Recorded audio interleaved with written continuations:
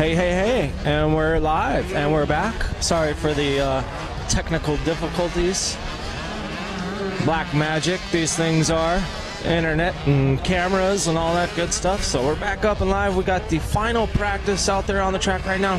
65s and women and girls also out there on the track as well.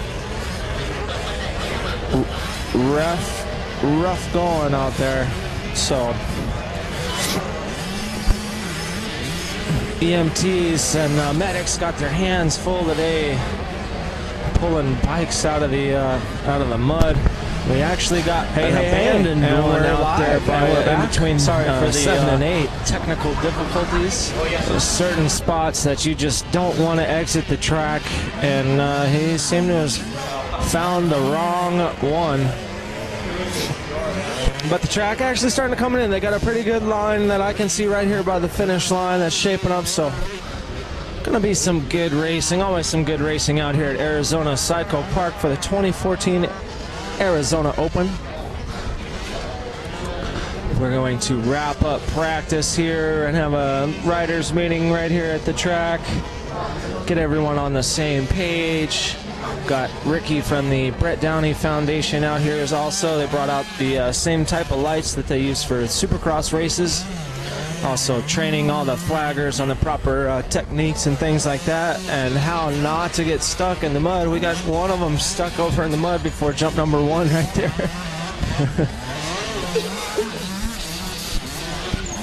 So we got number 45 coming up, coming around the finish line right here. So you can see we did get a lot of rain out here. Wasn't a heavy rain, just a good steady downpour late Wednesday night and all the way through Thursday morning. So put a damper on our Thursday. If you guys brave the elements and go out there and practice, stop raining.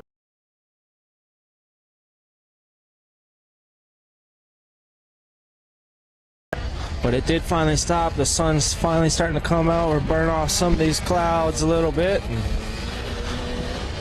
going to send Bobby out there in the bulldozer during our riders meeting. Burn a little time. Let the sun shine on the track a little bit more and get it to tack up a little bit. Gonna have some good lines, some good racing out there. Day number 1, moto number 1 out here for the 2014 Arizona Open. Live coverage being brought to you by FMF.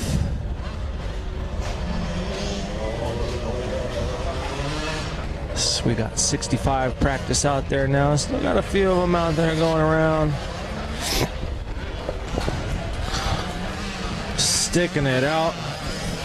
So we got the checkered flag out for number 101.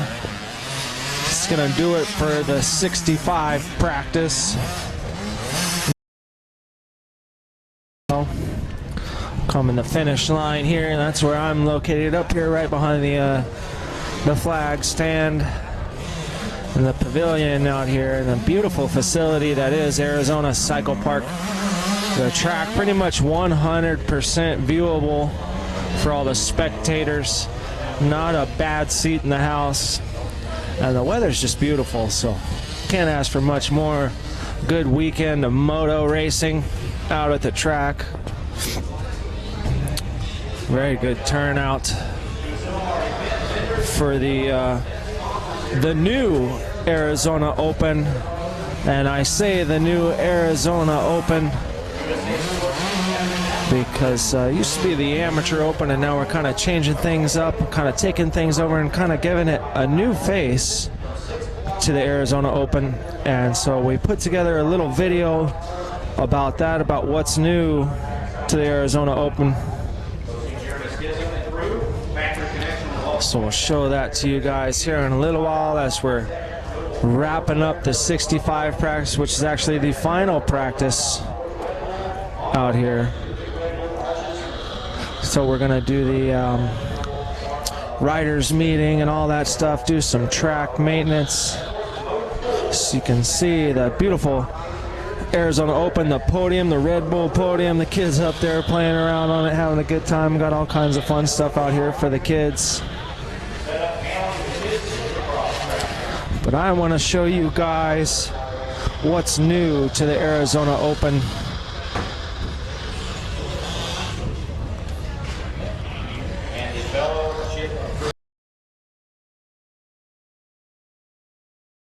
Video kind of explaining the new changes and what's new to Arizona Cycle Park and the new Arizona Open.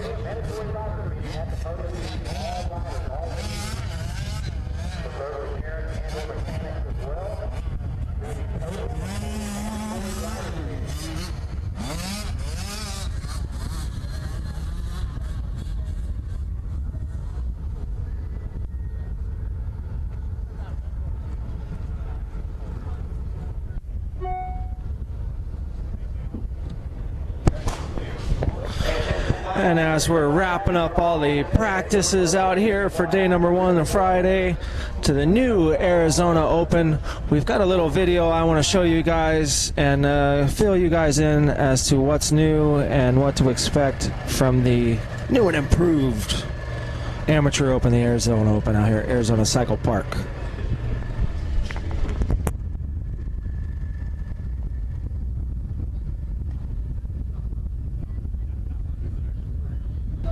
At the end of 2013, the Amateur Open wasn't going the way that I think everyone panned out for it to be from the beginning, and after 10 years it was time for a change.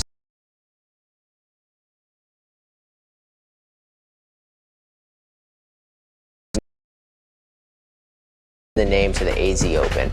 It always had seemed to have that chime of, hey, you're going to the AZ Open, the AZ under new ownership, and that it was going to be ran different, and just we were going to bring a lot of new stuff into it, and then hopefully taking a leap from that and just building and making it bigger and better. So I think the biggest thing for us was bringing on the AMA. AMA is a very established organization, from Supercross to motocross to some of the biggest amateur races there is out there. So for us to be with the AMA, it was just a great step. The biggest thing from there next, what I would have to say, is transponders and live timing. Every amateur race has that, and I think that was something that just has to be. It's a regular thing now for a family back home to see their times, just from the racer to see his times. Then the next big step is we knew we needed to have a live show. And not just a live show where it was announcers in the background talking while everyone else was riding, and you kind of didn't know what was going on. You were just getting a little bit of a feed from some cameras and this and that. We're actually putting together a live show. We have a host, we're going to have interviews, we're going to be building it out, we're going to have a drone flying. That's something that's never been done before. So building that was a big process, and we're very proud of that. And I think the first year is for us, it's a big step, but it's baby steps out to the community, and it's only going to grow from there. And I think the live show is going to be something that's going to be really great in the process. The next step from there was just bringing in the 3-moto format.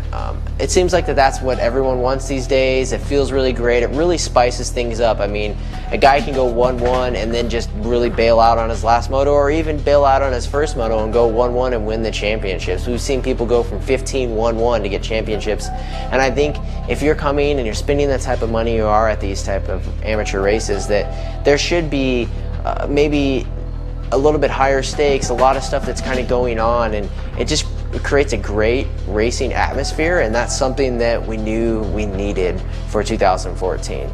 From the steps from there, we just started adding everyone else. We made it a Pro-Am, which we've always ran very successful Pro-Ams at Arizona Cycle Park, and seemed to build a really good name off of that and reputation, and we felt that this would be a Pro-Am for riders to get that was mixed in with regular racing, so it was just a regular race. We actually cater a lot to the pros and then to the vets, and then we also cater to the amateurs that are coming through and the youth riders. So overall, we just built a full rounded subject that now was what you see.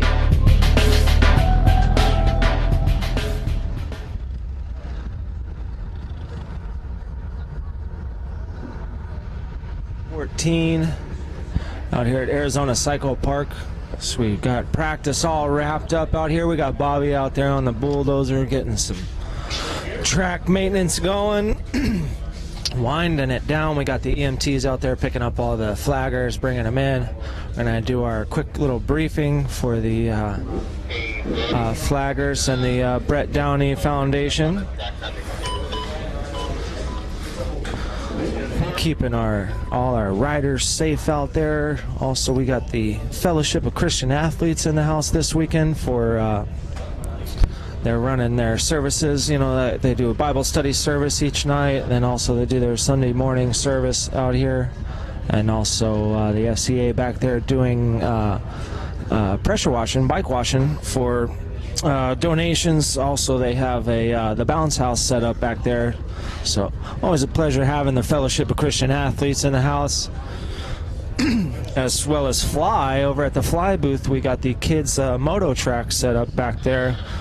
Little piles of dirt, and the kids can take their toy dirt bikes, little scale dirt bikes, and play in the dirt with them and build little tracks and jumps out of them. We had some kids over there last night trying to build a replica of today's layout that me and Bobby worked so hard on, and then Mother Nature came in and dumped a little extra moisture on her, so you can see. But Bobby out there working his magic in the bulldozer, as we got a bike stuck in the mud back over there in the very far back pit as well. So also we got Red Bull out here this weekend, as always. Our walking around handing out samples, giving away free beer tonight. Can you believe that? That's awesome. Also, we got the Factory Connection tricycle race going as well this weekend. The winner of the tricycle race gets $800 worth of Factory Connection suspension work done to their bike. So tons of goodies out here for the kids. I was excited when I seen Austin White pull up with a bed full of Kirkland brand light beer.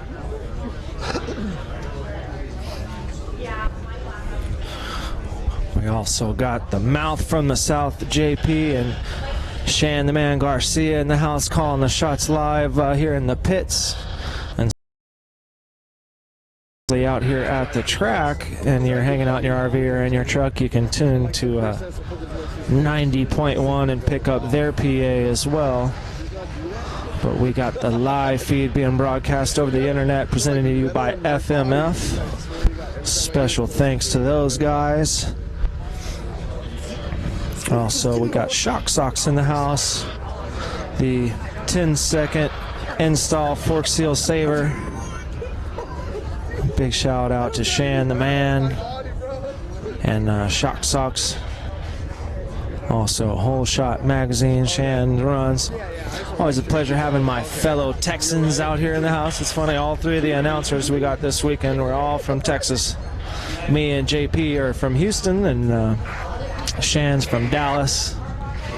We also got our podium announcer Robert in the house this weekend as well, always calling the races with me over there for the Saturday mornings, and also our local series is out here, our CMC and Cactus State Series races out here. So beautiful facility. It is Arizona Cycle Park. All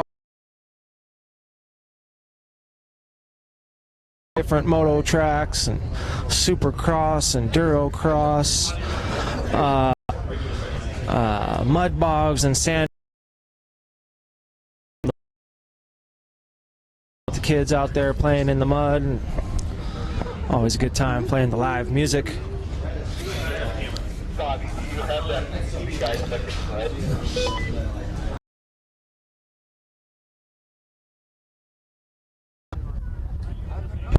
as we see one of the guys trapped in the mud out there. We had the big monsoon that hit us about 4 months ago and completely filled up the pit full of mud, and so there's still some super soft spots out there. And one of the riders managed to ride through one of the spots that hasn't been touched in 5 or 6 months. It's just been having water sitting on it, so definitely got to be careful out there. The track's not the only thing that's treacherous. Even just getting off the track seems to be quite a chore, as we got a bike buried in the mud out there. So our EMTs try to get that bike free. Can't see the number.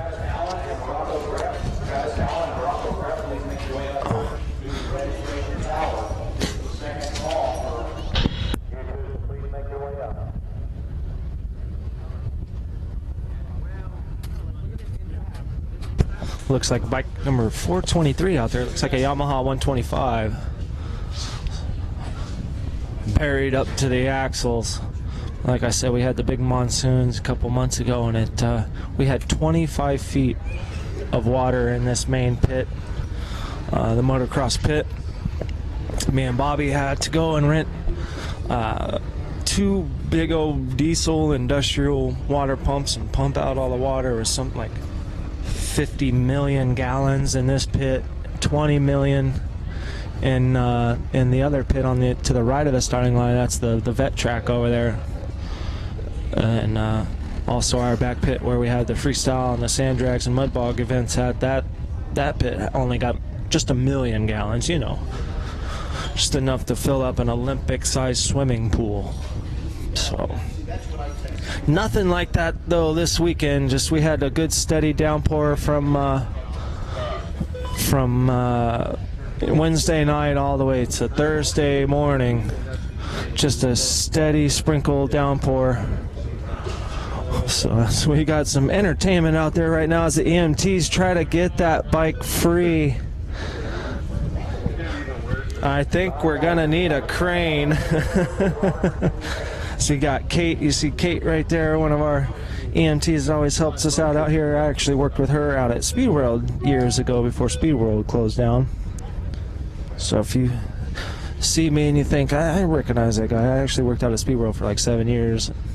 After that closed down, got the call from Bobby White and his family to come out here and start working out at ACP, and just love it, man. I wish I would have found this place a long time ago. The whole White family, Bob and Bev and Austin. Austin, actually, the main driving force behind this live broadcast here at USA Sport Inc. With live coverage presented by FMF.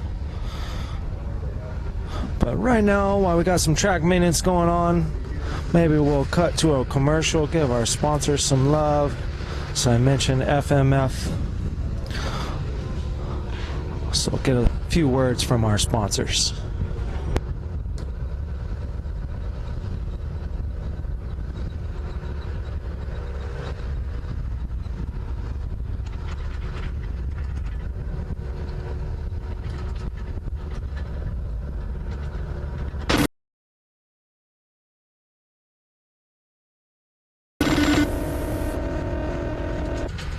Years ago, FMF came to life with a spark.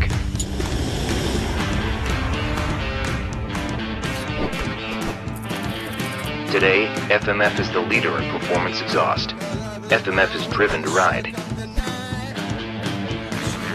FMF is 100% American-made horsepower. 40 years of riding hard and having fun. Time flies when you're going fast. Testing is the key to everything. That's why the greatest guys are the greatest guys. Through experience, I've learned that setting my sag properly is the key ingredient to my success. To have the slacker and be able to make these changes so quickly in the morning before I ride is absolutely huge for me. Slacker kicks ass.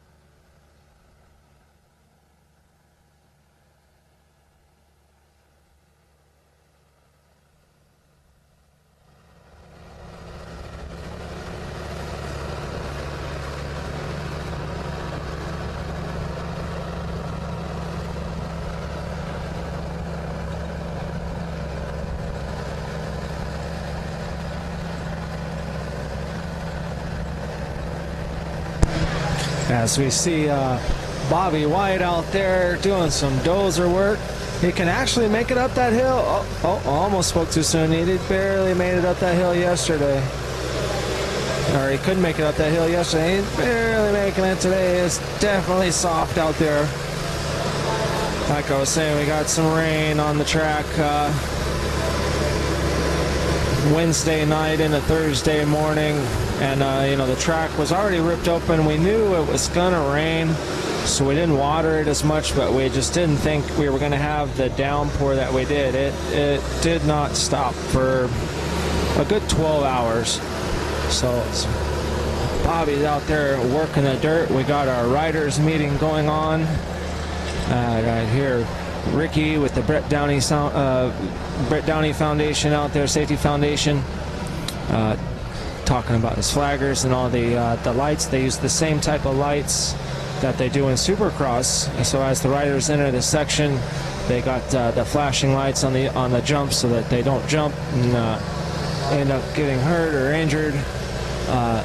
Trying to keep all the riders safe out there this weekend. We got tons of flaggers. So big thanks to the Brett Downey Foundation. Go check them out at mxsafety38.org.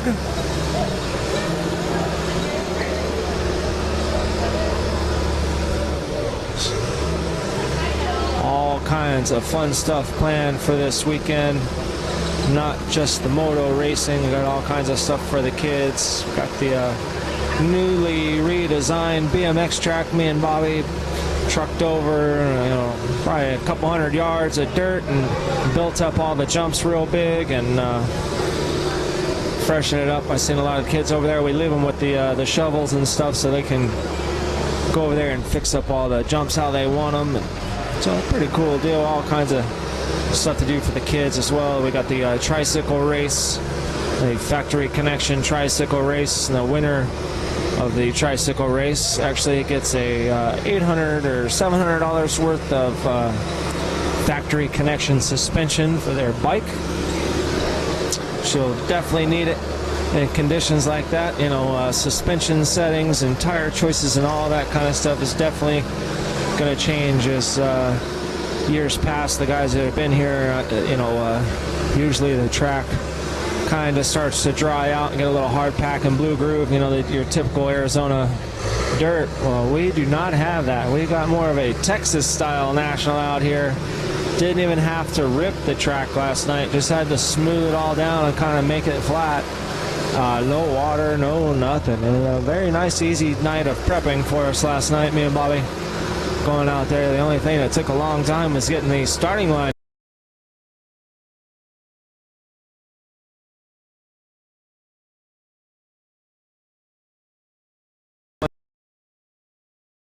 First turn, big wall berm on the backside of that first turn. So it should be interesting to see. I heard discussions last night. We've got something like 29 pros or 26 pros signed up for tomorrow. So should be some great racing out here for the 2014 Arizona Open.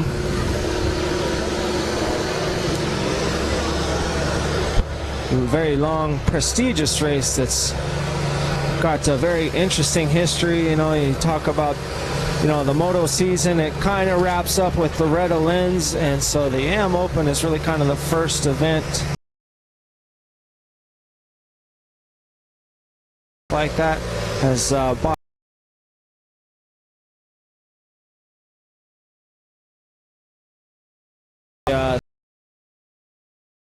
another little video clip that I'd like to show you guys that kind of gives you behind the scenes a little info also of the beginnings of the Arizona Open out here at Arizona Cycle Park.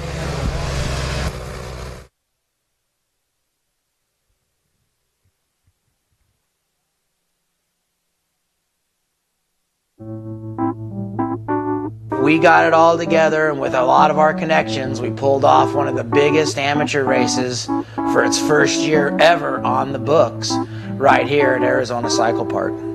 And that's how the Amateur Open got started.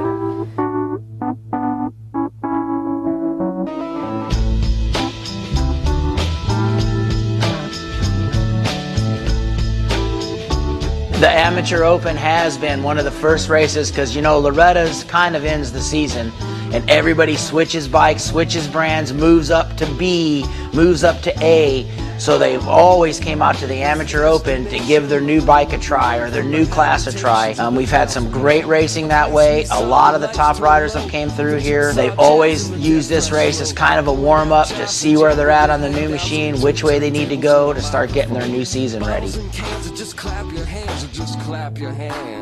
The years of the Amateur Open, we've had a lot of top riders come through here in their amateur ranks. Riders like Eli Tomac, Trey Kennard, Jason Anderson, Weston Pike, Blake Wharton.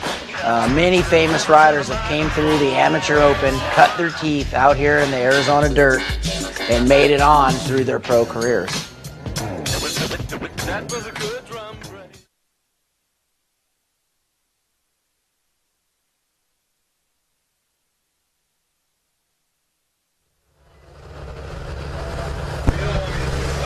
It's an awesome look at the beginnings and a little bit of history. You've seen Bobby White, the owner of Arizona Cycle Park, talking a little bit about some of the pro riders who've come up through the ranks out here and like he said, kind of cut their teeth and to get into those pro ranks. And like I was saying, it's kind of the first big race of the season. You know, AMA points, everyone's on a new team, you know, new bike, everyone steps up a class, you know, go from B, you know, from A to B, or from B to A, or from C to B, everyone kind of stepping up, or the 85 kids getting on the 125s and into the 250 classes. So, and I mean, just not to mention just the dirt out here and the track layout is just as good as you can get out here in Arizona. I mean, really anywhere. I haven't been all over the country racing motocross and things like that, and actually had a short and illustrious freestyle motocross career, so I got to travel a little bit doing that, and never seen quite the place like what we've got out here at Arizona Cycle Park. Just the facility and the viewing and all the the amenities that we have out here, from the camping and just the cool little events. It's just a very nice atmosphere out here for the families and the kids, and just lots to do. The track is just awesome. So tons of fun out here at the Arizona Open. We've got our riders meeting going on right now. Everyone getting kind of filled in. They got the race order out, I believe. Got our practice done. We had to do double duty with the practices.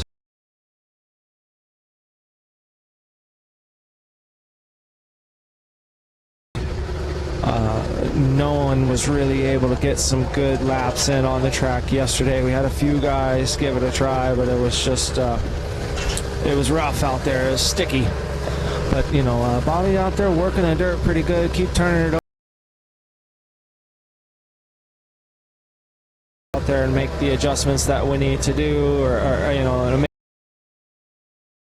it good as it can be, and the racing is as good as it can be and getting safe for everybody. So.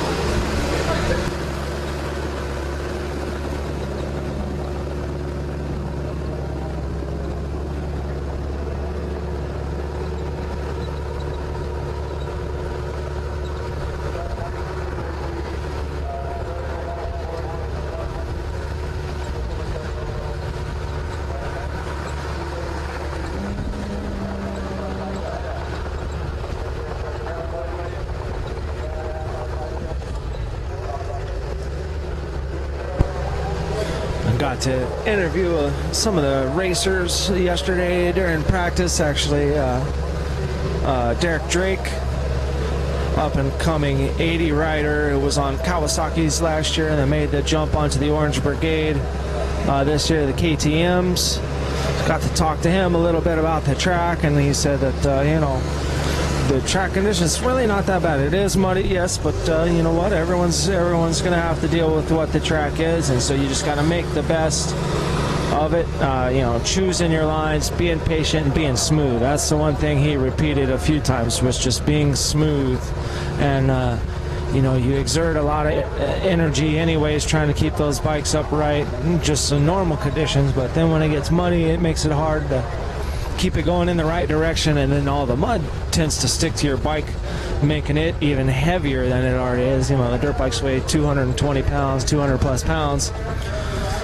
So, you add that extra 100 pounds or 50 pounds of mud to these dirt bikes, and it just makes it a battle. One of the most physically demanding sports motocross is. Bobby out there sinking the rippers in, trying to find some soft dirt, some dry stuff, and he is finding at the edges. As the sun is finally starting to come out now and shine, we get some sunlight on this track, get it to dry out. Should be good. Bobby White, jack of all trades out here. Me and him handle pretty much anything that needs to be done on the day-to-day basis, whether it be track prepping, watering, mechanical stuff, building, welding. We do it all out here. You got to. It's almost like being out in the oil fields, being out here in the middle of the Buckeye. You got to be able to, no AutoZone just right around the corner. Anything is not close. Every trip has a pretty good drive, so you got to make sure you make advantage, and you can do everything that you need to do to take care of the track. I've got the national anthem going right now for the fellas, so I'm gonna shut my mouth.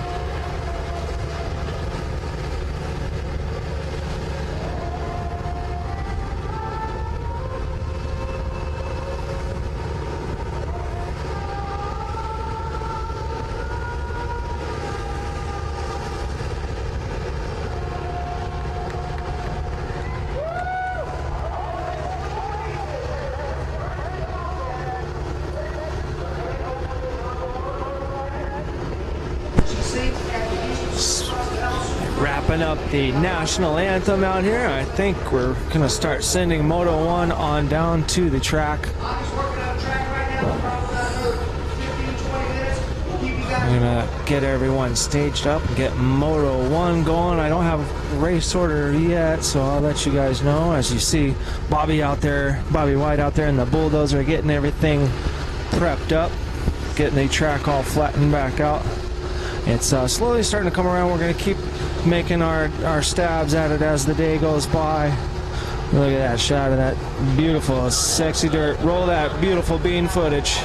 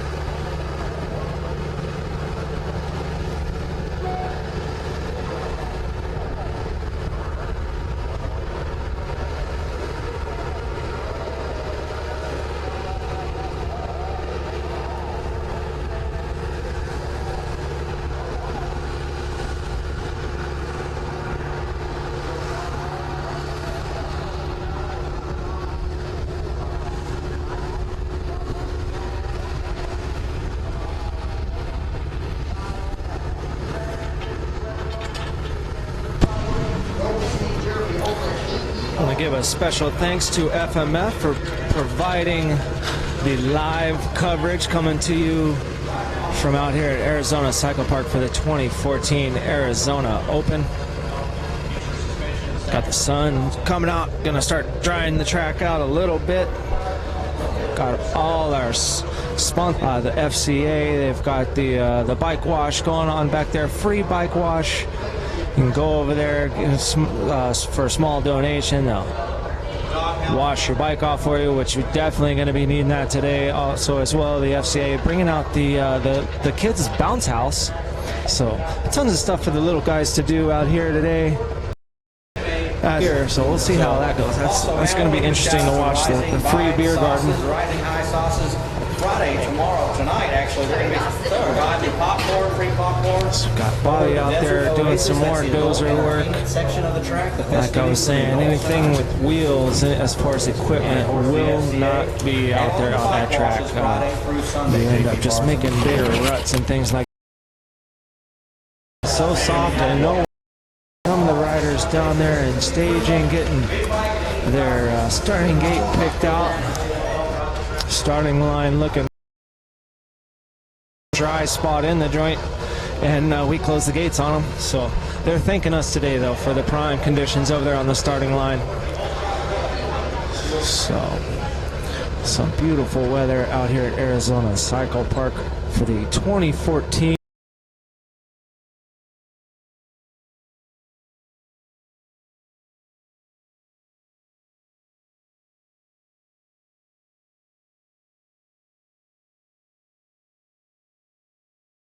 Out there in TV land. So right now we're going to thank some of our sponsors to help make this event, the 2014 Arizona Open at Arizona Cycle Park, possible.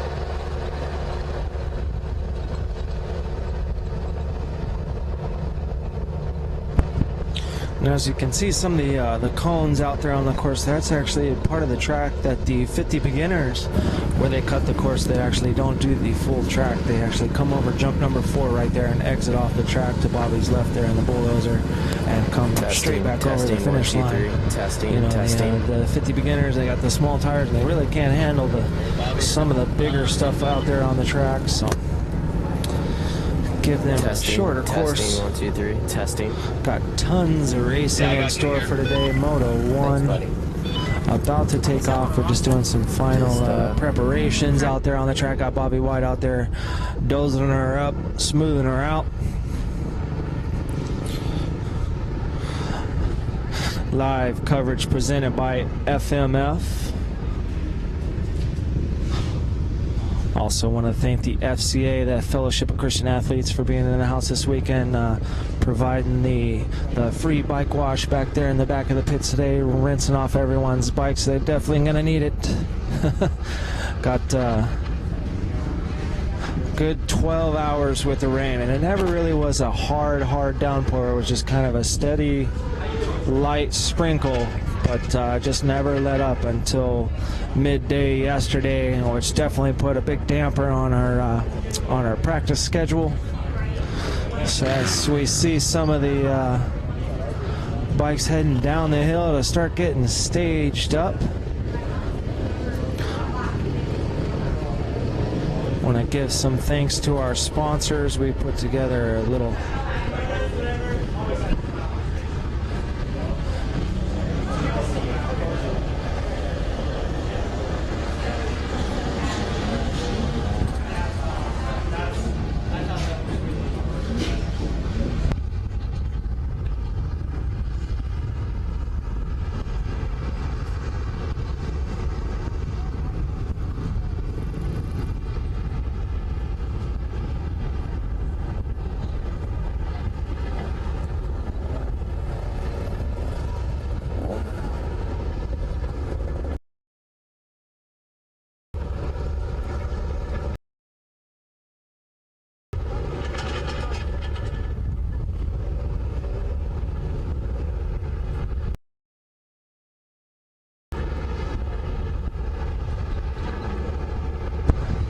So we get a good.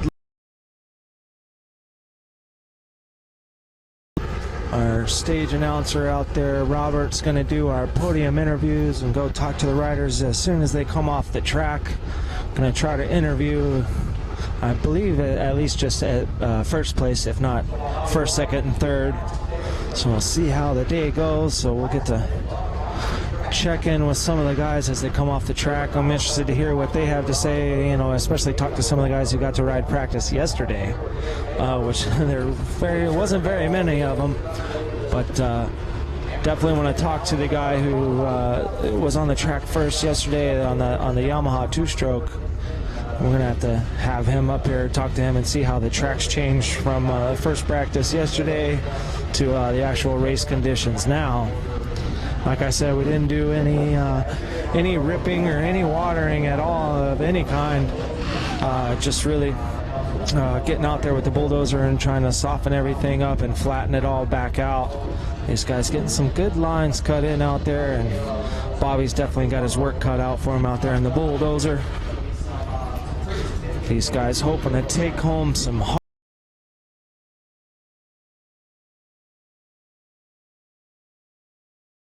So they got some beautiful hand carved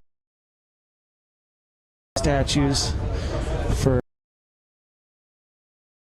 So we're gonna roll a little clip and show you guys a little bit about the special awards we have planned for this event, the 2014 Arizona Open out here at Arizona Cycle Park.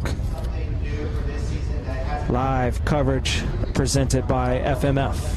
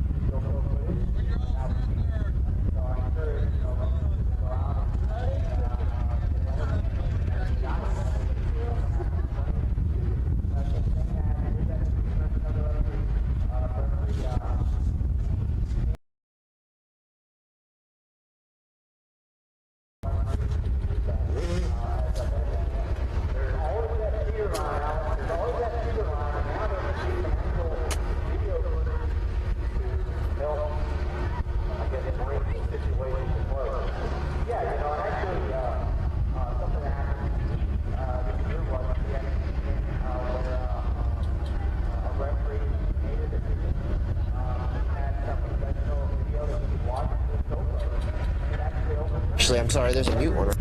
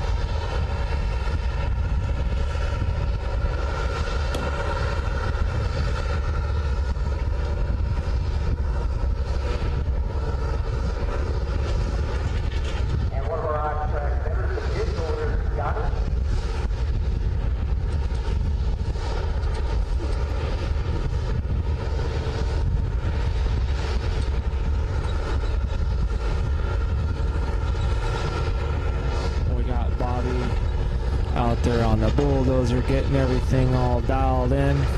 Smooth back out from practice. It looks like he's almost done. He's doing a beautiful job keeping the track in shape.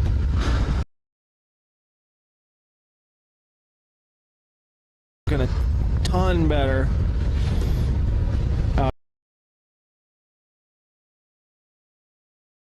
FMF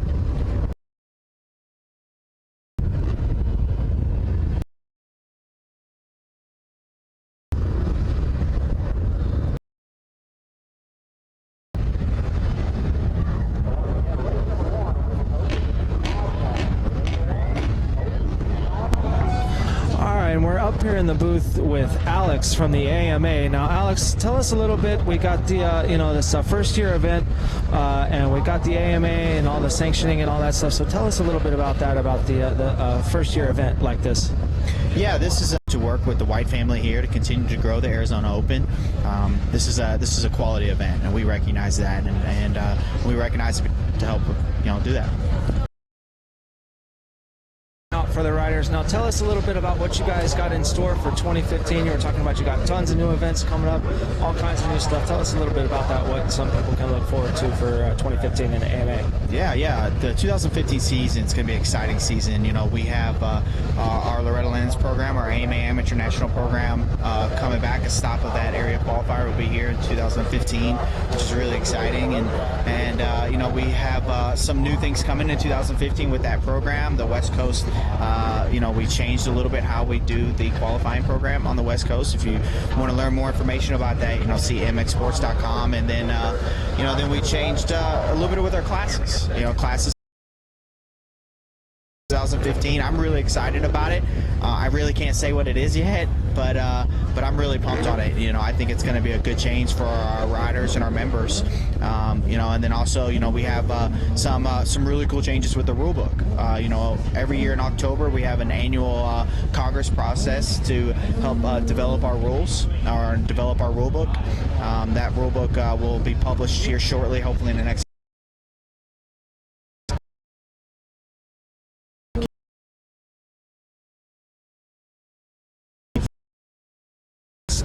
This weekend, and hopefully you don't have any too many. We got race number 1. We got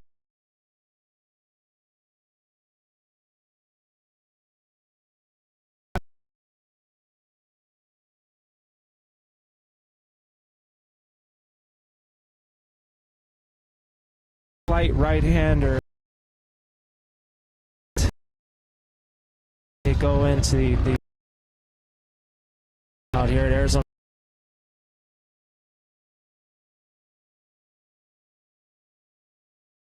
Section where your motocross style mulched, mixed in, ripped up dirt, and then that back section past where Bobby's working is actually all new sand that we trucked in from the wash back there. And it's just awesome. It makes for just completely different conditions as as the race goes on. The ruts kind of stay the same, but then you get back in that sand section, and every race the sand just kind of moves around. You get the braking bumps, very Sandwick-esque.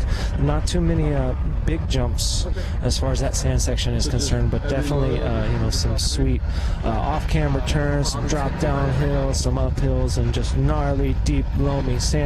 So it should make for some good racing for this weekend out here at the 2014 Arizona Open. Got the over the internet presented by to those guys for bringing the live coverage. Cool little deal. It was a first for me to get on here and do the live footage over the internet. I think it's just a great way. A lot of these guys coming from a really long distance, and not everyone, the friends make that draw. Starting to kick up a little bit now. Our Moto 1's out of the way. We're doing a 3 Moto format. Everyone will run once today and tomorrow, and then on Sunday we got the pros on Saturday and Sunday duking it out, hoping to win their cactus. We got some beautiful trophies this year that are hand carved and buffed out and all that kind of stuff. They're just gorgeous. To get underway,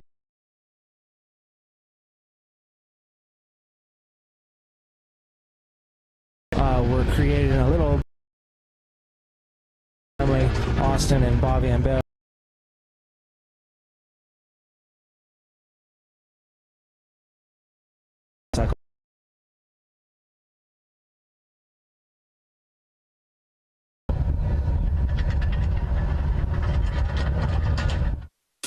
So when we first came about taking over the Amateur Open and renaming it the AZ Open, one of the biggest things that I wanted to do is really make an award that showed the Arizona spirit, bottled up what you would think of when you came to Arizona, or even the Southwest. And I think a lot of people think about cactus and just this Southwest feel, and it was just really made out of pure wood and then buffed out, and then just from there we handmade each little plaque that went on there that said first, second, or third, and we just wanted something that would be really unique for the rider and just their families, because it's kind of past the age of where people get trophies, and just we wanted to really make something unique. We wanted you to remember it. You just knew that you were going home with something that you really worked hard for, and it just worked out really.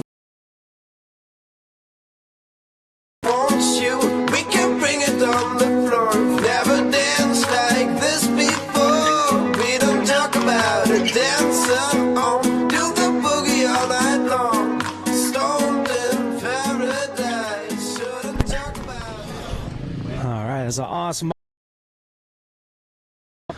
Got our trophies this year. As Austin was saying, we always want to do something a little different. We're kind of past the age of giving out the old plastic trophies, so they stepped it up this year and got those beautiful cactus sculptures. So definitely want to thank all our sponsors this weekend, especially FMF providing the live coverage. Also, we got the weekend doing their. Come back there and make a donation. You don't have to, but you make a donation to the FCA. They'll wash your bike off for you. They'll be out here all weekend. Also running their Bible study services and Sunday morning church services. So tons of stuff to do for everyone out here at Arizona Cycle Park. Also, we got the Brett Downey Foundation, Safety Foundation in the house. Ricky training up all our flaggers and schooling them on the do's and don'ts of motocross flagging. Like he was saying, they're the first line of defense when it comes to a rider being down. I'm sure we'll get to talk to him a little later on. They've also brought in the same type of lights they use for the Supercross races. So in certain sections, if a rider is down, they light up those lights to also have another way of letting the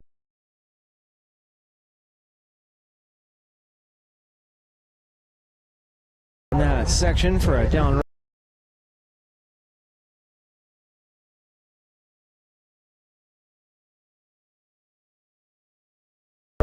With the bulldozer, she looks good. Got the sun shining on her. We're starting to see some dry lines come in now, so should be a great day of racing. Beautiful Friday out here at Arizona Cycle Park.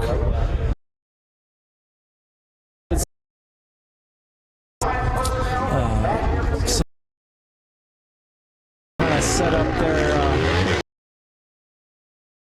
bring their toy dirt bikes over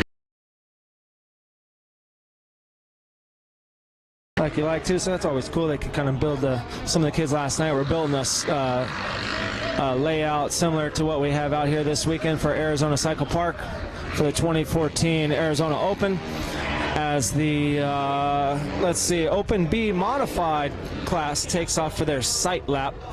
Gonna go out there and check out the track one time.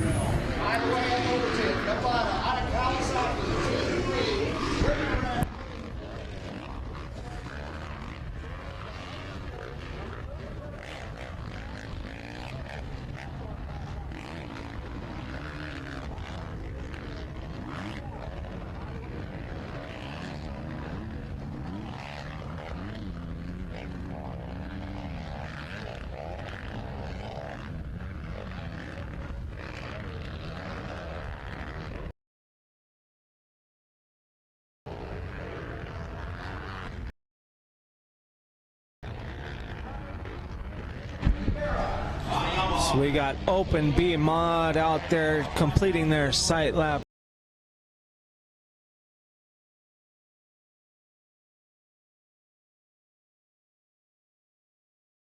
Of racing surfaces out there in the one track. You know, the lower section down here with all the rain has become very slick and muddy, but it's actually starting to tack up quite nice. Going to have some good lines, but the that top section after jump number 5, all completely super soft. I love those sand sections. Oh yeah, track's looking great. After Bobby went out there and did an awesome dozer prep, got her all smoothed out as the first set of riders starting to come back around and get it loaded up into the starting line. See number 113 Valerie coming around. Gotta stay inside. Oh yeah, their track is looking good. Now we're in store for some great racing today. With all that rain we got tons of rain Wednesday night on into Thursday morning. It had the track ripped open, and so just with the track open and exposed like that, the moisture just had a chance to really get down in there deep, which will make it good for some good lines, good racing lines, and the track will stay nice and tacky throughout the whole day. You know, line selection is going to be key today, because as the motos go on, the track will definitely start to change, and that fast line will start.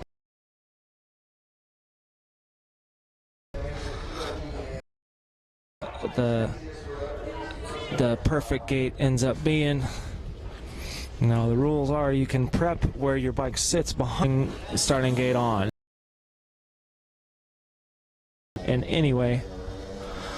So it's all very key to get where your bike is sitting and get a good hole shot and be first into that big wide Talladega style turn.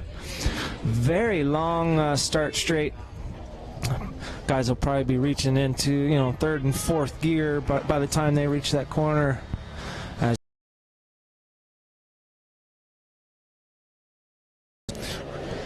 newest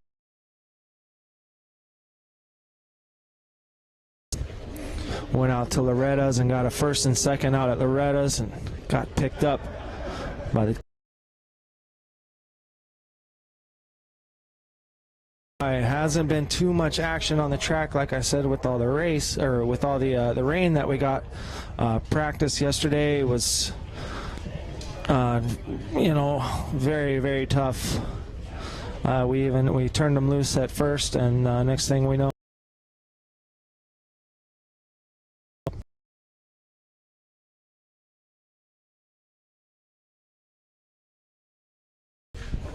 So as we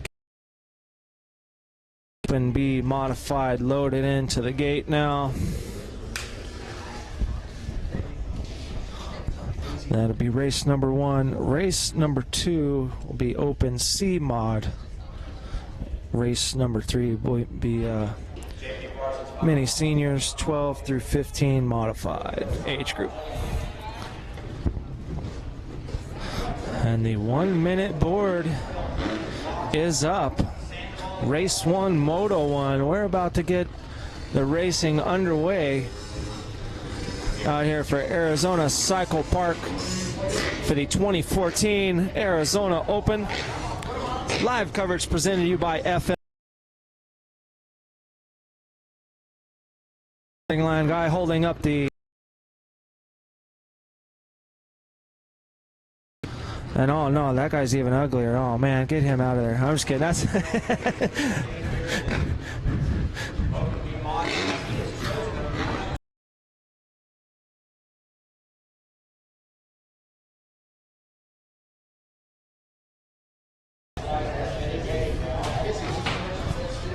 so.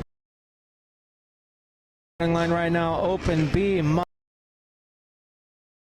Drop. They're going to be doing 6 laps. We got 9 next 5 seconds. So let's go. Arizona Open. Looks like Derek Drake. No, he gets closed out by the Kawasaki and the Yamaha coming around the outside. Open B modified out there on the track. Bobby went out there and put a good dozer prep on it as they come over number 3. Coming down that hill, big Talladega turn over jump number 4. We stretched it out another 15 or 20 feet longer. Coming around into the Super 8, going double, single, double. Oh, off the side a little bit there. Side by side, coming over number 5, feet off the foot pegs, and now they're entering into that back sand section. That whole back sand section, not as muddy and sticky, but definitely very, very, very soft back there. So it's going to be interesting to see how that's going to shape up through the day, because these you're going to have the ruts down here, and it's probably not going to get too bumped out as far as braking bumps as they come down the ski jump number 8.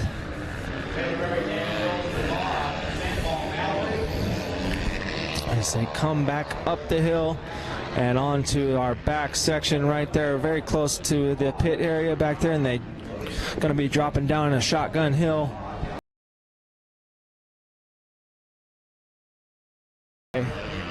Here they come, entering the front straightaway section. Oh, having a check up over that jump right there. Danny Mills out front on that. Sean Cantrell in second. He's taking that inside line as they come around the finish line area. That short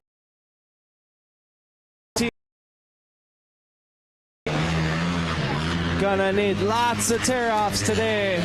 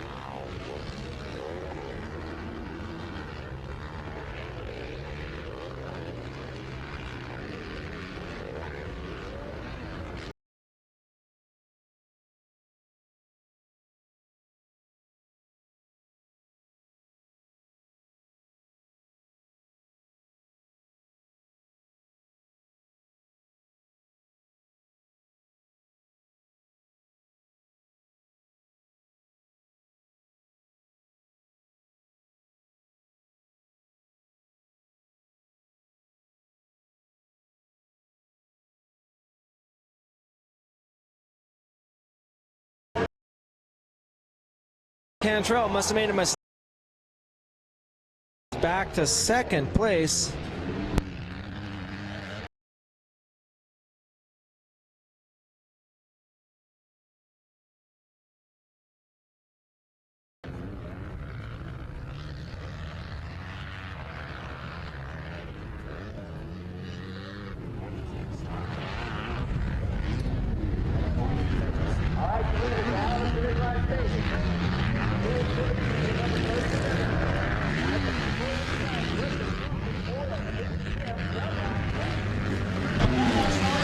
They come back around for lap number 2, complete lap number 2.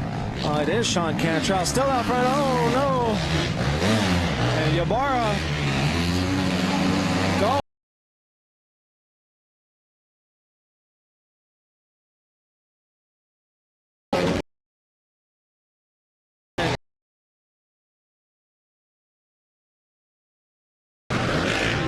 Almost a 5 to 6 second gap Sean Cantrell has as he goes into the whoop section back there, and then entering on right there.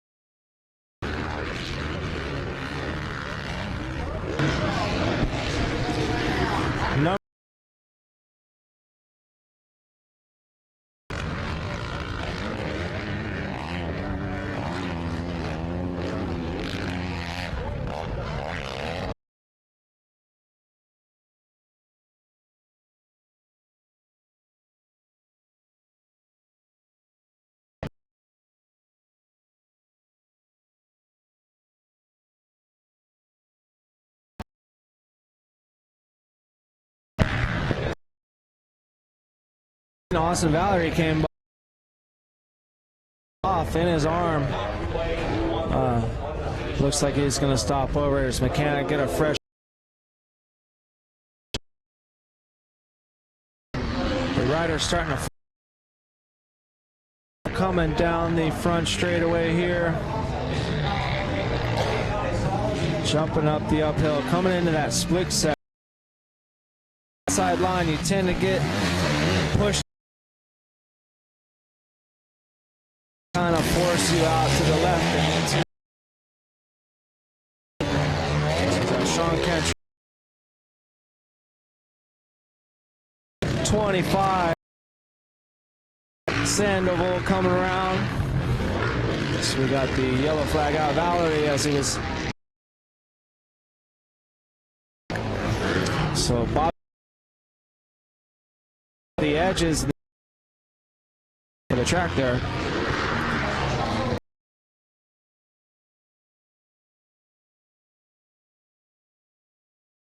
On a cycle park, no more rain. Little breeze starting to blow through now too as well. It'll be nice. The track's gonna shape up nice. Even just the first race down already, and they've already got some good lines cut in right here in the finish line area where I'm located.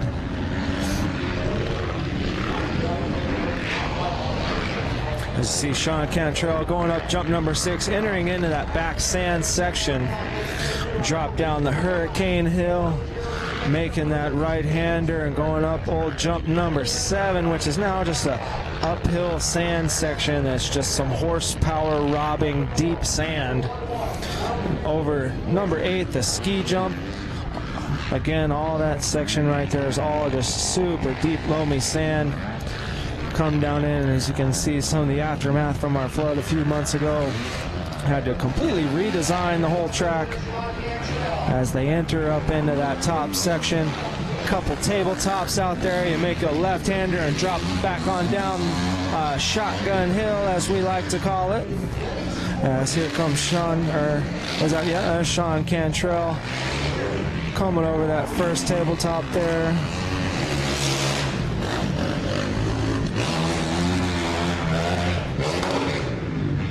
Oh, I'm sorry, Sean Cantrell is actually over in the whoop section. We've got the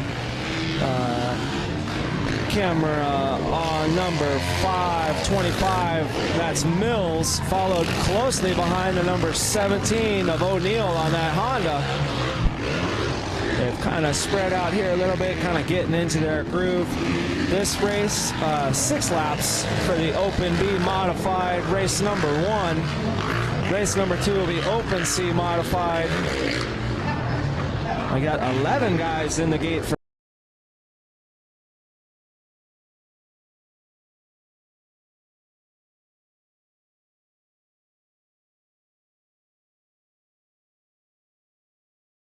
the day before. But now that's all over and done with. After Bobby went out there and smoothed it out with the bulldozer, but now it's going to start to go away. As Cantrell going uphill number 7. The live internet broadcast brought to you by FMF. FMF, always a big sponsor out here at Arizona Cycle Park. Got to meet Don Elmer last year at Phoenix Supercross. It was a cool deal for me. Me and Bobby went out there last year and got to do it all, man. Got to go everywhere. I was actually, for the 450 main event, I was down there right behind the starting line, and I thought that was pretty cool. So we got the boys out there and Open B Modified. White flag about to come out for Sean Cantrell out front on that Troy Lee Designs Red Bull KTM. I believe this is his first race on that new KTM. He went out to Loretta Lynn's and took a 1 and a 2. First and second place in his classes, so he got himself a Loretta Lynn's championship. And with that, the boys over at Troy Lee Designs Red Bull KTM gave Sean Cantrell a call up and said, hey man, we want you to be on our team. So he signed a multi-year deal. Got to talk to him and his father a little bit yesterday, as Sean's out there on his over the single there and up the straightaway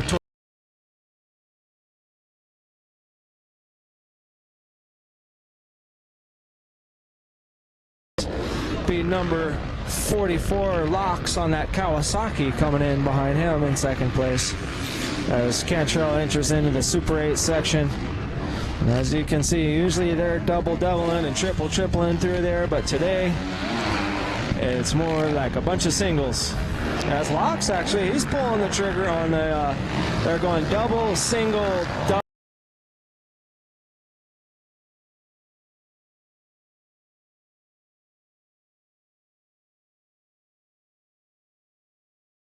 Into jump number 5. It's a very short takeoff face, but very poppy, man. And launch over. They're a very fun jump. One of my favorite jumps out there on the track.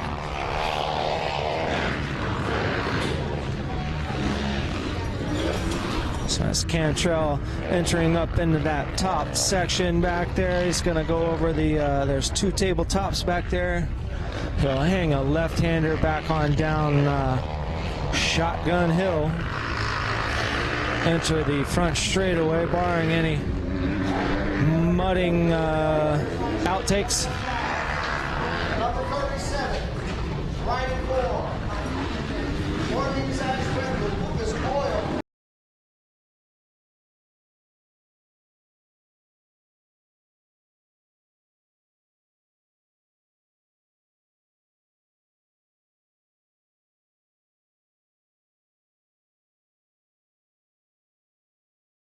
Cantrell, followed by second place, number 44, Locks.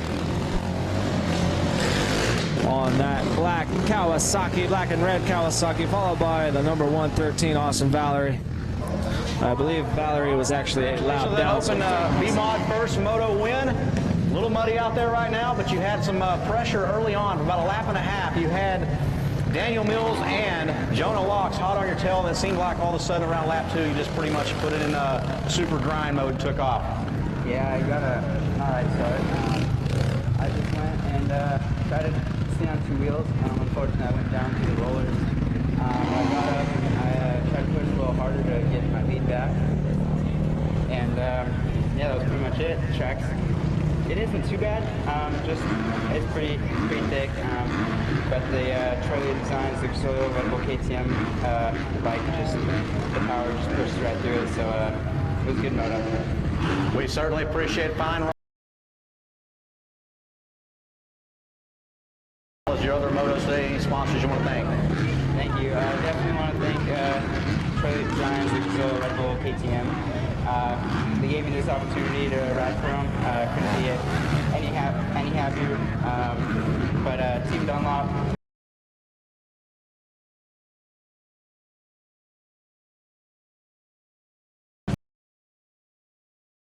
Thank you, everyone. All right, Sean Cantrell, number 37, your Open B Mod Moto 1 winner. Congratulations, that looked good. And Jake?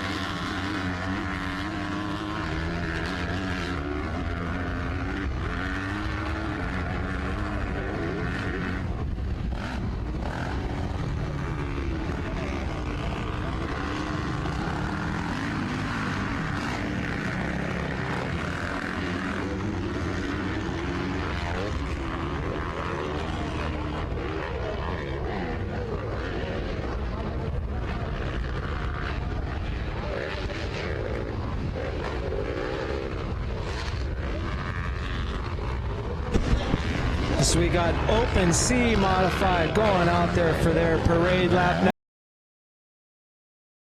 Like I said, not too many guys went out there and braved the elements yesterday to get some practice in, so give the first set of motos today a sight lap to get to go out there and check out the track.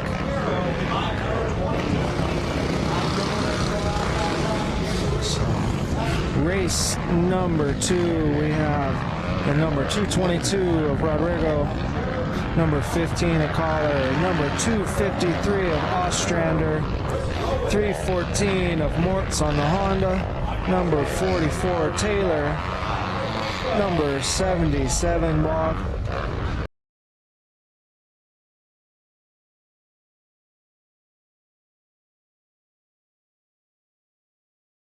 12 of Palmer. second on the Honda as well. 11 racers in race number 2, which is Open C modified, out there getting their parade lap, sight lap going, checking out some of the lines on the track. It's the first set of riders coming around the front straightaway here, the front section, right here in front of all the spectators. It's number 222 of Rodrigo. Number 254 Rowan coming by.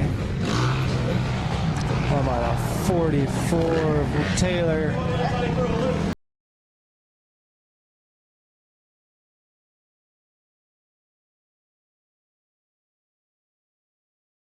All the guys following.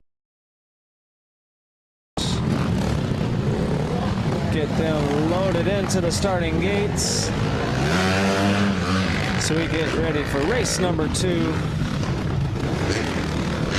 Once again, these are all first motos today. We're just running first motos today, then they'll come back tomorrow, race moto number 2 tomorrow, and moto 3 on Sunday. AMA today, sanctioning body, watching over all today's racing action, making sure all the referees make all the right calls and all the racing stays clean and everyone follows all to today. Being the referee as well as Robert over our racing today.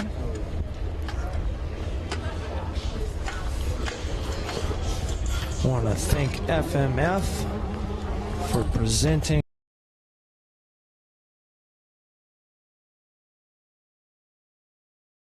their social media, and do hashtag AZOpenMX. Let us know you're watching.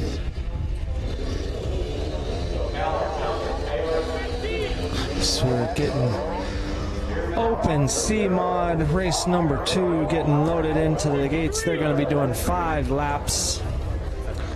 11 racers in this class.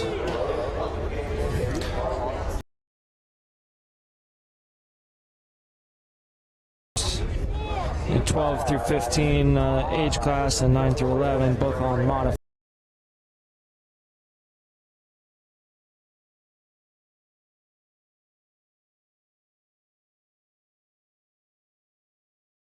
Craig down there getting all packed in. Starting line shaping up nice. It was nice and fluffy last night when I ripped it open, and it got nice and smooth. That was the one thing that really wasn't affected too much by the rain because we hadn't ripped it open yet. We went out and did some prep to the starting line. Now it's looking sweet. Track's coming in nice, getting some lines out there, some big old peg dragging ruts out there. And I'm pumped, Austin. No one's taken out any of my banners yet.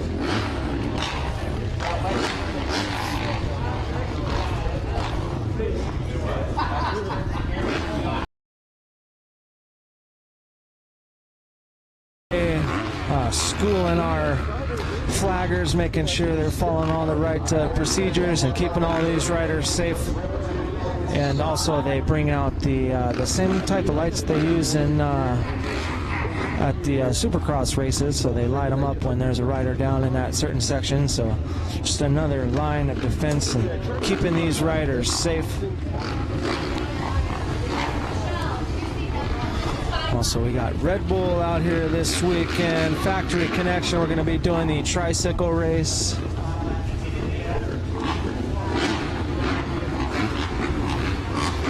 So very nice. I see Austin's getting the drone flying. We're going to get some drone action coming to you as well. He's got the remote controlled helicopter thing with the camera strapped to it to be flying over some of the racing action today.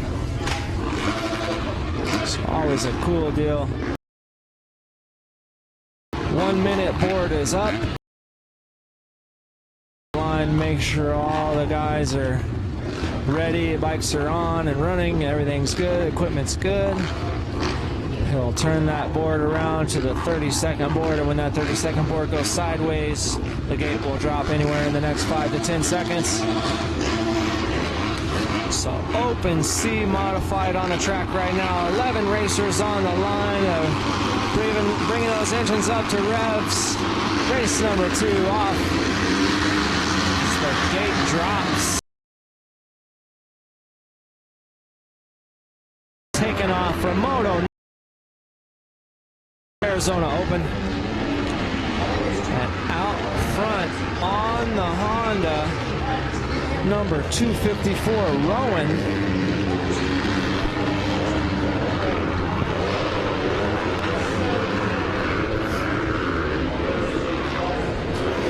As he comes over jump number 4. Oh, almost lost the front end there.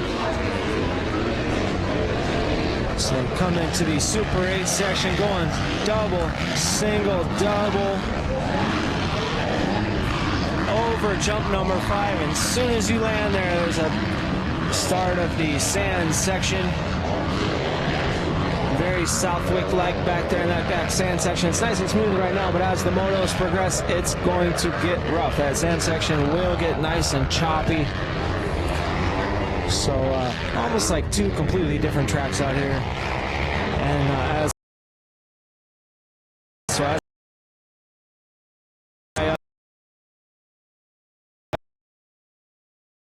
practice Quagmire. So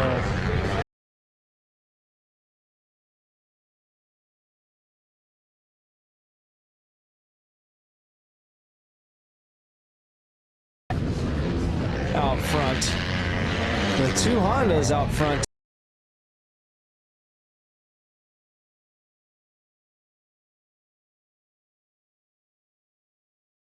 Full shot followed by going off the side there. Now number 173 all over the back side of him. Bierbauer coming in nice and tight. And a day like today, you want to get the pass done. You do not want to be following anybody for too long. Number 44 coming around, Taylor in 3rd place, followed by 314.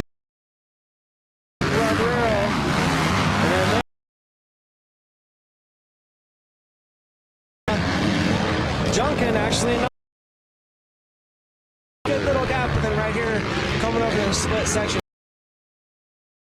And that allowed Taylor to kind of close up on him a little bit. It's the 2 Hondas out there battling it, Bierbauer and Junkin.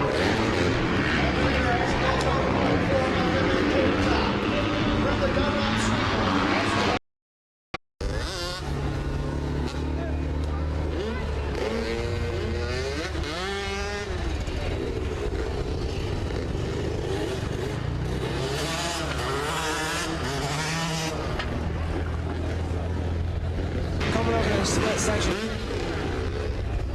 and that allowed Taylor to kind of close up on him a little bit. It's the 2 Hondas out there battling it.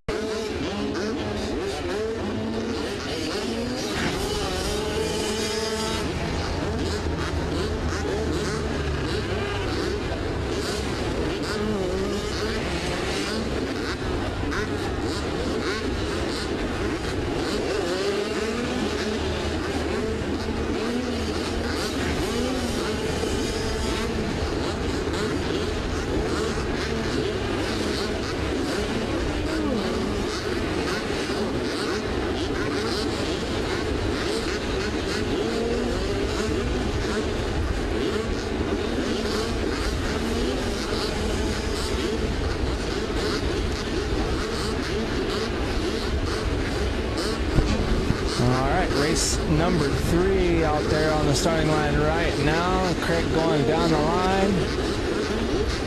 If a rider needs us to hold up the gate, him or his mechanic will hold their hand up in the air. Otherwise, looks like we're good to go. We're ready to go racing.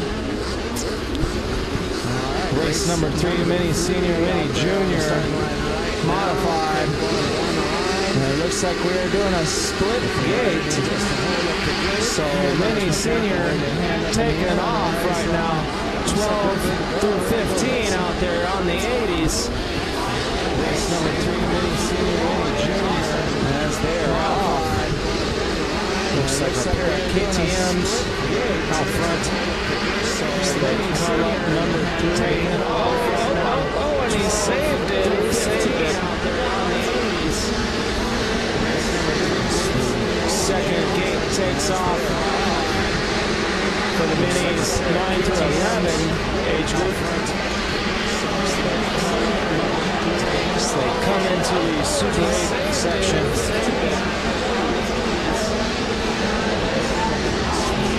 Second gate takes off. Pretty full gate for the minis 9 to 11. They decided to split it up between the two groups there. Two different age groups. They both classes on the 85s, both modifieds. First speed drop was the 12 through 15s. The second is the 9 through 11s.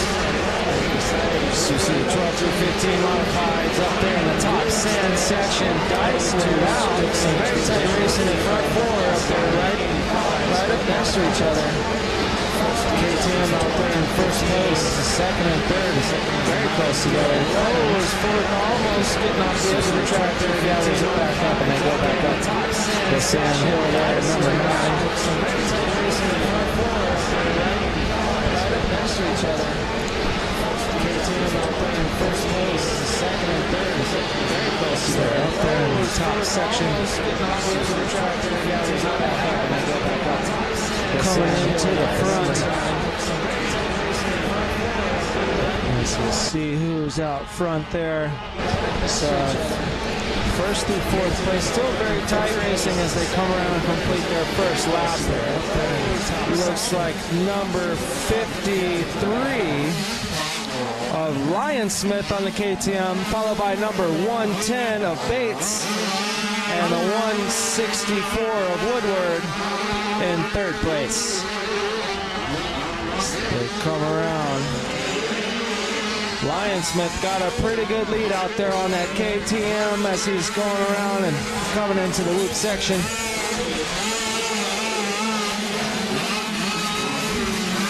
Not going to be too many people blitzing those whoops today. It's going to be more of a double section. Just trying to survive the track right now, these early morning motos. Very tough. Very tough conditions. Track's still very soft from all the rain we got Wednesday night on into Thursday morning.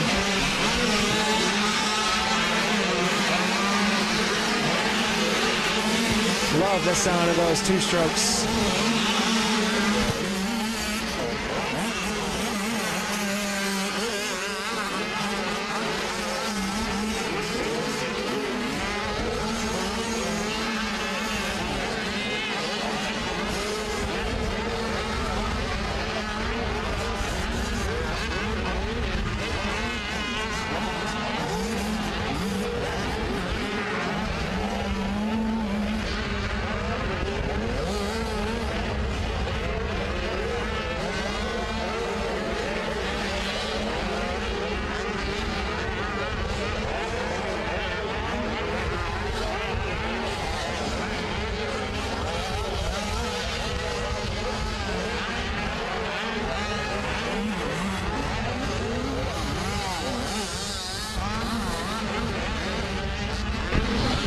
Very tight battle for second place up there.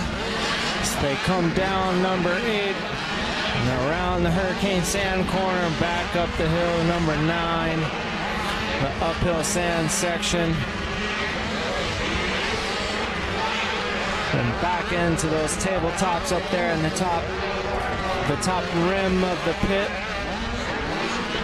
That's number 53, Lion Smith on the KTM coming around. Got a pretty good gap stretched out over him now. It looks like we got a different rider in second place. Let's see who we got. Looks like we got another rider up in second place.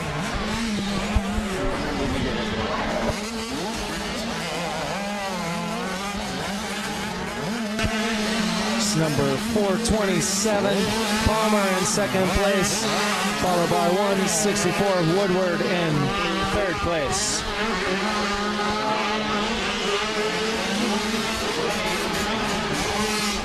Switch over and check out some of the racing action in the 9 through 11 modifieds.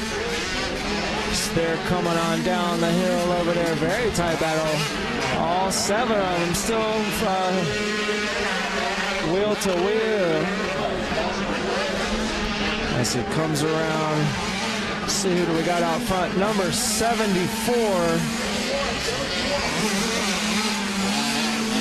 of Schwartz, followed by the 102 of Williams, and 21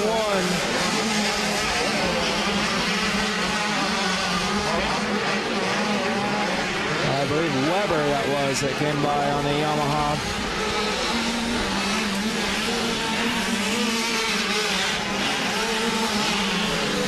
So we got race number 3 out there on the track.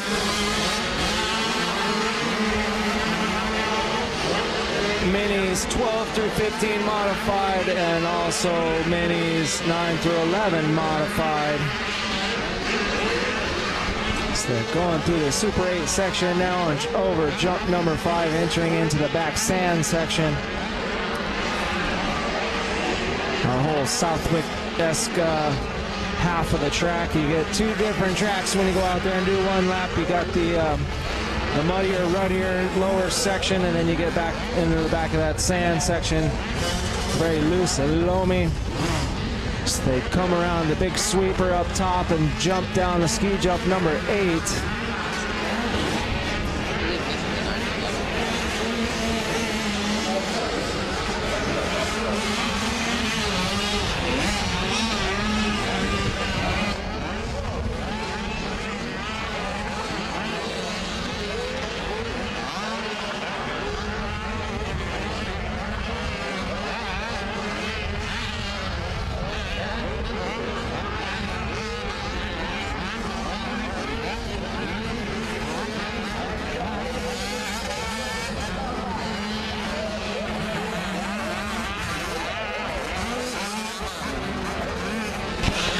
So as we're following Miller out there, he was out there at Mini O's, had a good showing out there at Mini O's, and it was actually in the second gate drop, and has actually managed to catch up to the guys who are in the first gate drop. It's number 604 Miller. Recently got picked up to the Orange Brigade as it comes over the step up over there and back over into the back roof section. Making that left-hander back onto the start straight and up the big Talladega left-hand turn, wall turn there.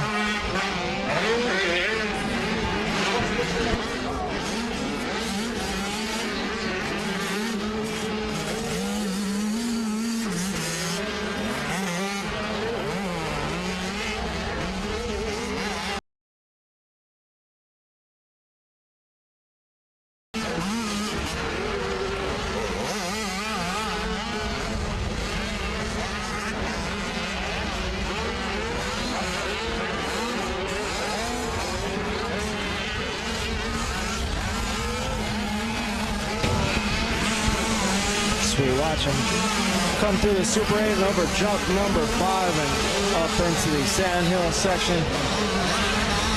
No big jumps back there, just more of your national style motocross. Lots of big sweeping turns and uphills, downhills, some off cambers. That turn back there between number 7 and 8, very, very wide turn. So lots of opportunity for passing out there, but it's one of those things where it's just such a wide corner that it's, going super inside is definitely going faster, than going way around the outside. But you got a super fast dude that can really rail that outside and hang it out down number 8, the big ski jump, downhill ski jump. Then there's a pretty good opportunity to make some passes because there's lots of room up there up top. But you just got to be able to make it work.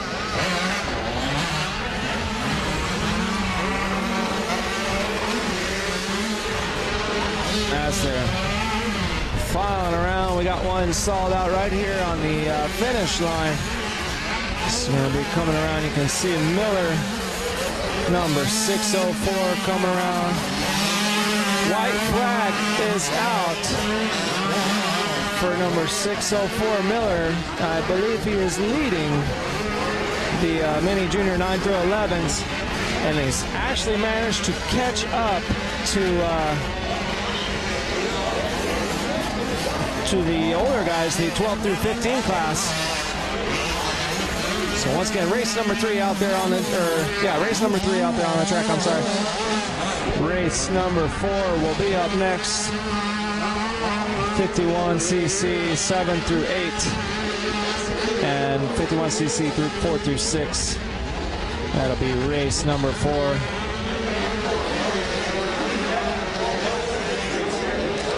So we got one stalled out right here at the finish line.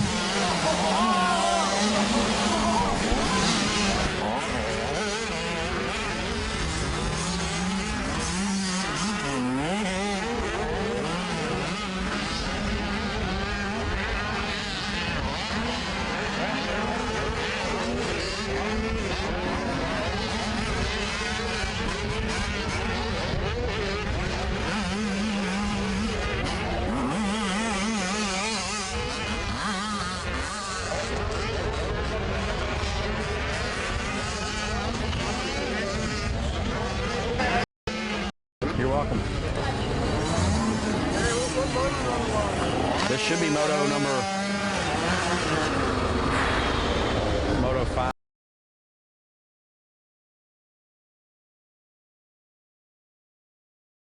On the Yamaha 125 as well.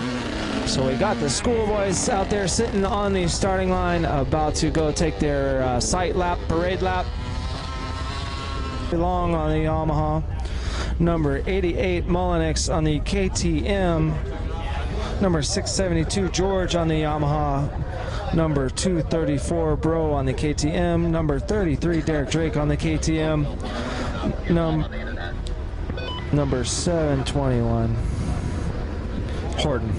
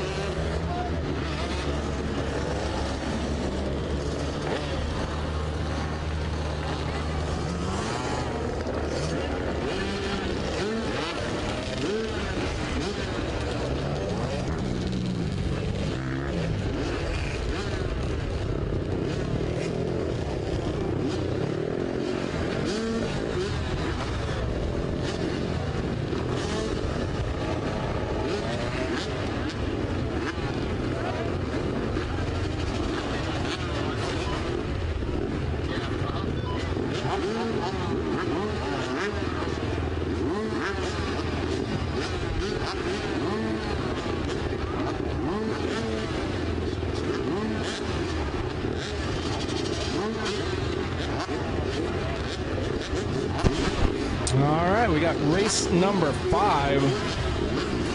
Schoolboy 1 out there on the line right now. Craig with the 32nd board up. Bring the engines up to real RPMs. And the gate drops. Race number 5. Schoolboy 12 through 15 B and C. They all make it through the first turn. Looks like Zambak out front. Number 54, Austin Zambak out there.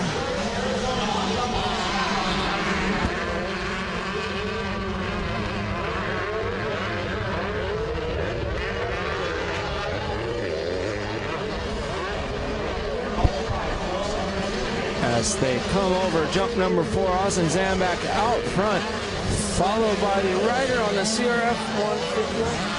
Oh, I'm sorry, that's Derek Drake in second place. Newest rider to the Troy Lee Designs Red Bull Lucas Oil KTM team. Chasing down Austin Zambak. Zambak on the Yamaha 125. A local from out here at Arizona Cycle Park comes out and rides the track a lot. So Drake coming up on the back fender of Zambak as they're up top in the sand section and then come down the ski jump number 8 almost side by side. Zambak goes outside, closing the door on Drake as they go up the sandhill number 9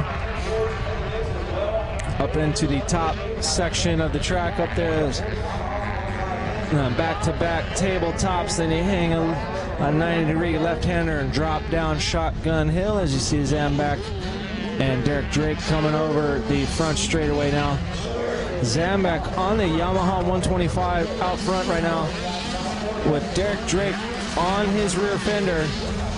Very tight racing. Zambak changing up his line right there at the split, and Drake, as they come very close together, Drake forcing the issue, trying to come inside, and Drake makes the pass stick. Comes around the inside of Zambak. Very nice.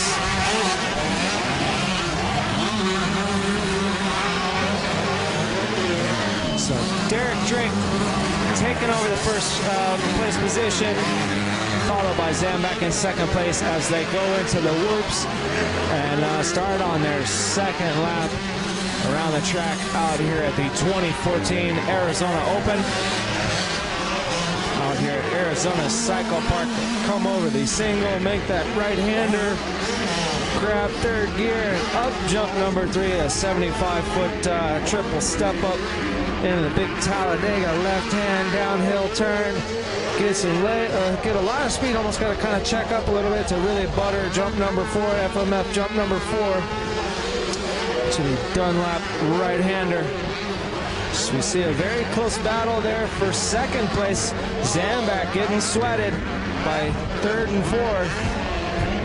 Let's get those guys' names as they come by here. They're headed onto the back section, the sand section back there. Race number 5, Schoolboy 1, 12 through 15 B and C out there on the track. Got 13 racers out there on the track right now. They're going to be doing 5 laps. Up next will be race number 6, 65cc 10 through 11 limited and 65cc 7 through 9 limited. That'll be the next race. And right now we got the Schoolboy 1 out there on the track. Derek Drake starting to stretch it out a little bit.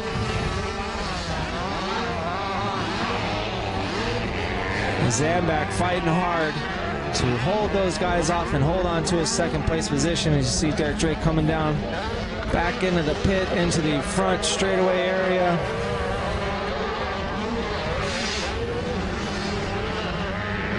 Followed. Drake stretched out a little bit of a lead. Drake on the 125 KTM. And Zambak followed by the 672 of George on the Yamaha. And very tight behind them is the number 44 of Belong. And George makes the pass around Zambak to take second place, put Zambak back in third. and Falong in fourth back there. Number 44 on the Yamaha, watching it all go down.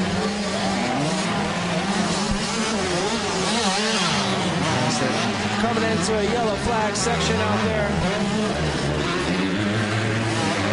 Drake just taking off with it. He's got a good 15-second, 10-second gap over second place right now. George on that Yamaha. Number 672 George is. So we're keeping an eye on the battle for second place. Schoolboy number 1. Number 672 George in second place. Number 54 Austin Zambak in third place. And number 44 George. I'm sorry, number 44 Falong in fourth place. As they head up into the back uphill sand section. And it looks like Falong is going to try to come up next to Zambak.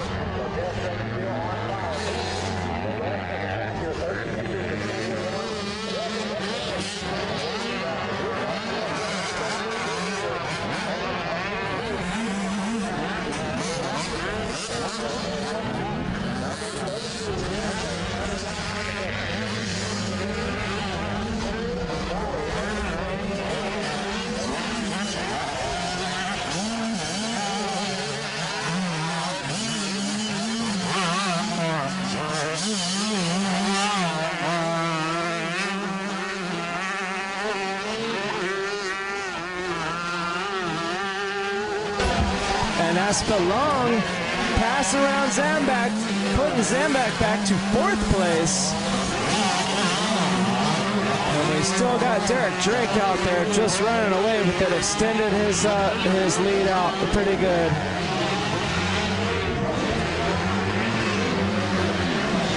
So George in second place, followed by Falong, number 44 in third place. Zambak, number 54 in the Yamaha 125, back in fourth place.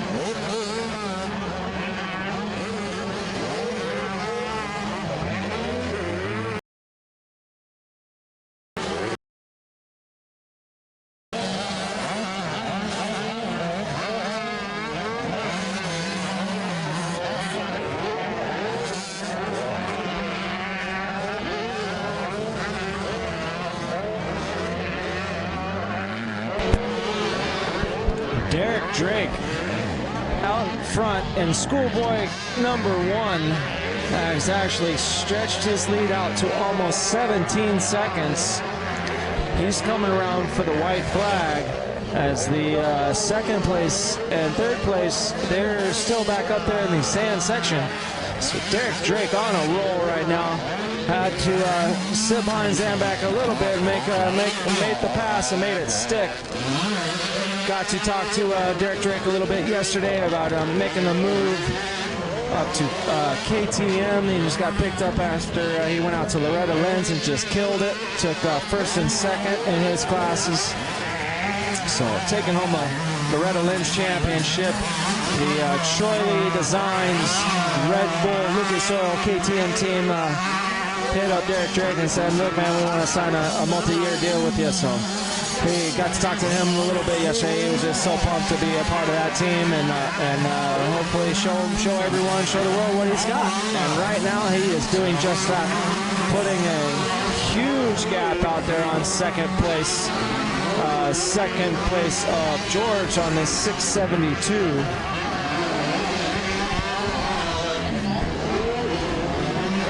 George is 672 and number 44 Furlong in third place. Followed by 54 Austin, Zambak in fourth place. Zambak actually pulled the whole shot, but it's slowly started to fade back a little bit.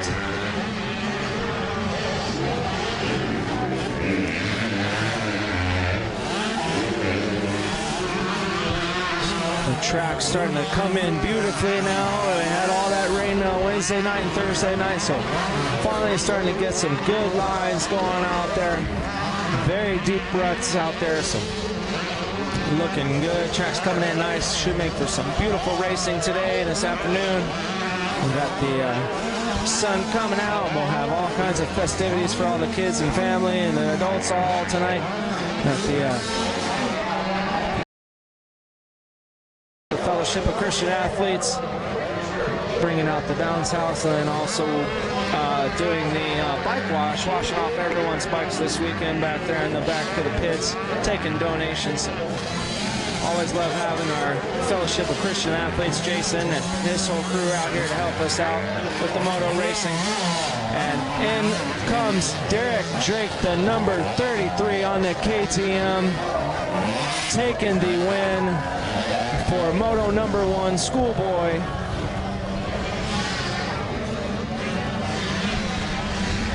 Yes, we got second and third place. Still kind of duking it out, real close, but it looks like it's going to be number 6. Checks out J.P. Parsons.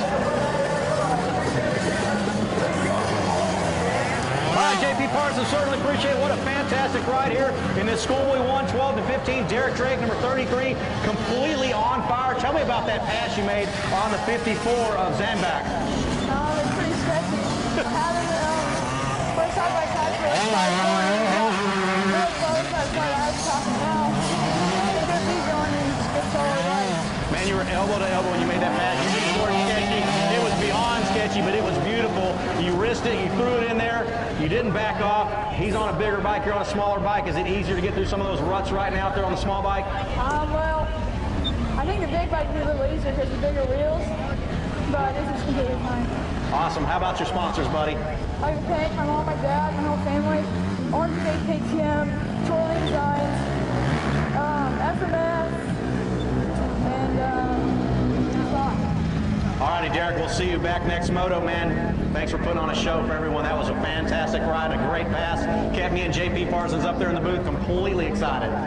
All right, Derek Drake, your first moto winner in Schoolboy 1, 12 to 15, B and C class. Back to you, J.P. Parsons. Hey, that was awesome. Did you see that pass he made?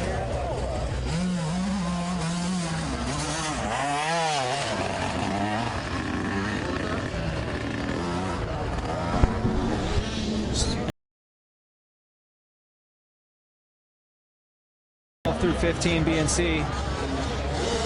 Derek Drake taking the win. Up next, we got race number 6, 65 cc's, the 7 through 9 age group and the 10 through 11 age group. It's going to be the number 220 of Colvin and the 318 of a Bayetta on KTMs in the 10 and 11 limited age group. The 7 through 9 limited age group is going to be the 111 of Parkey, the 211 of Bennett, 33 of Morales, 299 of Bomer, number 42 of Mowgli, 821 of Edgar, 77 Bernard, and 73 Allred. And that'll be your 65 cc age 7 through 9 limited. Race number 6 out there on the starting line right now. Getting some last minute tractor work in, fixing the first turn.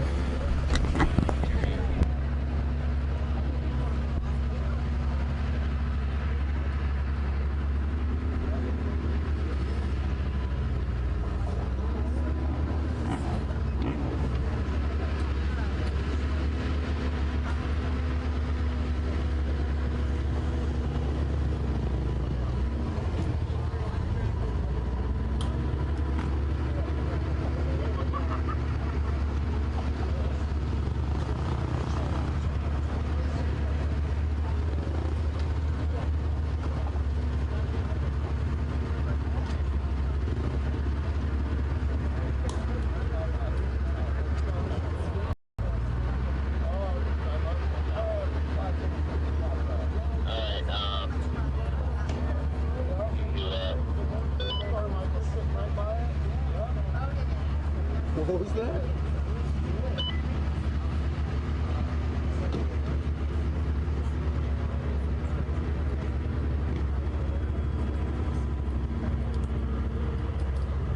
Alright, we're gonna send it to you in 5, 4, 3, 2, 1. All right, I'm down here with Max Miller, the KTM Orange Brigade rider. Now, Max, you were out there and it was a split gate drop, okay? And you were the second gate.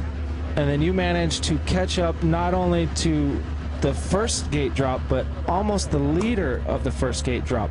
Tell us a little bit about that, man. How'd you pull so much speed out of this track right now? Well, I got off to a second place start, and I was behind Dylan Schwartz, and after about a lap, I passed him and just tried to stay smooth and get through the track. It's a little bit muddy, but the lines are coming together, and I just noticed I was passing, and I was thinking of them just as lappers, kind of, but once I caught up to him, I just started passing him, and I got up to the first place guy, which was in second at the time, and I started to like follow him a little bit and lost some of my speed, and I made a couple mistakes and lost some time, but then he passed into first, and then the moto was over, but it was pretty fun. Nice. So they were telling me that you got picked up by the KTM, the Orange Brigade, last year. Tell us a little bit about that. How you liking the new bike and the new team and all that stuff? It's awesome. KTMs are for sure the best bikes out there, and I got picked up last year, and we kind of weren't really expecting that much, and then we got picked up and went with the team, and it's been great ever since. Nice. Well, good job, Max. Good luck out there, buddy, and we'll talk to you later, and we'll see you tomorrow. Good luck, Moto 2 tomorrow. Max Miller, everybody, KTM Orange Brigade.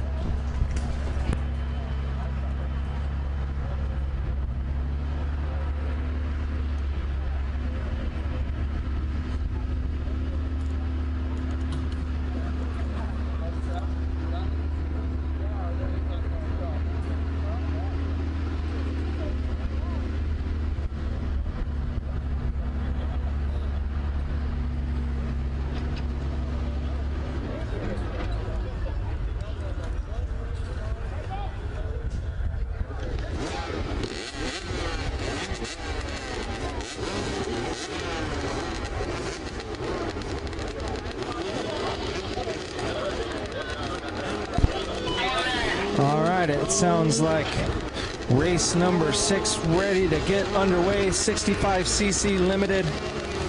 We got the 2 age groups, 7 through 9 and 10 through 11. In the 10 through 11 class, got 2 racers. Going to be number 220 Colvin and number 318 Abieta. Both of them on the KTMs. And then the gate drop number 2, 7 through 9 limited, the 111 of Parkey on the Cobra, 211 of Bennett on the Cobra, 33 Morales on the Cobra, 299 Bomer on the KTM, number 42 Mobley on the Yamaha, 821 Egger on the Cobra, number 77 Bernard on the KTM, and 73 Allred on the Cobra. That is race number 6, 65cc limited, out there on the pretty muddy first turn out there. And so, but now the sun is shining, starting to dry up the track, starting to get multiple lines out there.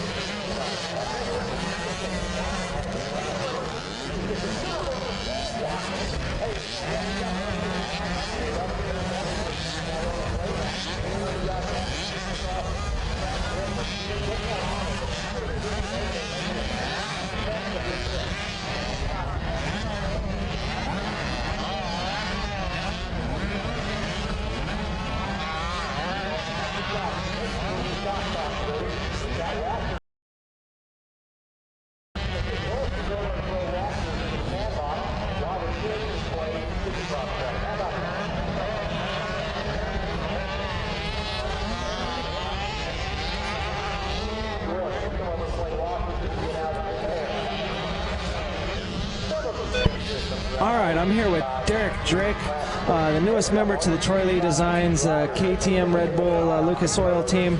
Now, Derek, I seen you got off the gate. You had like the second place start, and then tell me about the race, man. You came up from the back a little bit, and then passed everybody. You're Starting to come in, and should be good. nice, right on. Well, everyone, is Derek Drake. Look for him. He raced the schoolboy class. He'll be out here racing a ton of other class. Good luck, Derek. As we got the 65cc Kiddo Limited, 2 different age groups. We got the 7 through 9 age group and 10 through 11 age group.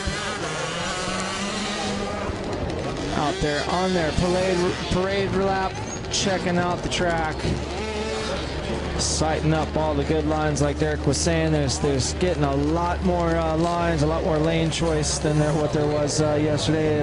The track was real one line yesterday. Beautiful weather out here at Arizona Cycle Park for the 2014 Arizona Open.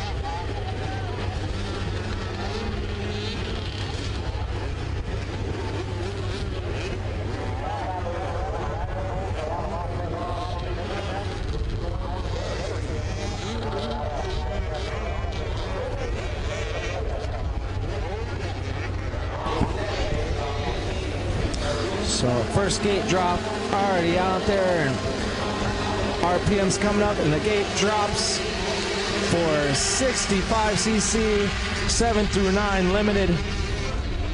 Packed field. We got 15 little guys out there going towards the first turn.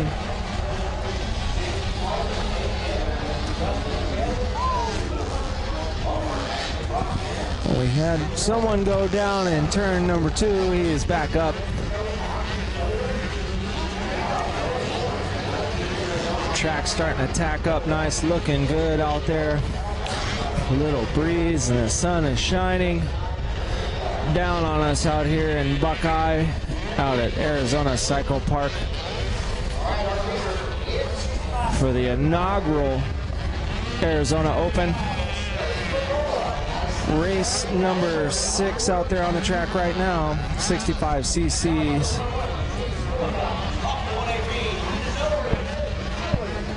As they come over jump number 5 and headed up the sand hill up into the sand section. We've got a little pile up down here after jump number 4 before the Super 8. Uh-oh, and looks like we had our leader go down before number 7.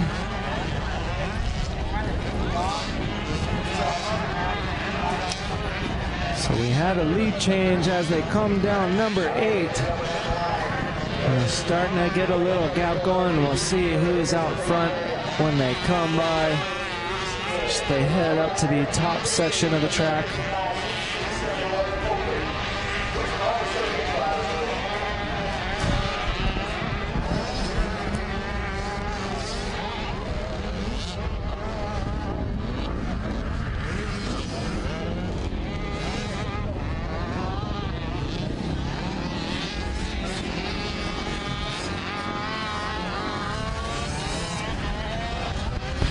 As our first rider coming around from our first gate drop, number 220 of Colvin on the KTM.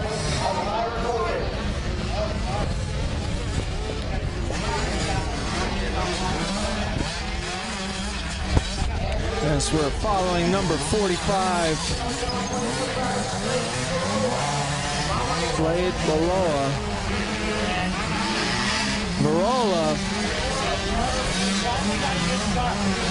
He's out front.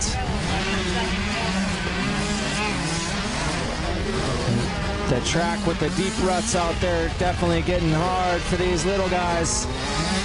But you know what? It was virtually impossible for him to get any practice in yesterday. It was really soupy out there, but Bobby and Brian going out there putting in some tractor time, some dozer time, getting it all shaped up.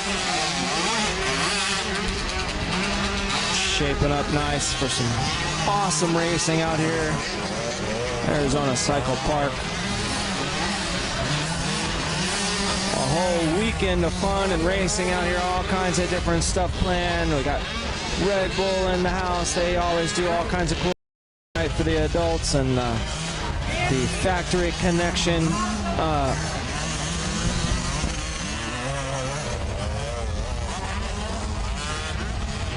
The Factory Connection tricycle race, the winner of that will get $800 worth of Factory Connection suspension work done to their bike.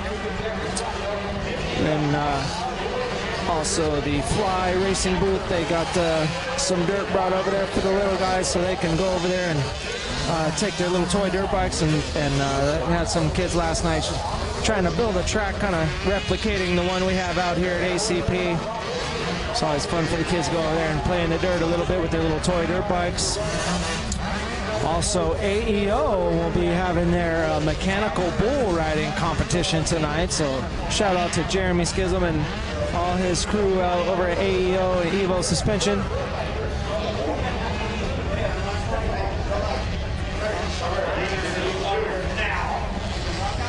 Also have the Fellowship of Christian Athletes out here this weekend as well, doing their charity bike wash. You can go back there and see them, give them a slight donation, and they'll wash your bike off for you all weekend long. As well as the they have the inflatable bounce house for the kids over there as well. So tons of stuff, like I was saying, for everyone to do. Family fun event full of all kinds of exciting stuff to do all weekend out here at the Arizona Open. Race number 6 out there on the track right now, 65cc limited. So we have number 128 Sorensen coming by me right now, followed by the 101 of Wilcox and the 45 of Varola. See them out there right now as we switch over to our drone cam. Austin White flying the helicopter over top of the track, and some aerial shots of the motocross racing this weekend out there on the track.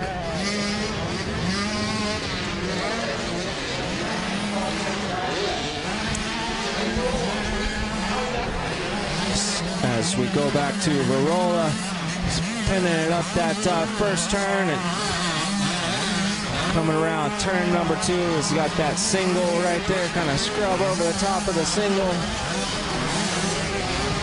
Down here in the bottom section, the more moto section is more indicative of what you'd see like out in Texas or more east. Definitely not your typical Arizona moto track today because of all the extra rain and weather that we got Wednesday night and Thursday morning. Number 77, Bernard, took a little spill right here in front of the finish line, got his bike back up and running. These little guys there, troopers, in the 7 through 9 and 10 through 11 age group over here. Number 208.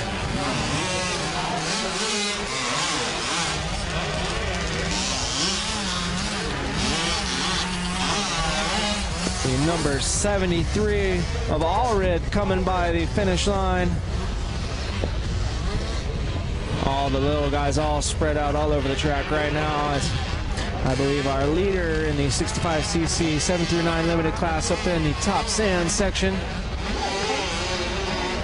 Coming around the big ski jump and down the hill. Some very deep sand back there in the back. We've been spending all the past 2 weeks kind of trucking in some dirt. We have a big sand wash right there behind the track that we can just take the loader and the dump truck and get all the sand we need, all the sand our little hearts desire. We bring it over here and dump it on the track, and I tell you what, it makes for just a great, racing surface. And it changes it up. I've been saying all day about how it's almost like 2 separate tracks out there. After you go over jump number 5, you get into that sand, and it's not as slick and slippery as it is up there, but it's very soft. So you got to keep that front end light, keep your weight back, stand up, keep your weight on the pegs, keep that bike moving forward. So we see our leader coming around up front, coming around towards the finish line now. Number 111 of Parque, followed by the 45 of Varola.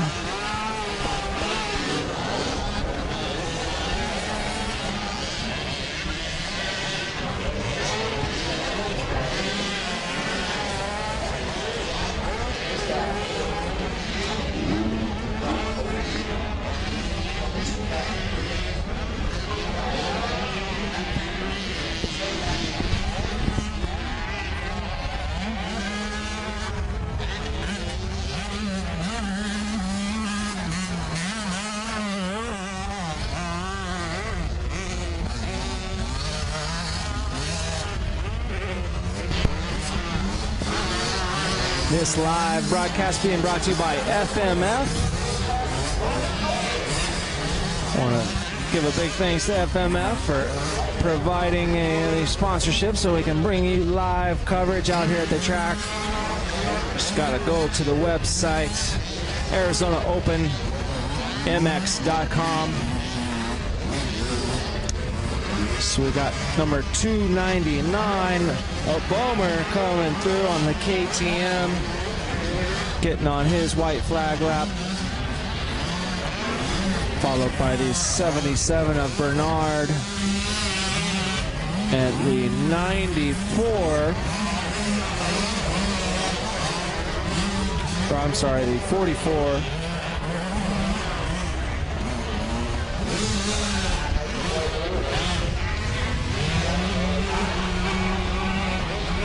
Number 299, a Bomer coming by.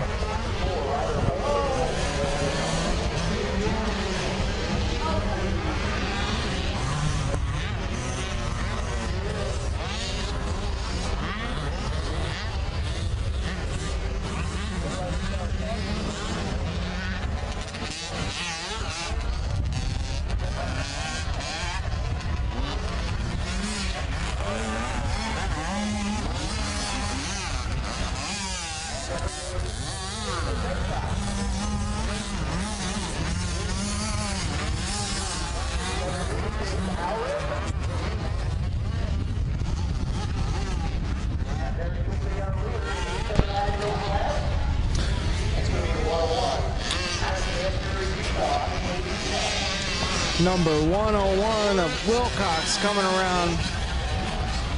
Gonna take the white flag. One more lap. Followed by the 45 of Barola.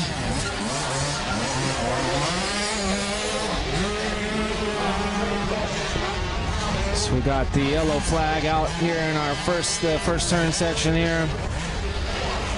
Followed by the 821 of Edgar on the Cobra.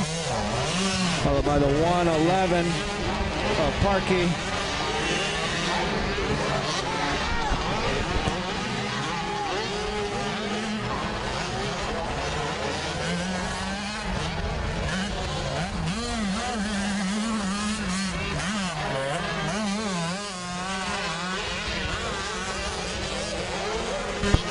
So we see the number 101 of Wilcox coming down the big Talladega turn and up over jump number 4, FMF, the FMF tabletop. Coming into that, the Super 8 section.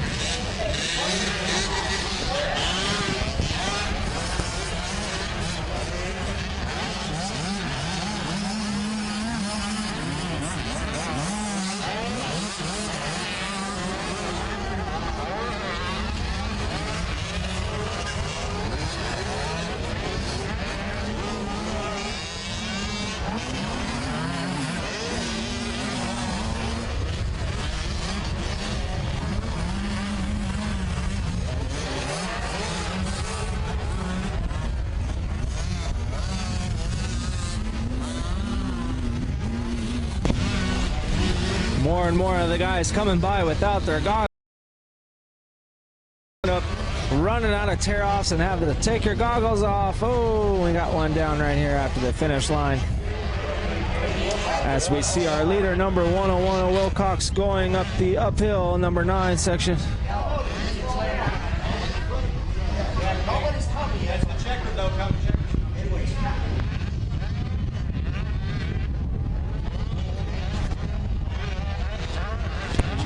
As our leader, line straight section here, he's got a couple more jumps and a few more turns to negotiate. The number 101, Wilcox on the KTM, gonna take the checkered flag for 65cc,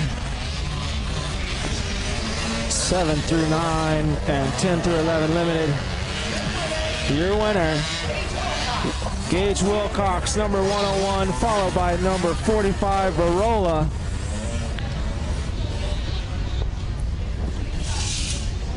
And we're going to send it up to our podium and we're going to interview our moto winner.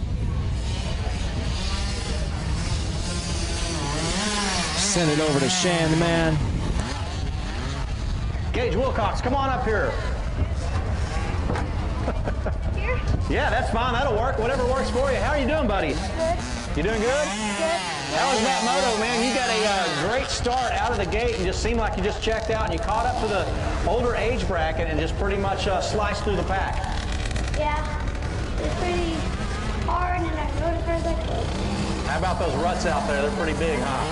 Yeah. You having a hard time getting through a few of them or you pretty much got all of them dialed in?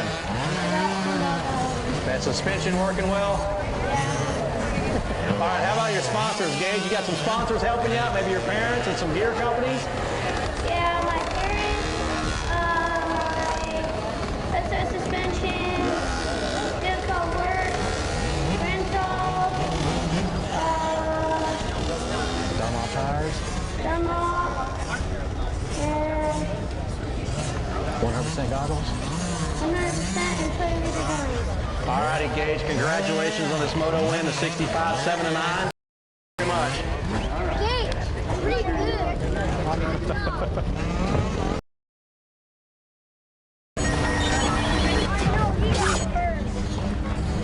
You picked up the shock socks earlier? Yeah. For his bike? 40 years ago. Okay, one of them has been pulled down. The other one is still up. I know. You just need to wrap that top strap on harder. I put it on the other way this time. I just didn't get the other one done. Today, FMF is the leader in performance exhaust. FMF is driven to ride. FMF is 100% American-made horsepower. Fast. Testing is the key to everything. That's why the greatest guys are the greatest guys. Through experience, I've learned that setting my seg properly is the key ingredient to my success.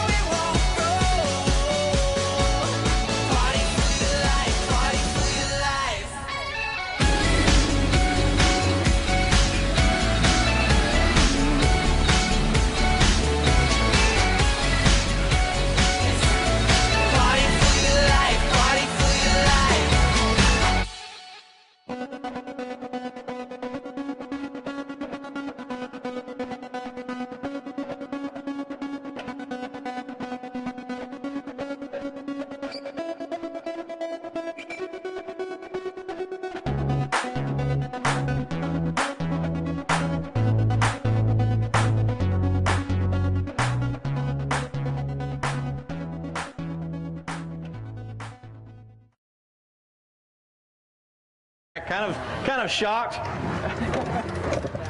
He's like, what did I do? You might be in trouble. He goes, maybe. Number 220, Ryder Colvin, come on up here, buddy. Same thing goes for you. Only 2 riders out there, man. You pretty much grabbed the whole shot and left your competition there, Trey Abadia, behind pretty good. What all took place out there when some of those other riders started coming up? It was like 450s coming up behind, you know. The younger kids out there, you know, they're really pushing hard, and they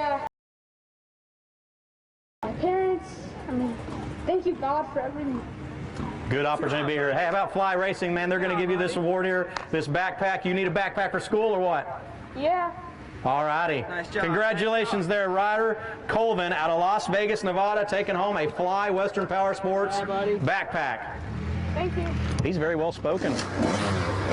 Very well spoken. He's working. He's been rehearsing that? No.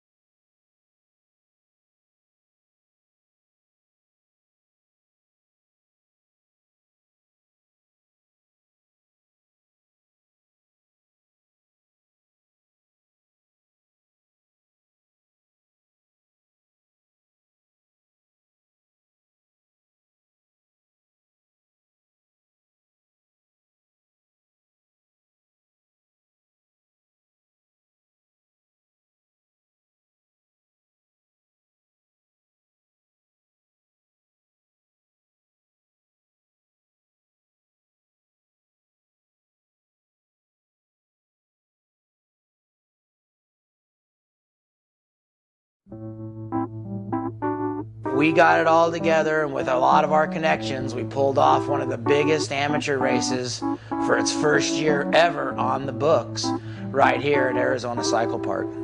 And that's how the Amateur Open got started.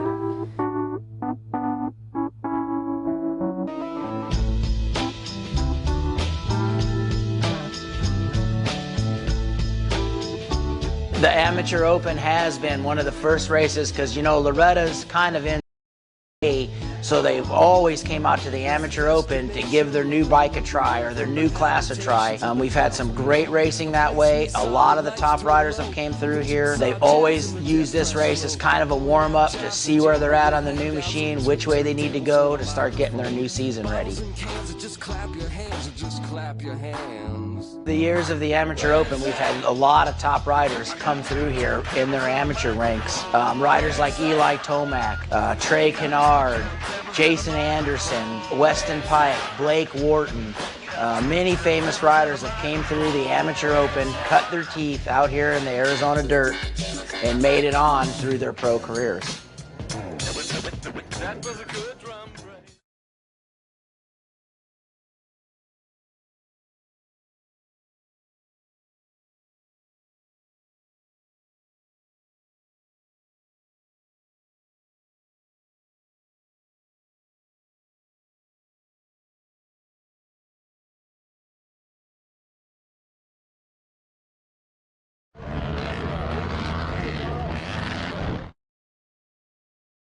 By the way of Riverside, California, out of Honda, the number 424 of Garrett Allen.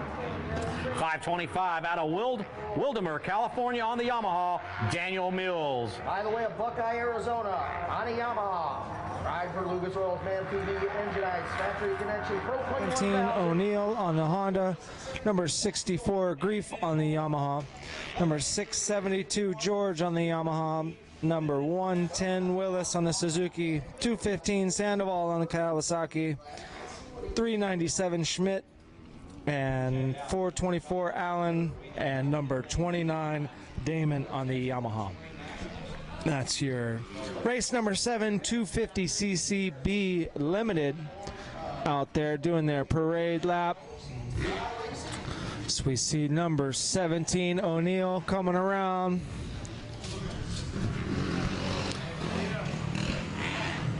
The number 94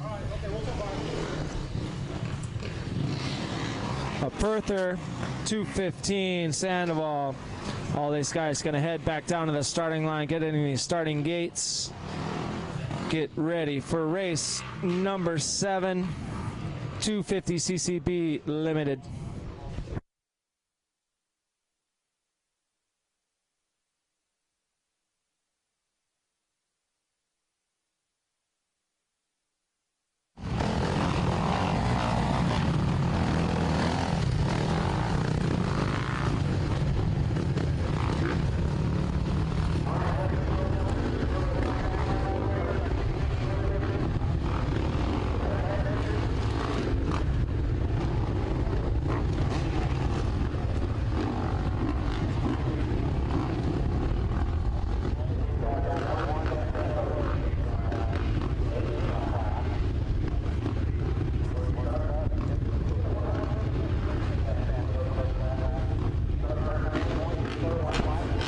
See Craig down there with the 1 minute board up. He's going to go down the line and point at each rider, make sure each rider is ready to go.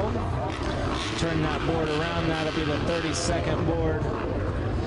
Let everyone know we're about to go racing. When that 30-second board goes sideways, the gate will drop within the next 5 to 10 seconds. So as you see, the 30-second board as it goes sideways, gate will drop anytime now on race number 7, 250cc B Limited. And they're off, coming into the first turn. Oh, and he's down hard. We had a good little pile up that right there in the start. Looks like number 17 O'Neill on the Honda out front.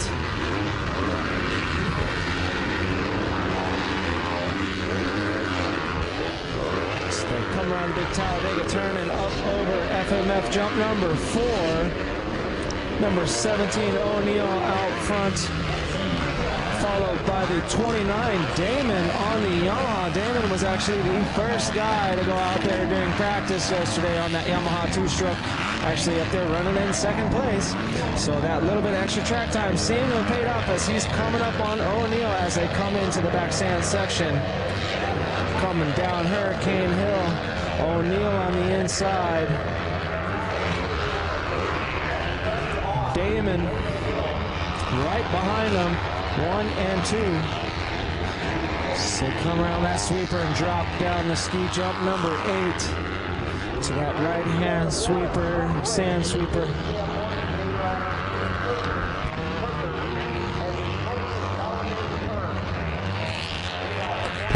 Number 94, Luke Perther, was our rider who went down off the start. And it looks like he's got his bike upright and trying to get it started.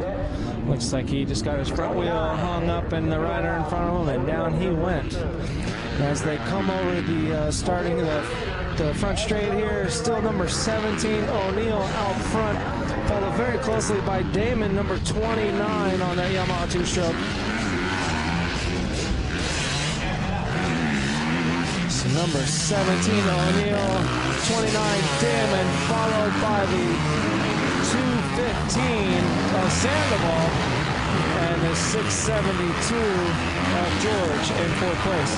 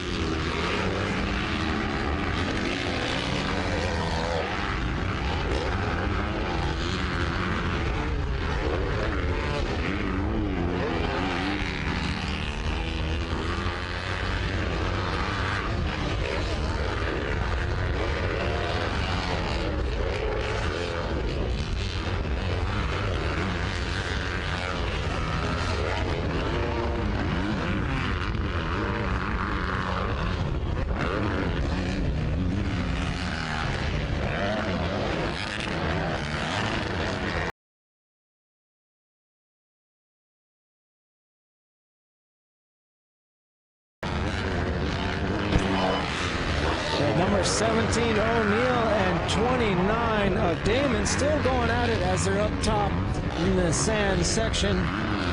Dropping down number 8. O'Neal. As I was saying, Damon was actually one of the first bikes to go out there and do some practice. Even though he only did a few laps, a lot of these guys didn't even bother gearing up and going out there and checking it out. And you know what? The track, you know, it's a lot better than it was yesterday, but it's still much one and the same. Very muddy, very tacky. So, you know, just that little bit of practice, it always helps. Oh, as O'Neal stalls it out, has a little mistake right there. Now, that's going to put O'Neal back to second place.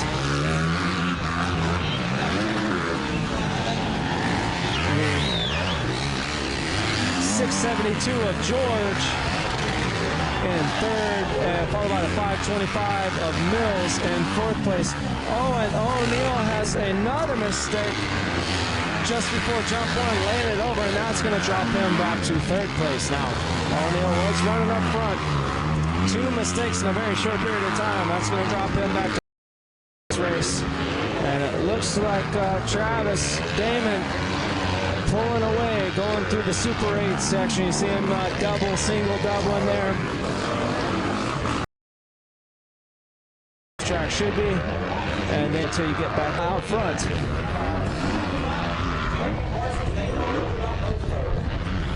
He's up here in the booth with me, announcing they're calling on the live action here in the pits. JP and Shan the Man, your pit announcers for today. My name's B-Dub. I'm calling all the live internet TV stuff for you guys out there who couldn't make it out here to the races. We got Travis Damon, number 29 on that 252 stroke Yamaha, way out front.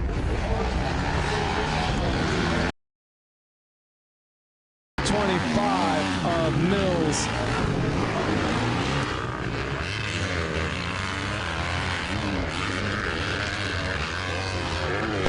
Number 153 Carr back in 5th place. So we have, let's see, it's number 397 coming around in 6th place. That'd be Schmidt on the Kawasaki.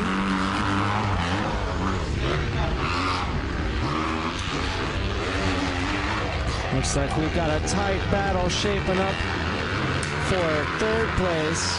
O'Neal holding the spot down right now out front on that Honda. Number 17 in 4th place, but followed closely.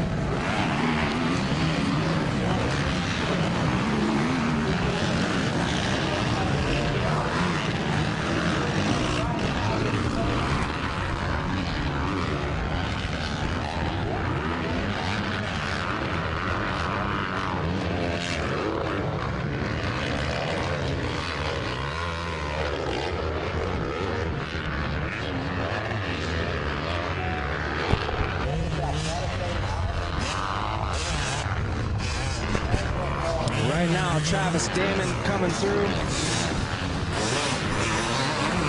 Out front with a very comfortable lead. Good 10-15 second lead over second place.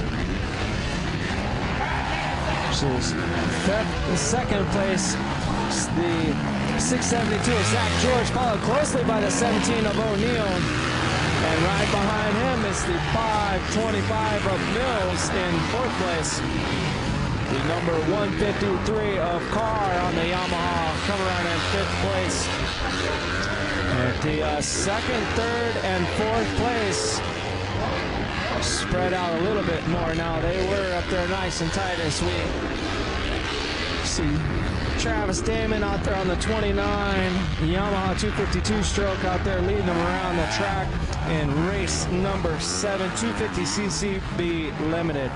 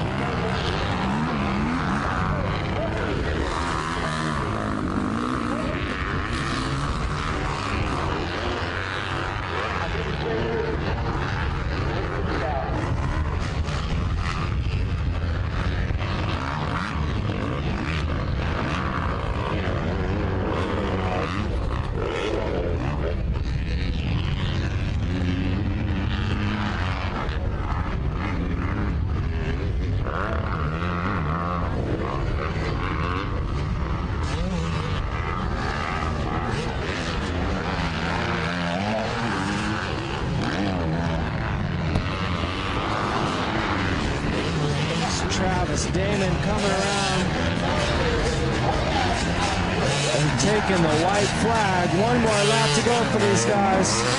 Damon out front on the 29, followed by 672 of George and the 525 of Mills. So O'Neal falling back another position, back to fourth place. Followed by the 153 of Carr, still hanging back there in fifth place.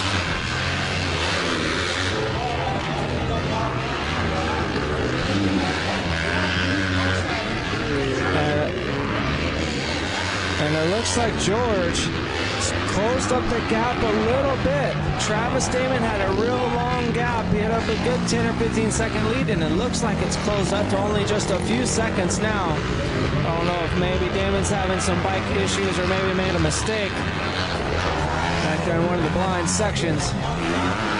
As Travis Damon comes over jump number 4, the FMF tabletop. You can see second and third place coming in the frame back there. They're closing in on a little bit as they go single, double, single, double, and then just kind of bounce through those last few. The Super 8 section, up over, step over number 5, and up into the back sand section here at Arizona Cycle Park. Race number 7, 250cc B Limited out there on the track right now. The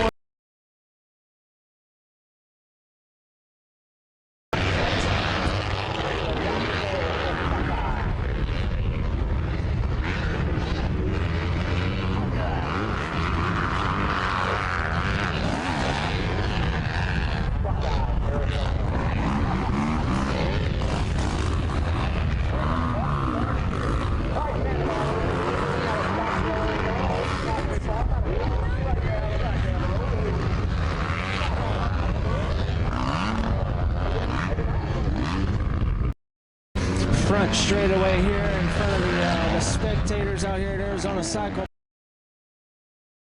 CC 2-stroke coming up. He's got the one more corner to negotiate, and it'll be checkers. Travis Damon 29 years old, taking the win in Moto 1, followed by 525 of Mills and Zach George, 672 in third place. O'Neal, number 17 on that Honda, had the whole shot, was leading the race the first on the podium, man. What a fantastic ride. It seemed like all kinds of things happened out there. You went from second up to first, made the pass on this 252 stroke. Extremely talented. Giving you a lot of credit as you're exiting the finish line section. About the first 3 laps, you're standing up, charging, made a little mistake, went off the track. Tell me about that. Yeah, my front end just caught a rut wrong and threw me down, but I got up, just stayed calm, and raced my own race. Now, when that happened, you were off the track. The 3 guys behind you started to close the gap a little bit. You know they're back there. Did you hear their bikes? Did you feel them? Yeah, I heard them, and I wanted to panic, but I just stayed calm. Any sponsors you want to thank? Yeah, River Rat, Just Ride, 928MX, my girlfriend, the Lord upstairs, my parents, everybody else who's helping me out. Thank you a lot. Travis, man, JP and I called it. We loved watching you ride this 2-stroke. Come back up to the podium and put that 2-stroke up here and see me. Oh, I will. All right, Travis Damon, folks, your 250B Limited first moto winner. There was all kinds of fireworks. Made a pass, went off the track. You had to recoup.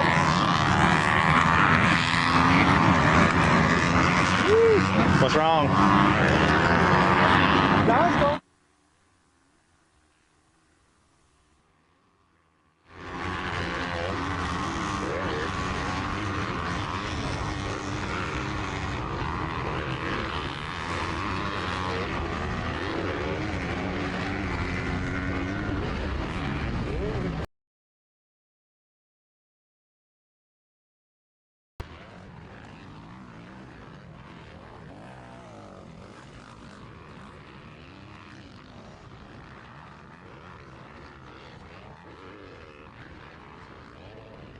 So when we first came about taking over the Amateur Open and renaming it the AZ Open, one of the biggest things that I wanted to do is really make an award that showed the Arizona spirit, bottled up what you would think of when you came to Arizona or even the Southwest. And I think a lot of people think about cactus and just this Southwest feel, and it was just really easy when it came down to it. We found these cactuses that are hand carved and all made out of pure wood and then buffed out, and then just from there we handmade each little plaque that went on there that said first, second, or third. And we just wanted something that would be really unique for the rider and just their families, because it's kind of past the age of where people get.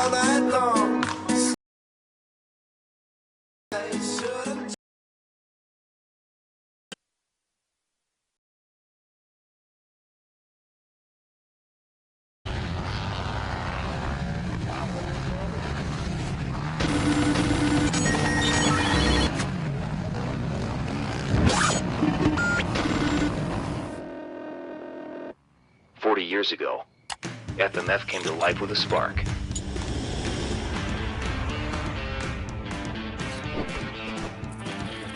Today, FMF is the leader in performance exhaust. FMF is driven to ride. FMF is 100% American-made horsepower. 40 years of riding hard and having fun. Time flies when you're going fast. Why the greatest guys are the greatest guys. Through experience, I've learned that setting my seg properly is the key ingredient to my success. You know, to have the slacker and be able to make these changes so quickly in the morning before I ride is absolutely huge for me. Slacker kicks ass.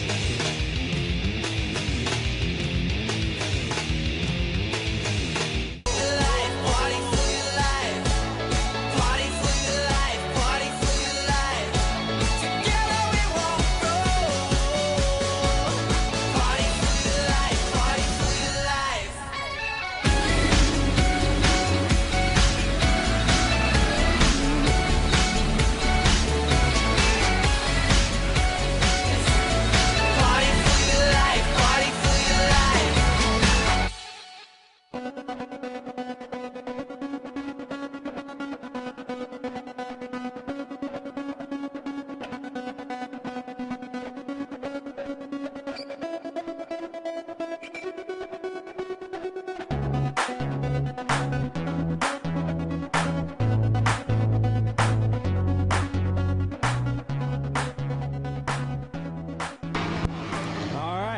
as the gate drops on race number 8, 250cc limited, 22 riders in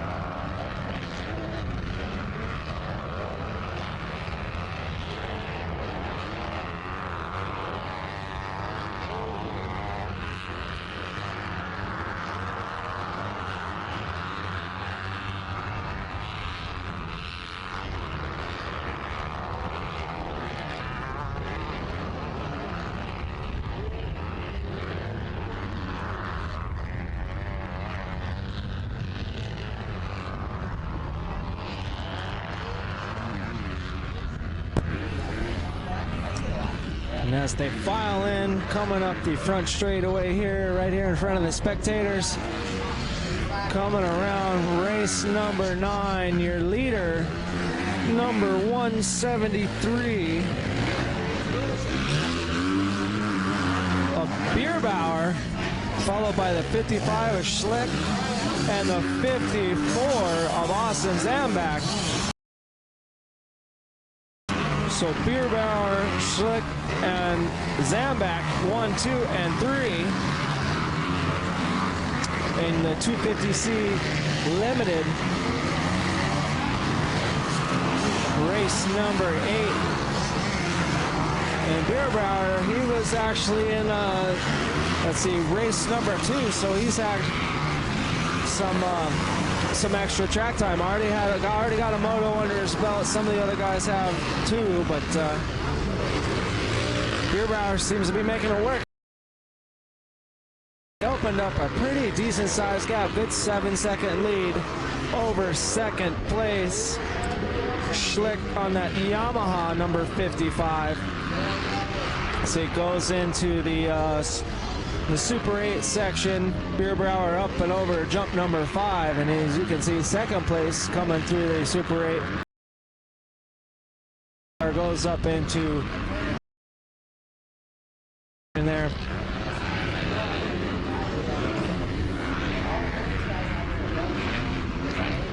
And that sand section staying smooth so far, but as the day goes on, they're going to get some gnarly acceleration bumps and braking bumps coming down that hill there. And that sand, it's always constantly moving, so almost every lap the turn could be different bump here, different bump there, so always got to be adapting and changing up your lines a little bit. Got race number 8 out there on the track. Number 173 Bierbauer out front on the Honda. Coming into our front straightaway section here, the split section there. Bierbauer going around the outside of the split section as he comes up towards the finish line.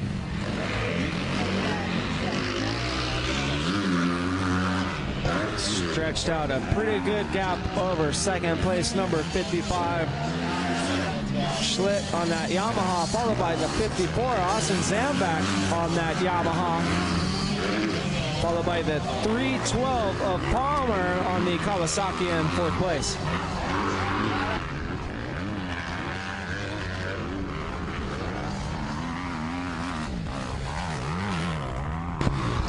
Number 253 Ostrander coming around in fifth place. Followed by the number 79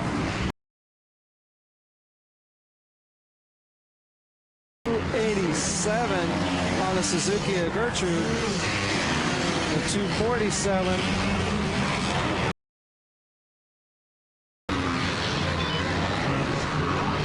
So a little tighter towards the back of the pack here.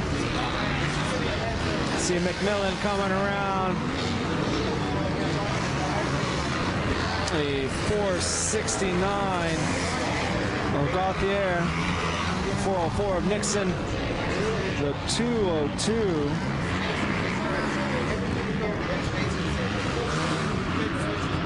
I'm sorry, the number 22 of Watson.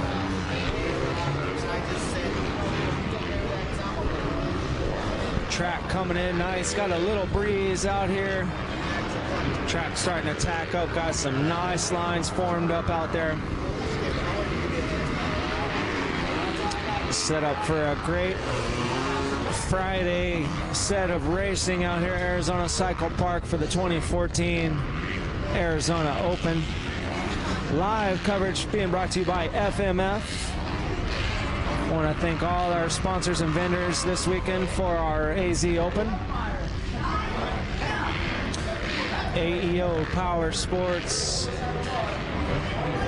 the Fellowship of Christian Athletes, Fly Racing, Dunlop Tires, Moto City Factory Connection, 100% Goggles.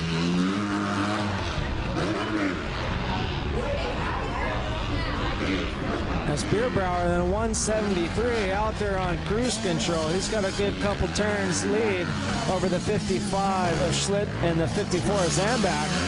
Schlitt and Zambak still pretty close to each other. Schlitt going down to second place position right now, and Zambak in third, trying to close up the gap on his Yamaha 125. And Zambak comes up over the step up. As Schlitt in second place comes around the first turn there, part of the starting line. Over our big Talladega style turn, and that single there, little scrub jump. And to the right-hander into a straightaway, grab an extra gear and go up the big triple step up number 3.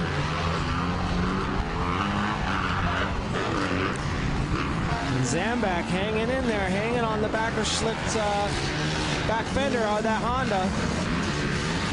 Zambak on the Yamaha 125. This is your 250cc limited.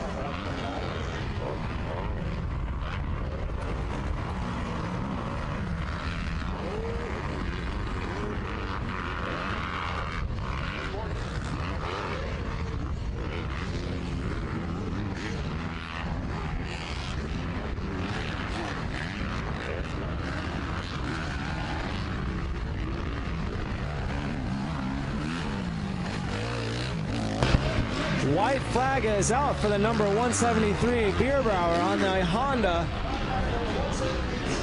And we've still got the close battle. Oh, Zambak had made the pass. Number 54 Zambak on that Yamaha made the pass around number 55 Schlitt on that Honda. So Zambak up to second place. Followed by the 312 of Palmer on the Kawasaki, holding down fourth place.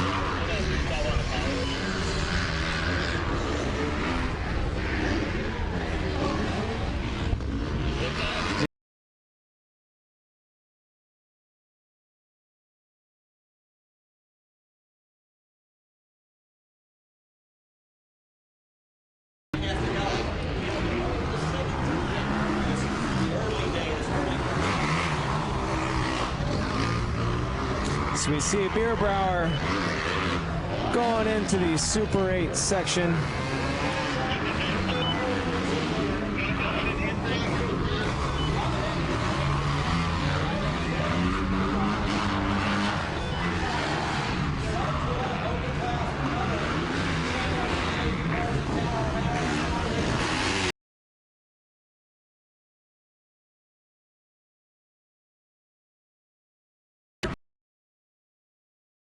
Limited on the track. Bierbauer out front.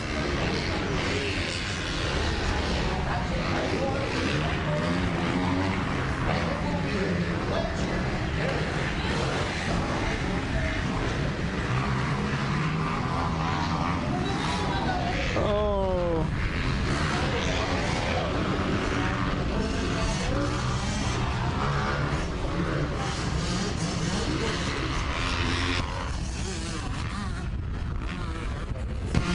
So we see Bierbauer coming into the front section here, going up the hill before the split.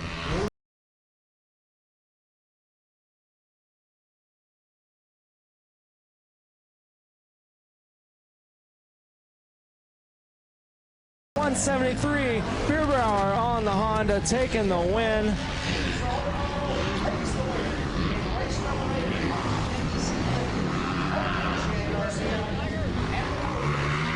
Followed by so we've got Zachary Bierbauer here out of Lancaster, California. Second time to be up here on the podium. We just saw you about 30 minutes ago. I said, hey, am I going to see you back up here? And you said, yeah, I'm going to do my best. So how'd that moto go for you? Went good. Just tried to get out of the gate good. Someone flinched, and I flinched also, but then I backed up and got the whole shot.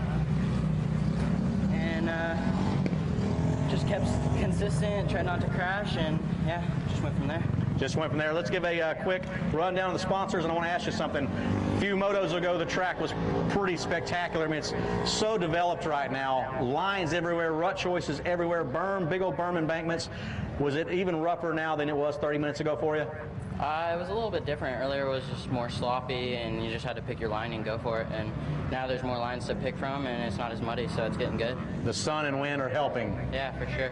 You guys put on blistering pace, drying it out. Thank you. All right, any sponsors you want to thank? My mom, my dad, Lord Jesus Christ for keeping me safe, Lucky 23 MX Academy for getting me ready for this race again, and O'Neill, Vortex, Honda, Mid-Cities, FMF, X-Brand, O'Neill, and Bell, and anybody else I forgot. Thanks. All right, Zachary Bierbauer, we'll see you hopefully later on today, another podium. Congratulations on this 250C Limited Moto #1 win. Thank you. Bierbauer, ladies and gentlemen, out of Lancaster, California, 16 years old on the Honda, sponsored by O'Neill, FMF, EKS brand.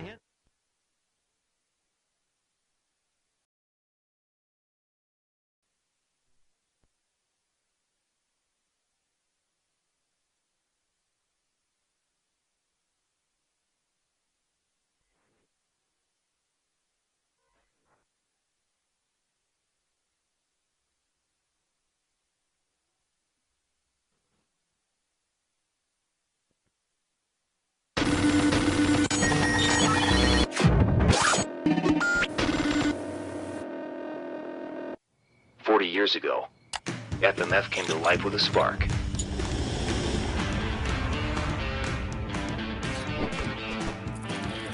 Today, FMF is the leader in performance exhaust.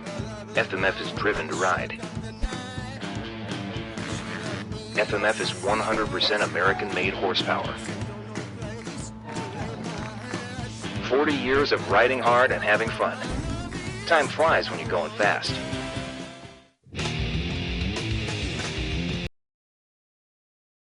Key to everything. That's why the greatest guys are the greatest guys. Through experience, I've learned that setting my seg properly is the key ingredient to my success. You know, to have the slacker and be able to make the ride is absolutely huge for me. Slacker kicks ass.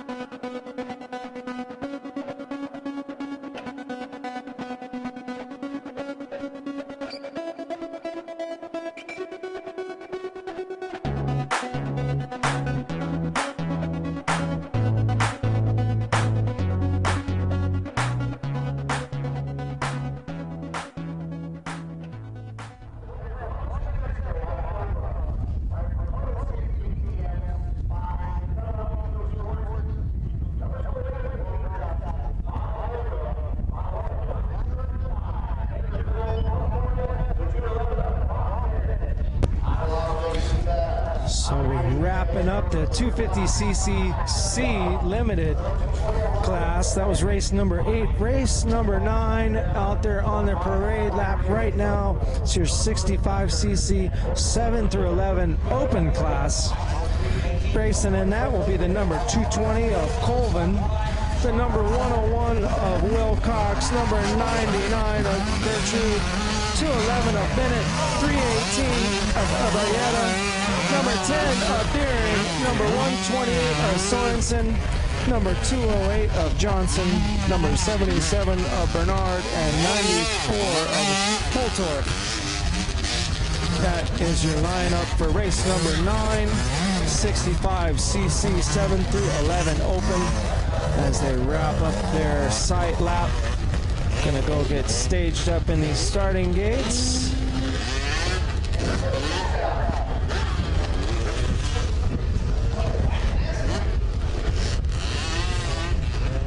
The breeze starting to pick up a little bit out here and get the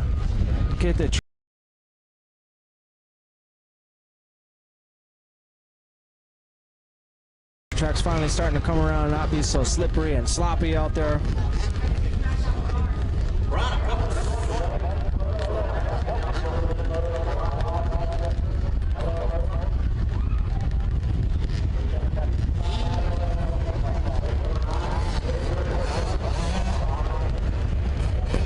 Rusty with Fly, Western Power Sports. We're going to do the Tower Power giveaway, the Shan Garcia, JP Parsons Tower of Power giveaway presented by Fly and Western Power Sports. And what we're going to do, folks, is the 5th place rider on the opening lap. We've got 10 riders, so we're going to cut it in half. The 5th place rider on the opening lap, we're going to receive a backpack, a Fly Raceway racing backpack for his school. Head back to school with a new backpack. Very nice. So big thanks to Fly out there, and then of course JP. And so that'll be sweet. It's going to be interesting to see. So we're going to cut the field in half, and whoever's the 5th place rider on the first lap coming through here, we're going to see who's going to take home that sweet Fly backpack courtesy of Fly Racing. That'll be the Tower of Power giveaway. We're really excited about that. I've got the mic up here. So Rusty at Fly has kicked in a lot of backpacks. 20 backpacks to be given away over the next 3 days. And today we've got it dedicated to the 65cc riders. So the 5th place rider on the opening lap will receive a Fly Racing backpack. Pretty cool color scheme, color combo, and really sharp looking stuff. Definitely. Go out and go motor racing, so, you know. Yeah, they may miss Monday as far as they got to travel back. That's right. It all depends on how good they do. Let's see if Dad will keep them home as the gate drops. Race number 9. 65cc 7 through 11 age class out there. Heading into the Talladega, and who is that one big? He'll be the 101 of Gage Wilcox out of Sandsbury, Utah, on the KTM. Ramming that little shot blind. We saw him earlier in a moto looking phenomenal, just absolutely killing the track. And man, what do you think's going on in this 65cc rider's mind? You've seen these guys, these bikes. They're even having trouble just going around and dragging their pegs. So you get some of the 65cc bikes out there, they're dragging radiator shrouds and handlebars. These ruts are so deep out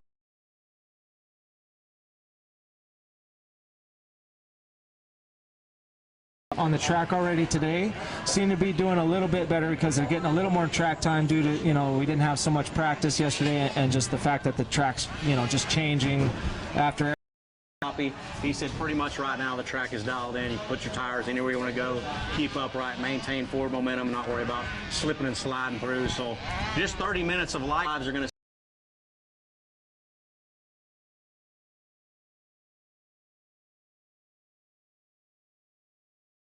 you know, you've got some options, especially right here at the finish line. You can see some 3 good lines. You got an inside, middle, and an outside line, and even a far, far outside line. Bobby White just doing a great job keeping the track on point and keeping all the ruts knocked down. You know, we love it nice and rough and tough for the big guys, but you also got to think we got to put the 65s and the 85s, and even some of the 50 guys are going to be racing tomorrow. So got to keep the little guys in mind as well. Well, I think you hit nail on the head. Bobby White and his crew have done a fantastic job with the amount of rain. I don't know how many inches it rained yesterday here, and I know you guys here in Phoenix, I'm not from Phoenix, so I'm not from desert land, and I know y'all rarely get rain, but they've done a fantastic job with the amount of rain that got dumped on. How about the 101 now? Wilcox coming through this section here, leading the 211 of Brock Bennett out of Light Turn Clyde, Bakersville, California. Very nice.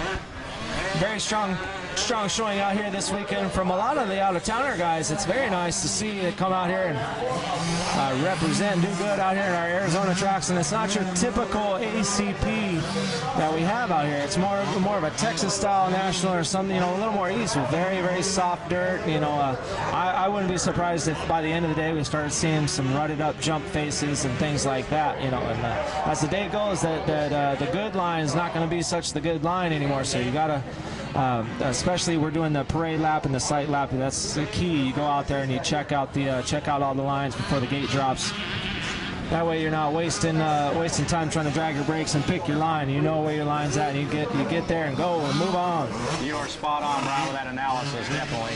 And I would think that these riders would enjoy this rain and this challenge because it's not what they're used to. Right, definitely. No, it's definitely a different feel from what we had last year. Last year it was 27 degrees out here, and it was kind of windy, so it was hard to keep the track, you know, wet and keep the moisture in and keep all the corners soft.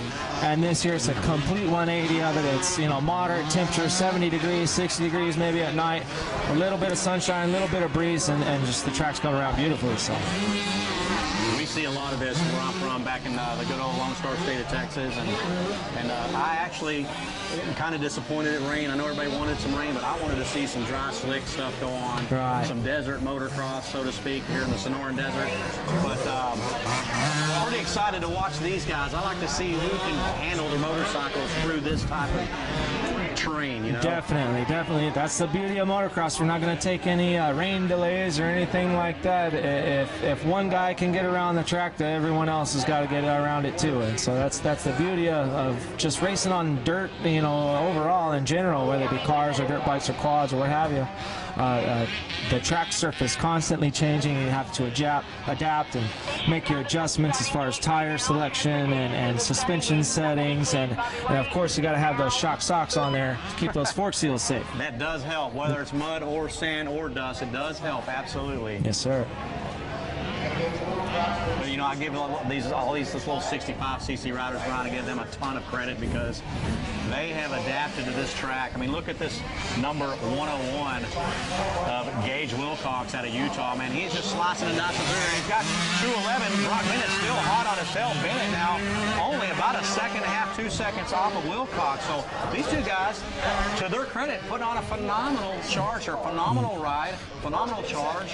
Put those little 65cc rims and foot pegs 18 inches deep into the soil and just attacking, still aggressively attacking. Right. You know, the one thing you don't think about is these smaller bikes, the wheels are smaller, so therefore the obstacles are that much bigger. You hit a small rock on a big bike, the big wheel just roll right over it, whereas these smaller bikes, a small rock like that could stop that thing completely and be halfway up, you know, the sidewall of the tire or what have you, and just stop your momentum completely. But I mean, it's a test to these guys and their skill, and I think we got some future motocross and supercross stars out there right now on the track. Absolute future pros of the sport. Bennett put in a fantastic ride earlier. Of course, he's out of Bakersville, California, so you know it's dry out there, dry and slick. And Wilcox from Utah, I have no idea what it's like in Utah. I've never been to Utah. I've never been there and ridden, but I'm you know.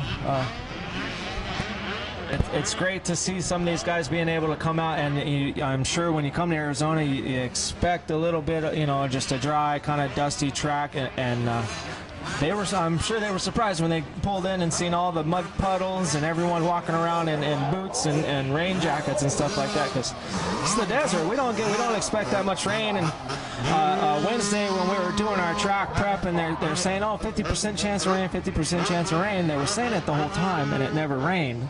And so we took it lightly and blew it off. Yeah, and we've done that before, but there's also been times where they tell us it's going to rain, it's going to be the worst storm ever, and we don't water, we don't rip, anticipating that rain, and then it never comes, and then we have to play kind of catch up with the track. So we definitely didn't want to have to do that. So rather be safe than sorry. We can always take the bulldozers and all the equipment out there and get it dried out and make sure the track conditions are where they need to be.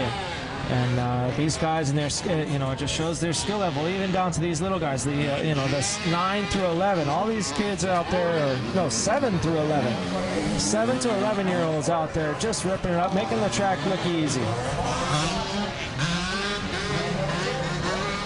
The 208 of Walker Johnson and 128 Noah Sorensen, a couple of back markers here. They are still making their way around the track, but man, check it out. 101 of Wilcox is separated from Bennett, number 211. He's opened up to about a 5-second lead, so how about that? Gage Wilcox out of Utah. Stansbury, Utah, he came over and picked up a set of shock socks. His dad said, man, with the amount of mud and everything that's happening out here, I want to check out this product. So he headed on down Bender Road and picked up some shock socks, and it's really cool to see them on the bike and out front. And he's got tremendous speed. Check him out, hammering through those whoops. This is your leader, folks, in race number 9, the 65cc 711 Open class. But also, credit needs to be given to Brock Bennett, 211, because he is, while he's dropped off of Gage's or Wilcox pace there briefly, a little bit, he's still holding down a commanding second. Man, we've got a hard battle here. Keeping them the finish line honest. section. Whoa. Number 77 and 94 are battling it out right now.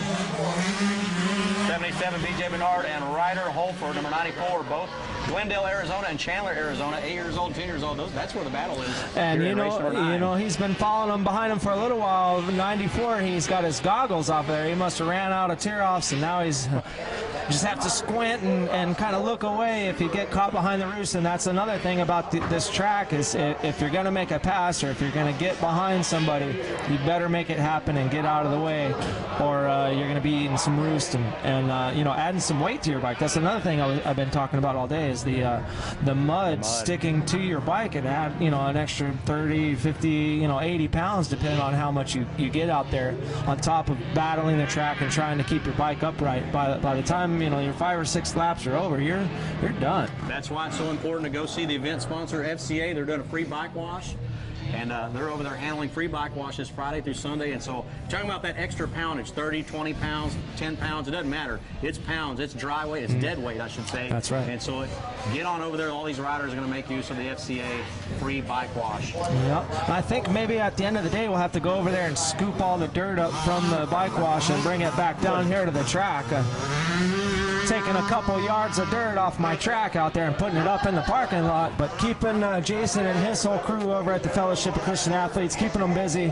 Always enjoy having Jason and his folks out there, the FCA, running their Bible study services and Sunday morning services and leading us in prayer before all these guys take off. And just a great group of guys bringing out the bounce house for this weekend, letting the kids play. We got all kinds of cool stuff this weekend going on for the little guys. It looks like we got the white flag coming out for number 101. Gage Wilcox going to take the white flag. And how about Brock Bennett? Bennett, like a gnat or something, just will not leave Gage Wilcox alone. Keeping him honest. If Gage makes one little mistake, he will be right there on him. And now we're coming in a little lap traffic, and that helped him close up the gate a little bit. Whoa, Brock Bennett all over Gage Wilcox. Wilcox now gets around the lapper. Here we go. This a little breathing room now.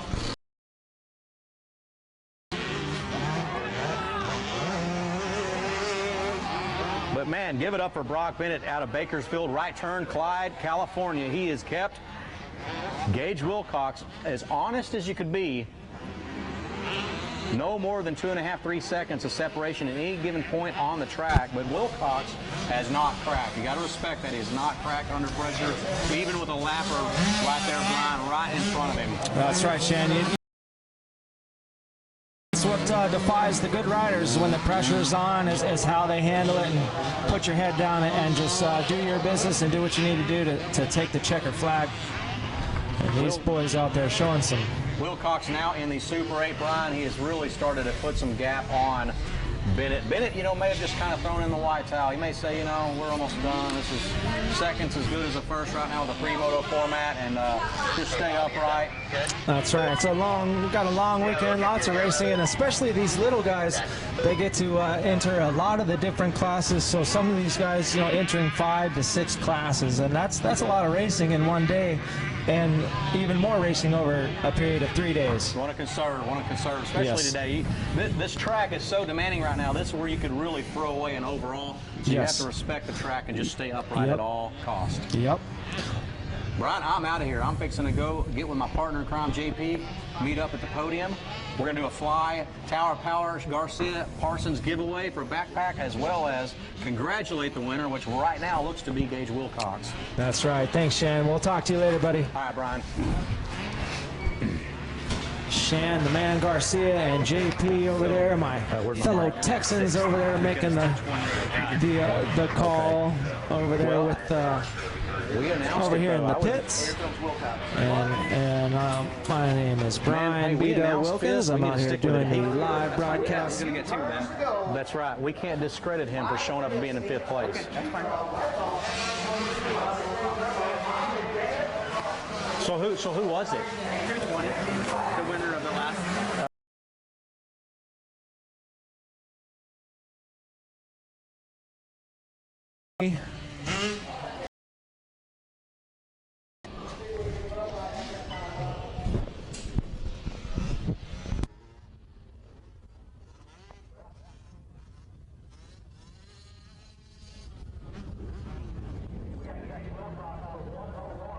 Second time, and I like Gage's style, man. He just jumps right up here on the tall podium. Gage, this is the second time. Stand up, bro. This is the second time to see you up here in the podium, man. You're all smiles. How was it out there in that second moto? Good. Yeah? Yeah, it's pretty ruddy and yeah, rough too. You enjoying this ACP, this Arizona Cycle Park track after all that rain yesterday? Yeah, if it didn't rain, it would have been way better. Well, it'd be better, really good tomorrow, but you know what? I got to give you a lot of credit because that is a very challenging track, and you have commanded these motos. You're on fire. You look like you're very comfortable riding all these ruts. You feel comfortable? Yeah, I do. All right. What about your sponsors? Who do you want to thank? Everest, Mom and Dad, 100%, QB,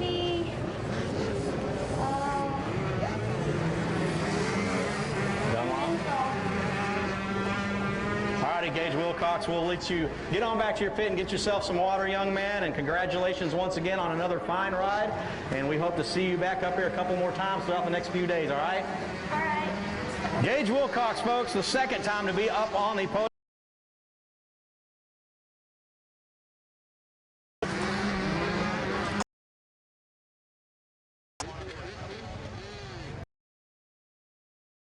Bring him up this way. Oh, okay, he didn't know. All right. Let's just stand right here. Hey, Ryder Colvin, this is the 220 of Ryder Colvin. Ryder, you were 5th place on that opening lap, so Fly Racing, the Tower Power giveaway, going to give you another backpack. What are your thoughts on that? It's 2 backpacks, correct? Yeah, that's 2 backpacks, but track is really tough out there. Yeah, I want to give a huge shout out to Gage Wilcox for putting in all the effort. Really good job out there, you know. And the track's just really rough out there, you know, had to let it go down and took a few kicks to start it, but all in all, I'm pretty lucky with the family that I have, and you know, I stalled in the last lap, which kind of really got me mad. You know, I think I could have me, but you know, I mean, all in all, thanks to my sponsors, Edge Power Sports, my parents. I mean, you guys for putting together this race, ACP. Thank you, God, and I love you. Thank you. All right, I got a question for you real quick. Excellent speech. You got a brother or sister you're going to give this to? No, I'm an only child. Yeah. Are you close enough friends with Gage Wilcox to maybe hook him up, throw him a bone, give him a backpack? I don't know. He may not be good enough friends. Yeah, he's awesome. You know, I have to give a huge shout out to him again. You know, I saw them battling on the last lap when they came around, and I was just like, get him, bud, and he did, and I'm really proud of him. I bet he's proud of you, man, for being a good kid. Colvin, we'll hope to see you back up here at some point, either on the podium or another Tower Power giveaway. Hey, JP Parsons, back to you, buddy. You got 2 backpacks, man. That's awesome. He has a little cousin. Cool.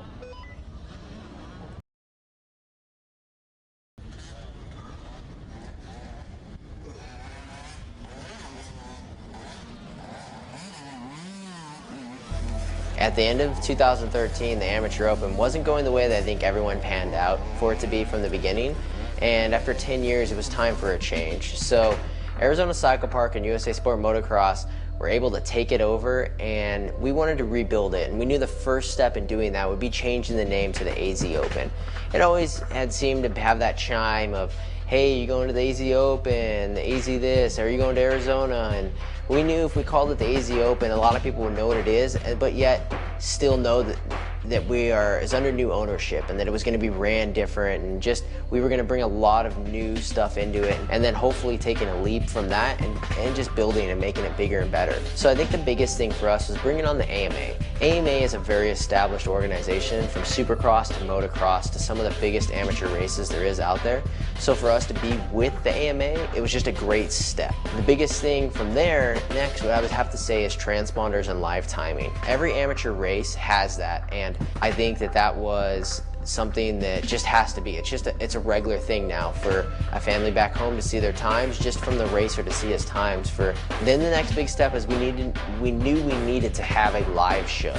And not just a live show where it was announcers in the background talking while everyone else was riding, and you kind of didn't know what was going on. You were just getting a little bit of a feed from some cameras and this and that. We're actually putting together a live show. We have a host, we're going to have interviews, we're going to be building it out, we're going to have a drone flying.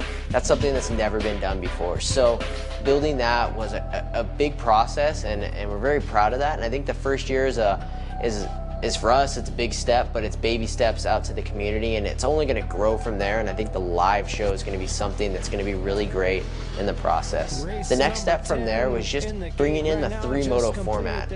It seems like that's what everyone wants these days. It feels really great. It really spices things up. I mean, a guy can go 1-1 and then just really bail out on the 24.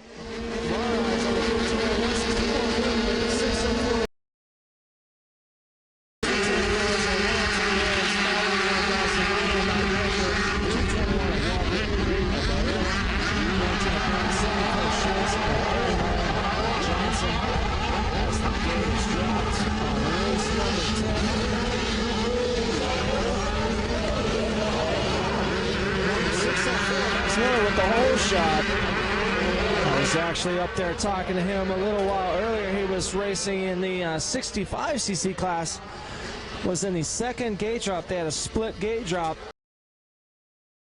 So they all come over the Super 8 and up into the sand section.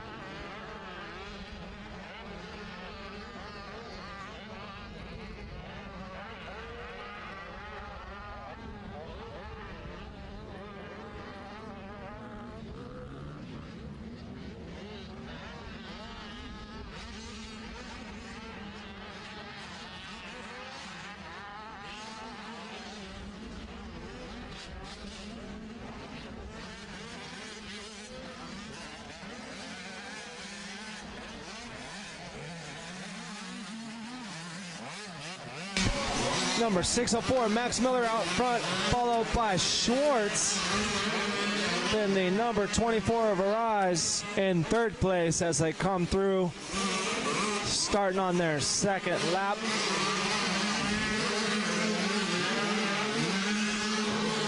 The howl of the 2 strokes coming through.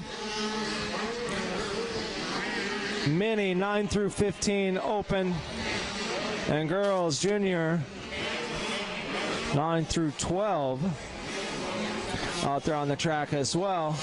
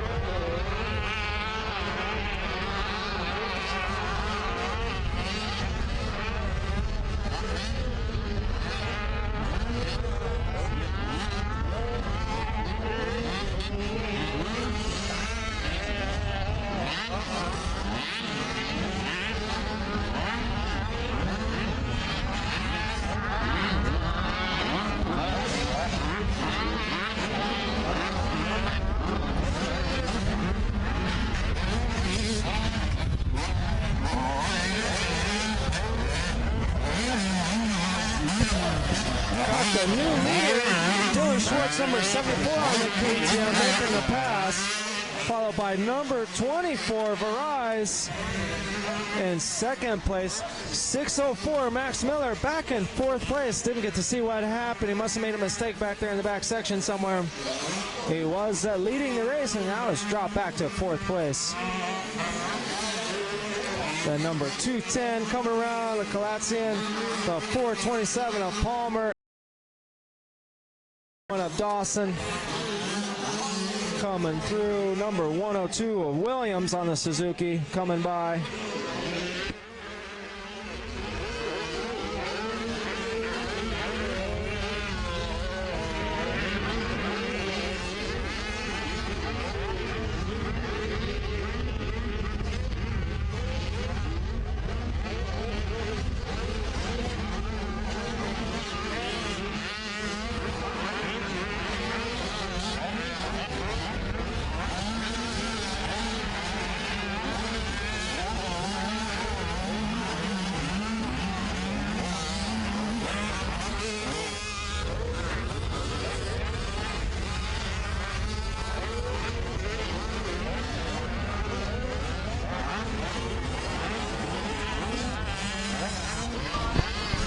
And the number 80 of Carrie Ann Killebrew all over the backside of Allred on number 34. As they come into a little bit of lap traffic in the whoops.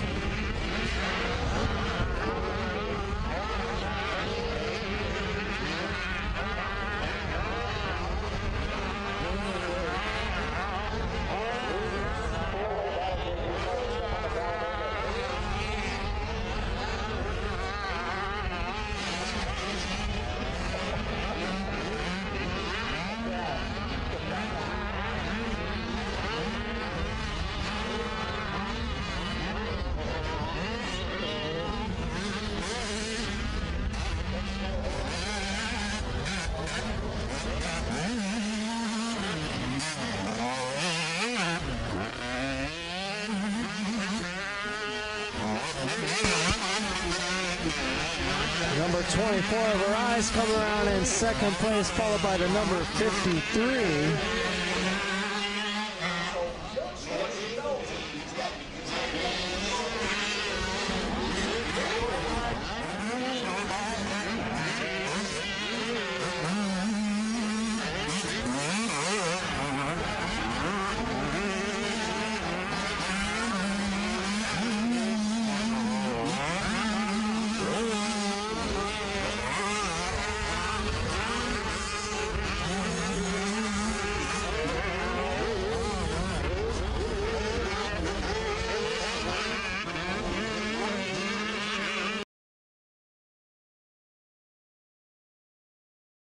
going single or double, single, single, all the way the rest of the way out. They're doubling in.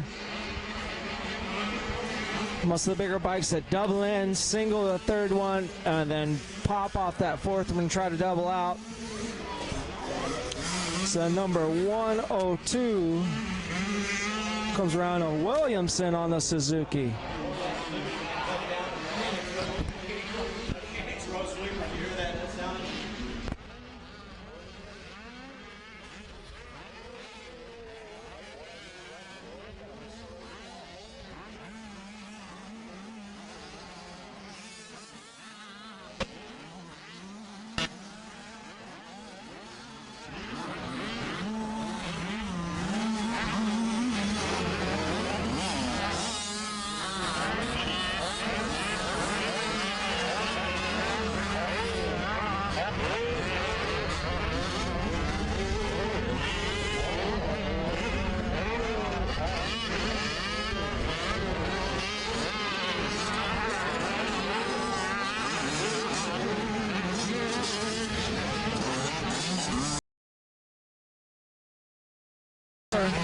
Schwartz, followed closely by the 24 of Arise. Coming around in third place, the number 53.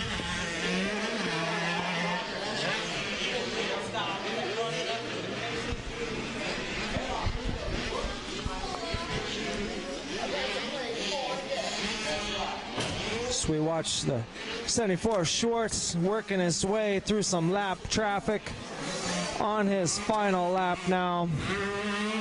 Coming around turn number 2. Over that first single there.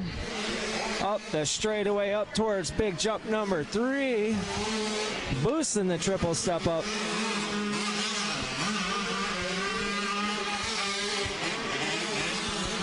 Up and over number 4, the FMF tabletop out there in the middle. Around the Dunlop right-hand sweeper coming into the Super 8 section. The track coming in beautifully, finally starting to see some dry dirt out there. The sun's starting to dry it out.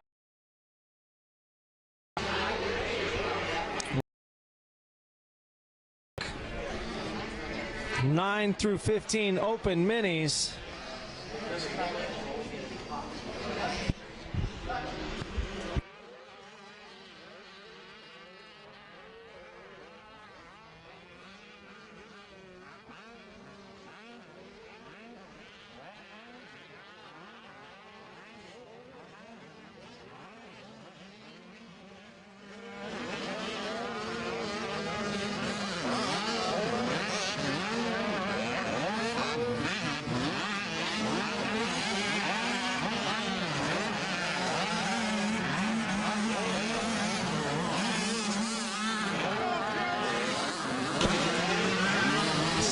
We still got a pretty tight battle between All Red and Killebrew out there in the girls junior 9 through 12 division.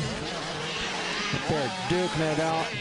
But your leader coming around right now to take the checkered flag, number 74 Schwartz on the KTM taking the checkered flag, followed by number 24 Barais also on that KTM as well. Followed by third place. Great ride, man. JP Parsons, Shan Garcia up here on the podium with Dylan Schwartz, number 74 out of Alpine, California. Dylan, what a great ride. Tell us what all took place there and what happened to Max Miller. He was ahead of you just about a second and a half, 2 seconds. You had him, kept him honest. What all took place out there with Max Miller? I didn't get that good of a start, so I just started kicking up and held most of the stars on the inside. Followed Max around for a few laps, and then he washed out coming down the hill. And then I started looking at some decent speed. And whenever you went down, what did you think? Did you know that the other guys were pretty much hot on your tail as well? Yeah, after he crashed, I looked back to see where Breeze was, just to make sure I didn't have to charge the rest of it. That 24 was back there about 3 seconds, maybe three and a half seconds. So he was keeping you honest, and you had at no time could you put on any kind of rest pad, huh? Yeah, it was pretty close. How about your sponsors there? Maxima, FMF, 6D, Answer,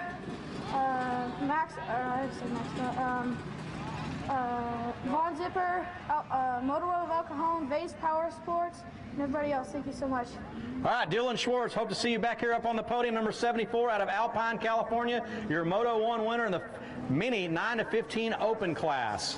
Great ride, buddy. JP, back to you.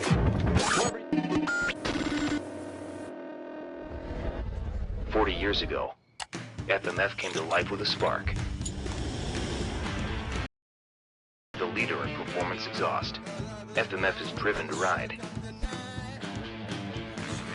FMF is 100% American-made horsepower. 40 years of riding hard and having fun. Time flies when you're going fast.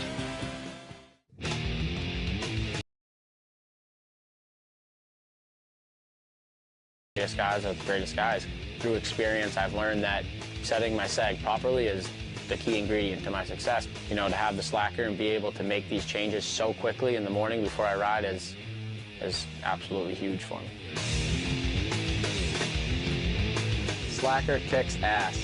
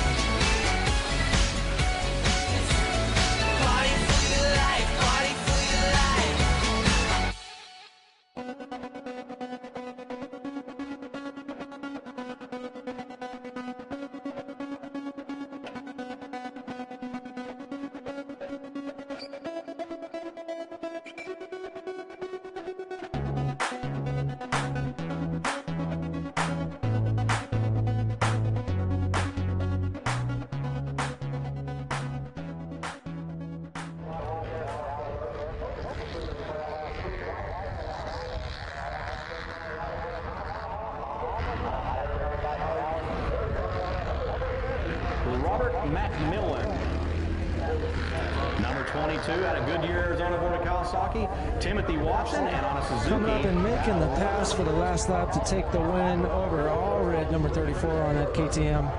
Up next, we got race number 11, Open B Limited and Open C Limited. Number 44, Locks on the Kawasaki. Number 339, Yabara on the Kawasaki. Number 684, Witcher on the Kawasaki as well. Number 64, Grief on the Yamaha. And 672, George on the Yamaha. And Open C Limited, the Ackland, number 193. Number 314 of Mortz on the Yamaha, or on the Honda, I'm sorry.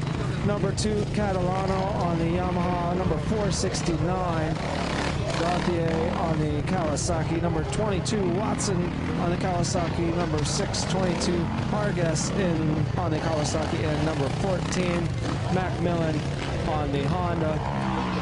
They are just now finishing up their parade lap. Gonna send them back down into the starting gates. Let them get all staged up so we can get the gate drop for race number 11. Open B Limited, Open C Limited.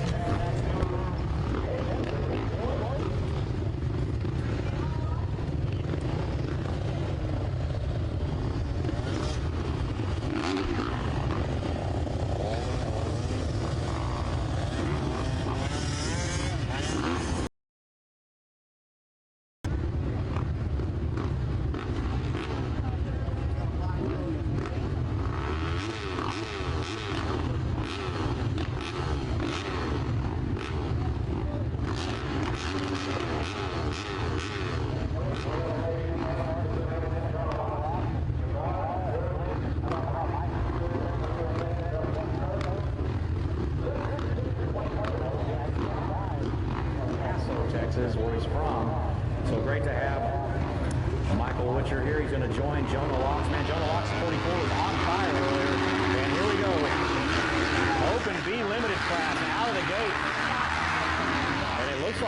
4 of them. Now we have 5 on our entries, only 4 electing to go to the gate. And it's Jonah Locks with the whole shot on the number 44, Kawasaki. Out of Dixon, California, 18 years old, Jonah Locks, 44, grabbing that whole shot up in the Talladega. And the second gate drop that's about to happen here in just a few moments. Open C limited, few seconds. Open C limited. Castellano, McMillan, Watson, Taylor, Ackland, Spencer, Mortz, Goche, and Harkess. That's 314 of Tristan Morton with the whole shot. Right behind him is Rich Taylor.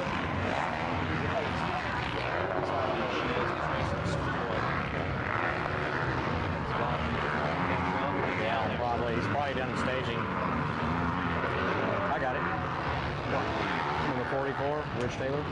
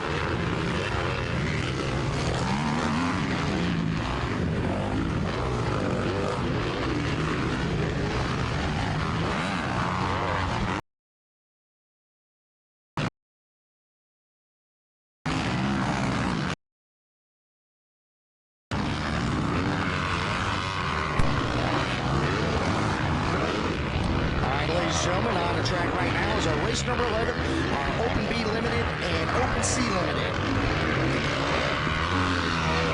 Is it still Jonah Locks out there? Yeah, Jonah Locks is out there, your leader in the Open B Limited.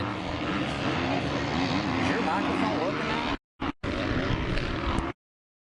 The 14 to 16 age group. Kawasaki still leading the 672 of Zach George. And then the 684 back there in third. Michael Witcher out of Plano, Texas on the Kawasaki. So Witcher been sitting idle here at the track for a day and a half. This is his first moto, J.P. Parsons, and he's probably kind of shocked on what rut he wants to choose, what rut he wants to take, and he hasn't been out on the track yet. You can just kind of tell he's not flowing as well as he normally typically would. Right, Jonah Locks right now going through the little rhythm section right adjacent from the starting line, but very good form, you know, as he right now he's going through the Talladega turn number 2.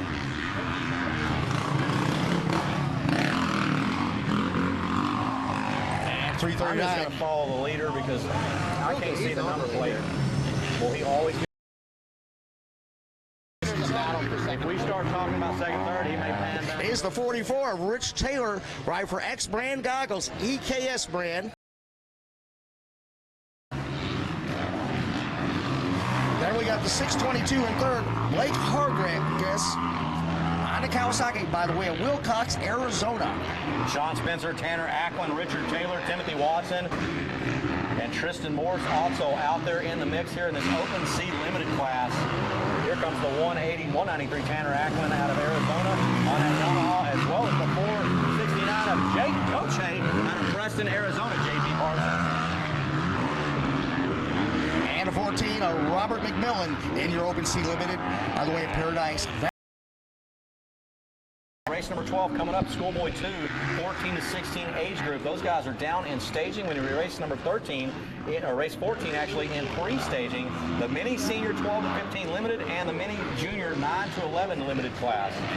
Well, hopefully this Schoolboy 2, Sean Cantrell will have a little moto.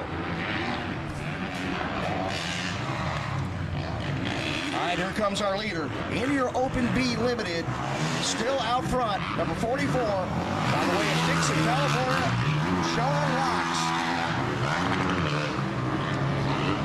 And second place is the 672 from right here in Buckeye, Arizona, Zach George. And 684, Michael Witcher, by the way of Plano, Texas. Nice to see some Texas guys out here. Hopefully next year, as this event grows, we'll be able to have more people from different states. Is your mic up? Which one is it on?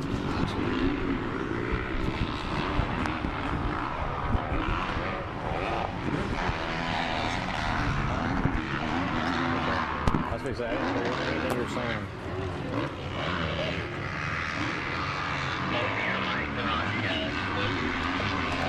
All right, back to race action, ladies and gentlemen. I'm going to go get you a battery.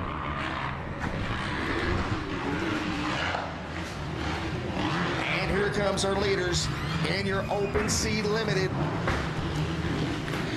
And it looks like it's the 44 of Richard Taylor, and followed by the 314 of Tristan Mortz out of Canyon Country, California.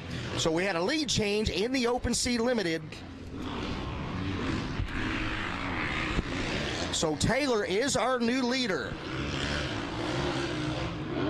And it's turned out to be a fantastic day right here at Arizona Cycle Park for the 2014 AMA AZ Open.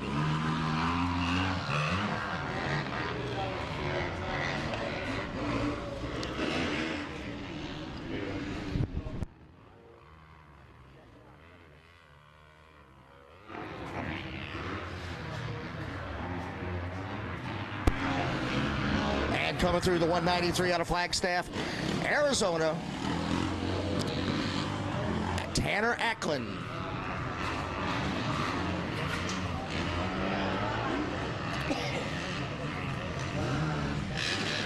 And the 14 of Robert McMillan, Paradise Valley, Arizona.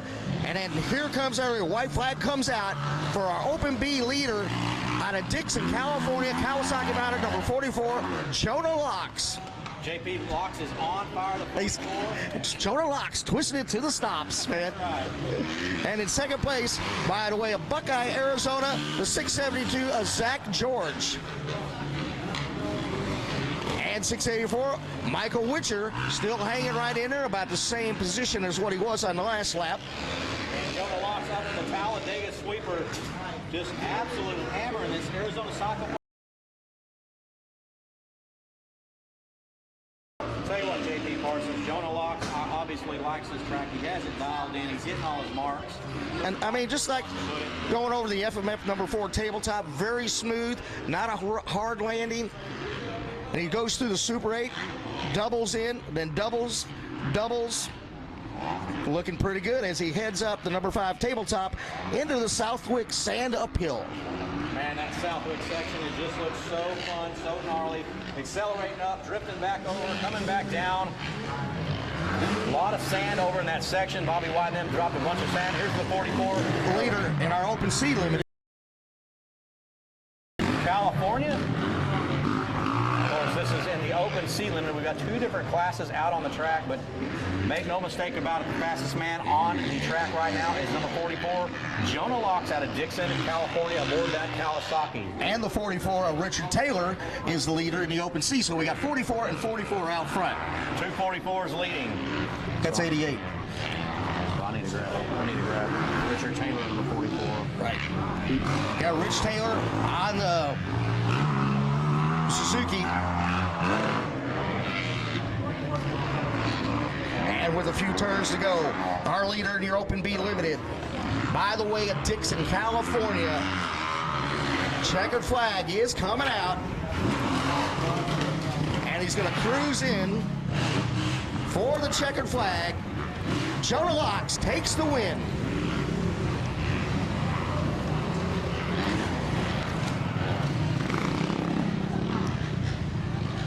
In second place in your Open B Limited, it's going to be the 672. By the way, Arizona local rider, Lucas Oil, BAM TV, Engine Eyes, Factory Connection, Proclaim 1000, Zach George. JP Parsons, check sound. Shan Garcia up here on the microphone with Jonah Locks, number 44 out of Dixon, California. Jonah, looked like you just grabbed the whole shot and had a pretty commanding, comfortable ride out there. Yeah, on the start, a couple guys were inside of me, but I just thought to myself and never let off and went a little high, but I came down good. Track's coming out pretty good. Kind of one line, but I liked it and I had kind of fun. We talked about that the way you're accelerating through a lot of those ruts and stuff, that it looked like you were having fun. It looked like you liked the track. It is going to be one line because of Mother Nature and what she poured on us yesterday, but hopefully tomorrow it'll be a lot better as far as different line choices. But you grab that whole shot, don't have to worry about one line or not. Yeah, starts always make it easy, and I've been here a lot at ACP, and I know they always pull it out to be good, and I could see Saturday, Sunday being perfect. Jonah, any sponsors you want to thank, buddy? Oh, so many. First off, Free the Peeps, Renee's dad, Rental Bars, Transportation Services, Locks Racing, Static Clothes, FMF, Cycling, Lord Jesus Christ, keep me safe always. Hello, buddy Renee. He needs to come ride some more, but he's getting there. All right, Jonah, we'll let you get some water, and we wish you the best of luck in your upcoming motos. Hope to see you back up here on the podium. Hey, yeah. Jonah Locks, everybody, number 44 from Dixon, California. JP Parsons, back to you.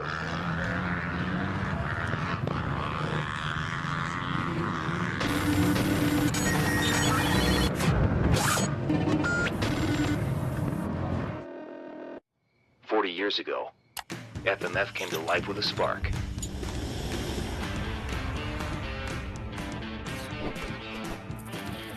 Today, FMF is the leader in performance exhaust. FMF is driven to ride. FMF is 100% American-made horsepower. 40 years of riding hard and having fun. Time flies when you're going fast. Guys are the greatest guys. Through experience, I've learned that setting my sag properly is the key ingredient to my success. You know, to have the slacker and be able to make these changes so quickly in the morning before I ride is absolutely huge for me. Slacker kicks ass.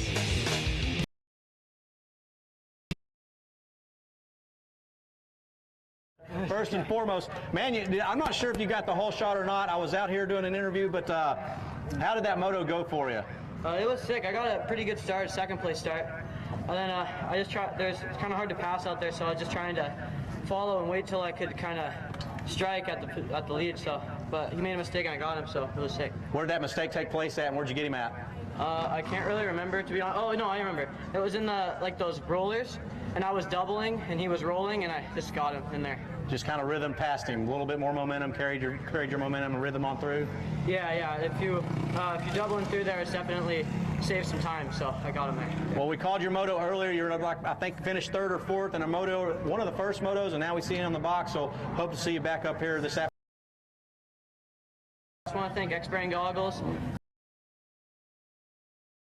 Suzuki, Asterix, and everyone I forgot. Thanks. Hey, man, I'm sorry for forgetting about you. Oh, it's okay. It happens sometimes. It's only the C-Class. It's okay. No, hey, you deserved it, man. That's a great ride.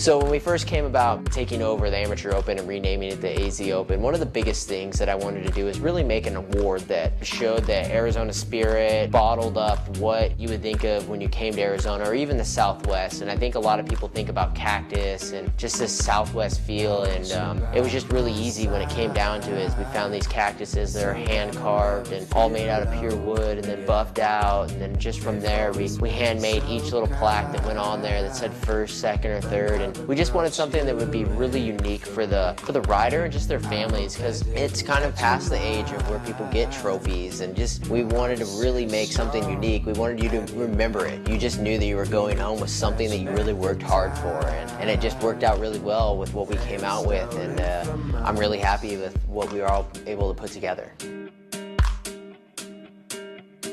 I want you, we can bring it on the floor. Never danced like this before. We don't talk about it, dance on. Do the boogie all night long. Stoned in paradise, shouldn't talk about it.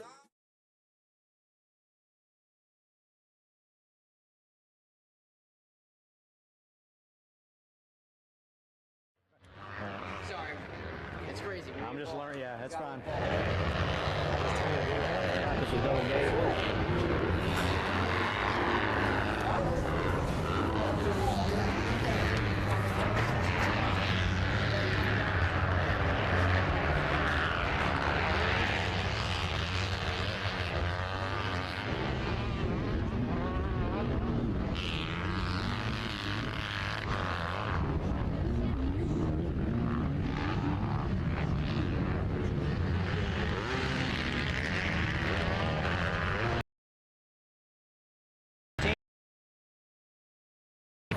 Dalton Lane, number 155, and 188, Gage Shear out of San Clemente, California.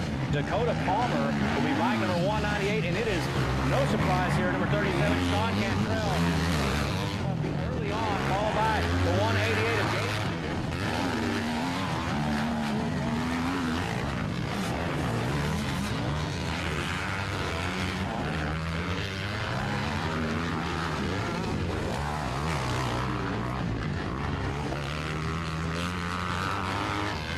It's 3.5-second gap, but Sean Cantrell out of Murrieta, California on the KTM, sponsored by that Troy Lee Designs, Red Bull, Lucas Oil, KTM, Dunlop Tires, Oakley Renthal, and Alpine Stars. Just absolutely flying as he makes his way up into the second Talladega section here at the beautiful Arizona Cycle Park in beautiful Buckeye, Arizona. No place but the Buckeye.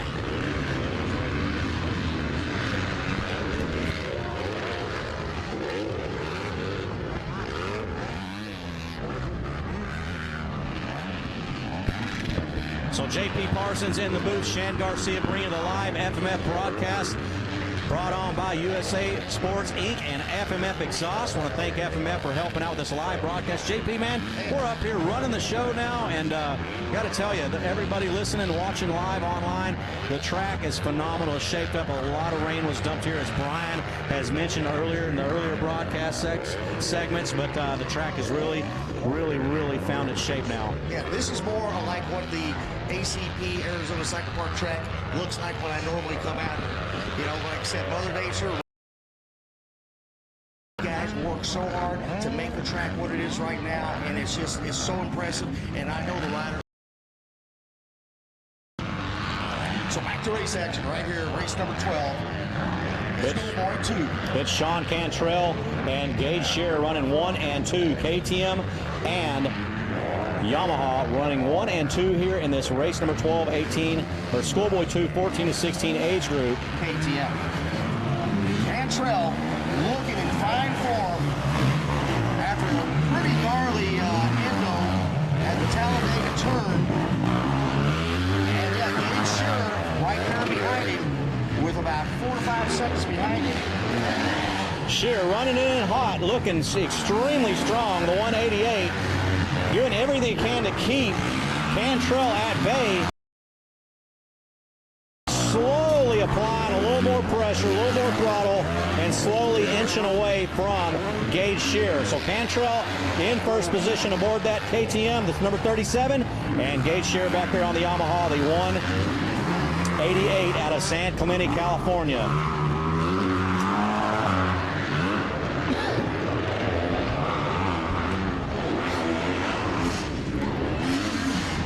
Eli Dean and Benjamin Brady, Taylor Guttard, McCory Bro, Dakota Palmer.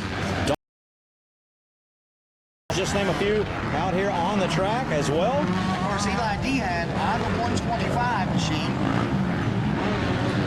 And the 314, Benjamin Brady coming through. And how about this? We got somebody falling over right below us, J.P. Parsons. And that is that number 155 of Dalton Lane out of Phoenix, Arizona.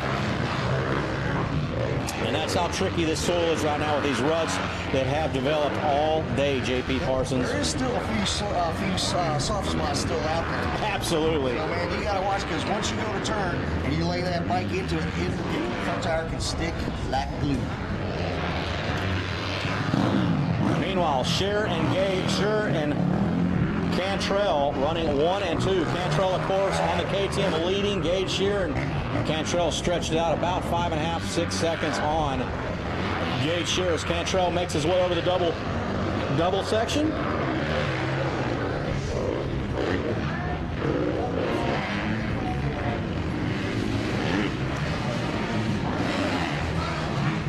And Cantrell comes through the finish line sweeper. Looking very comfortable on that new KTM he's riding. 88 Gage Scheer, time for answers. My favorite, Feel the Power, FMF.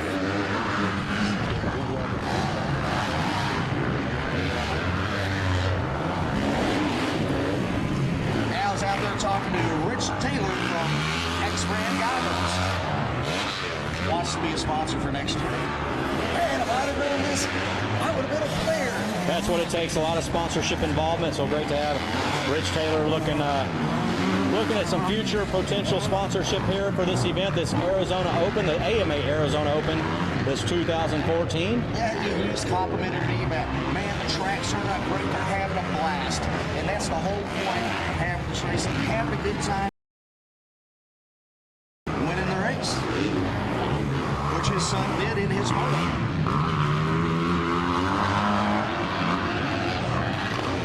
So race number 14, the Mini Senior 12 to 15 limited and Mini Junior 9 to 11 limited is loaded in the gate. They'll jump on the parade lap here in just a few moments as we start to wind this moto down. The Schoolboy 2, it is still Sean Cantrell out of Murrieta, California in the driver's seat here. And how about that 4-stroke 423 Eli Dean out of Tucson, Arizona, aboard that Yamaha, sponsored by McMorton Law, Supernova, Spy, and Dunlop. And of course, Dunlop tires available over at AEO. On location, our official Dunlop tire.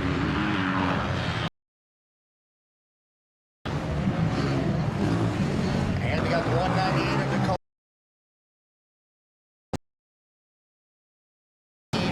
Benjamin Brady. Vail.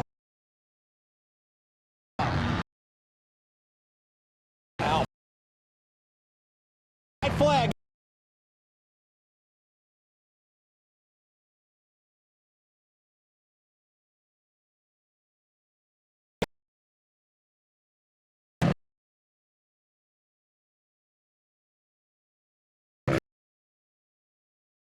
Gage Scheer, a name we've announced very many times, along with Cantrell. And I tell you what, Cantrell has really stretched out a commanding lead, J.P. Parsons. He has about 15 to 16 seconds on Gage Scheer now. So Cantrell came to life here in this moto. Well, you know, Sam, maybe when you get, if he, everything for unforeseen circumstance, maybe you can ask him about what happened in that first turn in that previous moto. As he did a horrendous end. Obviously, he's okay. We're glad to see he's back up and riding. Maybe you can get that information from him. I will. We'll get him up on the podium, barring any unforeseen crazy circumstances. As long as he finishes up where he is right now, in control and large and in charge. Sean Cantrell, number 37 on the KTM, is still out front. And he just went through the Super 8 up the Southwick Sandhill, Section 6. And hopefully he's got that thing on cruise mode, he'll wind it on down and take that checkered flag. White flag still waves here for race number 12, the Schoolboy 2, 14 to 16 age group.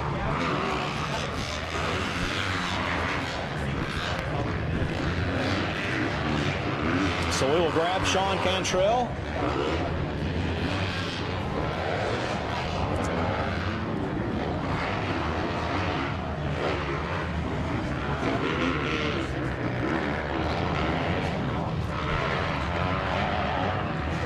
And we should be seeing Sean Cantrell, Idle 37, Orange Brigade KTM, as he goes over the double, hits the tabletop, and turns, sees that black and white checkered flag that is so desired by the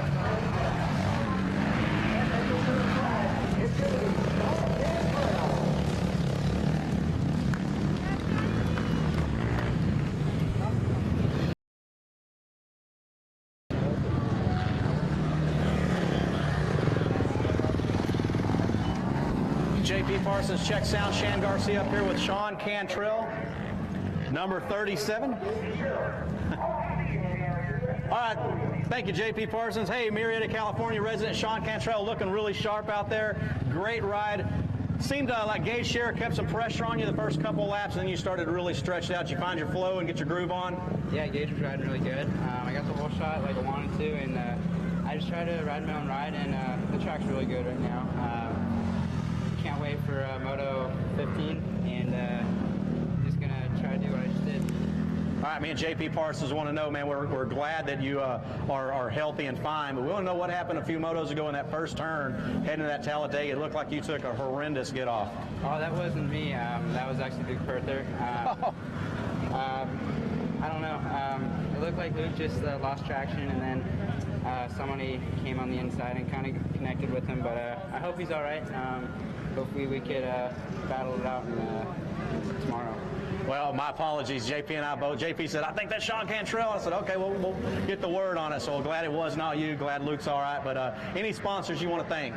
I definitely want to thank Troy Lee, Lucas Oil, Red Bull KTM, FMF, Team Dunlop, just everybody, Adidas, Alpine Star, Oakley Goggles, and everybody, thank you so much.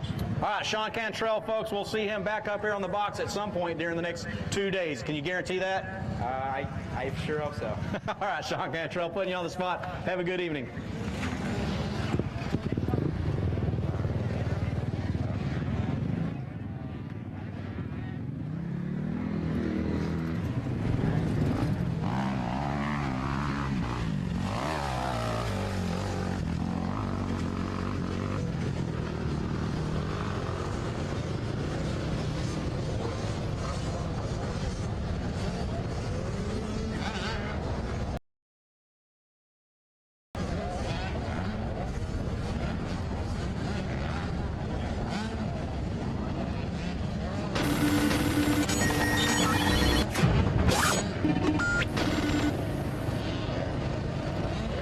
Years ago, FMF came to life with a spark.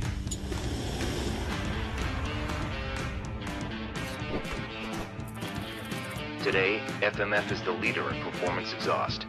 FMF is driven to ride. FMF is 100% American-made horsepower. 40 years of riding hard and having fun. Time flies when you're going fast. Experience, I've learned that setting my seg properly is the key ingredient to my success. You know, to have the slacker and be able to make these changes so quickly in the morning before I ride is absolutely huge for me. Slacker kicks ass.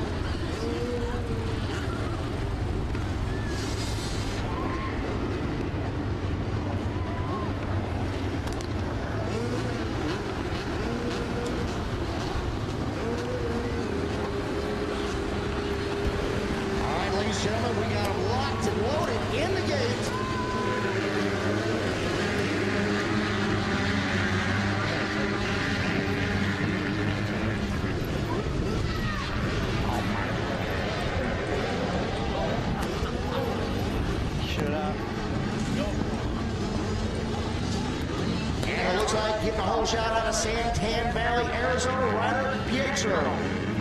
Riding for O'Neill.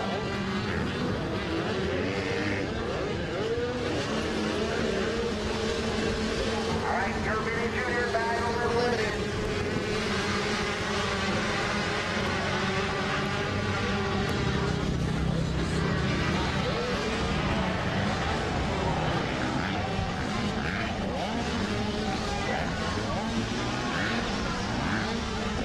Looks like it's 6:04. Max Miller with the whole shot in your mini junior 9 to 11 limited as he goes through the number 2 Talladega sweeper.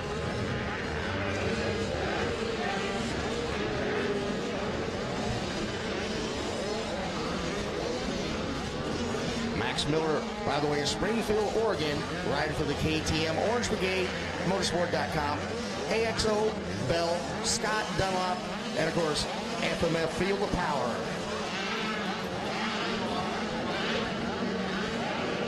FMF making performance exhaust systems and high performance parts since 1973.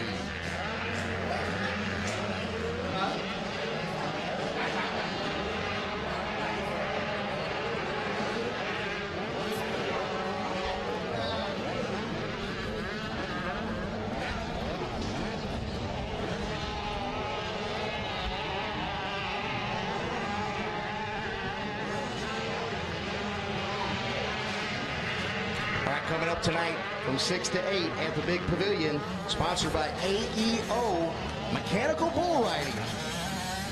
So if you hadn't had enough moto, we're going to see you guys over there from 6 to 8. And there's the 110. Devin Bates is our new leader in the mini senior, followed by the 180 rider Pietro.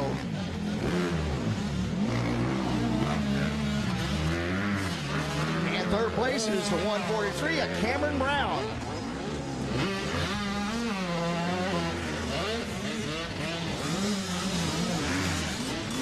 Followed by the 88 Tanner Abita. 6:04 Max Miller is your leader in the mini junior.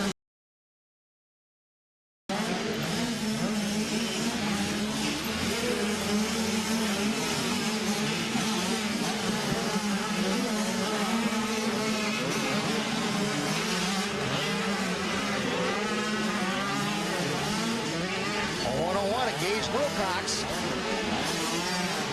on his Kawasaki, and followed by the 39 at Taylor Johnson.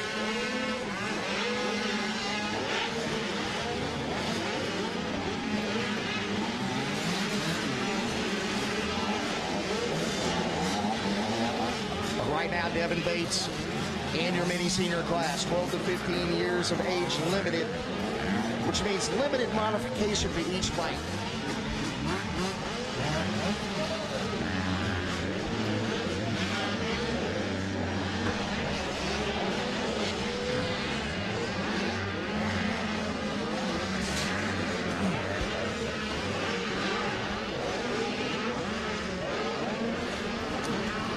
Coming up, race 15, our 250C modified. On the line in the stage area, 250B modified. So we got a couple of big bike classes coming up. Should prove for some fast racing right here at Arizona Cycle Park. For the 2014 AMA AZ Open. And the video live brought to you by FMF.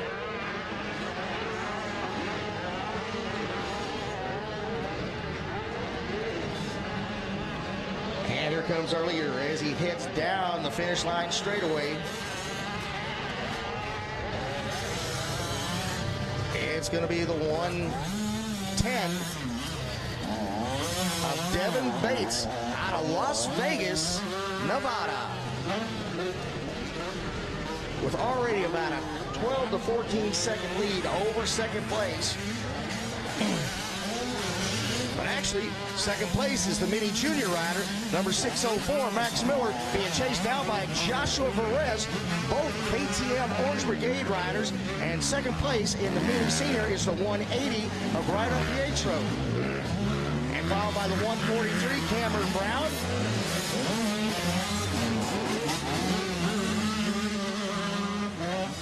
And the 210 of Luke Kelsan. 601, Conan Forrester. 211, Brock Bennett. And 51, DJ Weber. 102, Weston Williams. And here comes the 101 of Gage Wilcox. I think getting used to this bigger bike, the 85cc, he's very, very comfortable on his 65cc, rip and tear with no despair. But sometimes when you jump up to a bigger bike, it takes a few races and gets more seat time on the bike to get adjusted to it.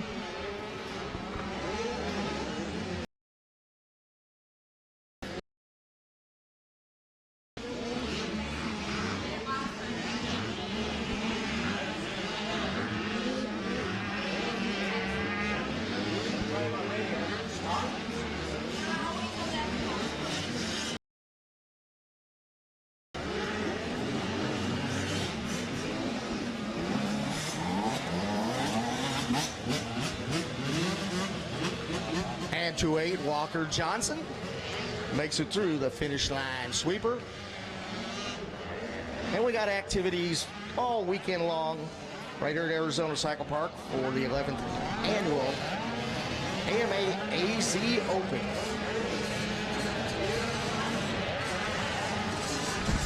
And coming through out of Mesa, Arizona, Yamaha number 21, Noah Devine. But here comes our leader and the mini senior 110 of Devin Bates.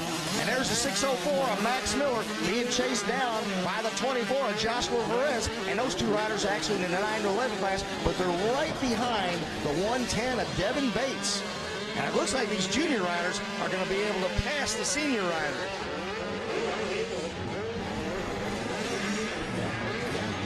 Devin Bates out front, right there, going into the starting line turn through the Talladega, turn number 1.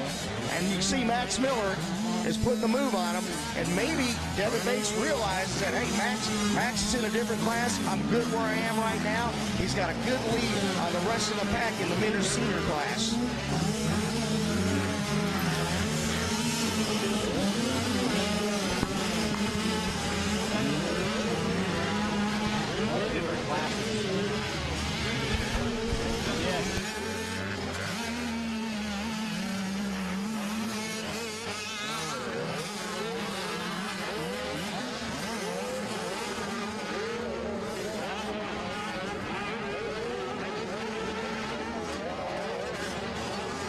Out there in the mix.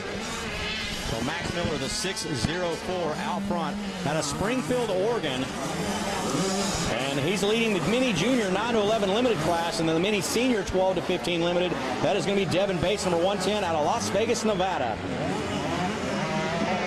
As I was saying earlier, Shan, we got Gage Wilcox out there on his 85, and it must be one of his second rides on it. He's still not quite dialed into it like he is on his KTM 65, because like on his 65, he just rips on that thing. Man, JP Parsons, all these guys pretty much ripping out here on this track. Hey, they're going a lot faster than us. Oh, absolutely. Hey, the only thing we do fast is our lips. That's right, barely. Rev it up. And these ruts are just causing all kinds of mayhem for these riders. We got down riders, spun around riders, not even down riders, just spun around riders where they've kicked out of a rut. Here comes the 604 of Max Miller. Yep, our leader in the mini junior, 9 to 11. And second place is the 24 out of Paris, California. Both KTM Orange Brigade riders is Joshua Perez. And your leader 110, Devin Bates. Your leader here in the mini senior 12 to 15 limited age group. And as Lynn Nickerson would say, and many more. And many more. The 208 also coming through. That's going to be Walker Johnson out of Columbus, New Mexico, aboard the KTM.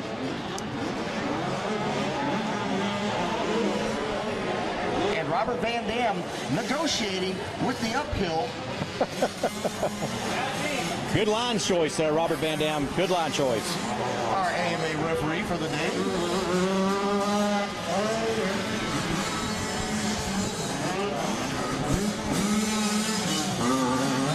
So the 604 Max Miller out of Springfield, Oregon, still in control of this one as he makes his way through the Super 8 rhythm section, bouncing through, not getting a good drive, just bouncing through the best he can up and over number 5 tabletop and up into the Southwick section of this track. Arizona Cycle Park in beautiful Phoenix, Arizona. The track is laid out in between some mountain ranges, just absolutely killer view here at Arizona Cycle Park. Bobby White and crew running this track since about 2001 or two? Many years. We'll just say that, many years. And of course, Bobby being a former pro motocrosser, raced at the LA Coliseum, rode at Outdoor Nationals. So he knows about tracks, he knows about safety, he knows how to work a track. He's done a phenomenal job on what he had to deal with as of yesterday, and everything's turned out to be just fantastic.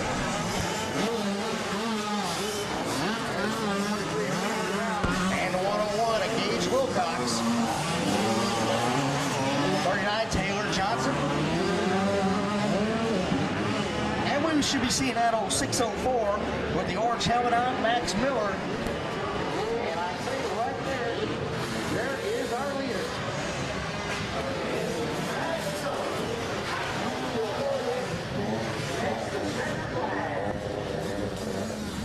And Bravo 24 of Johnson Marine. Yeah. Hey. California, taking second. Mini Junior, 9. Hey, send 110 up here, 210. I don't need him. Oh, okay, protect.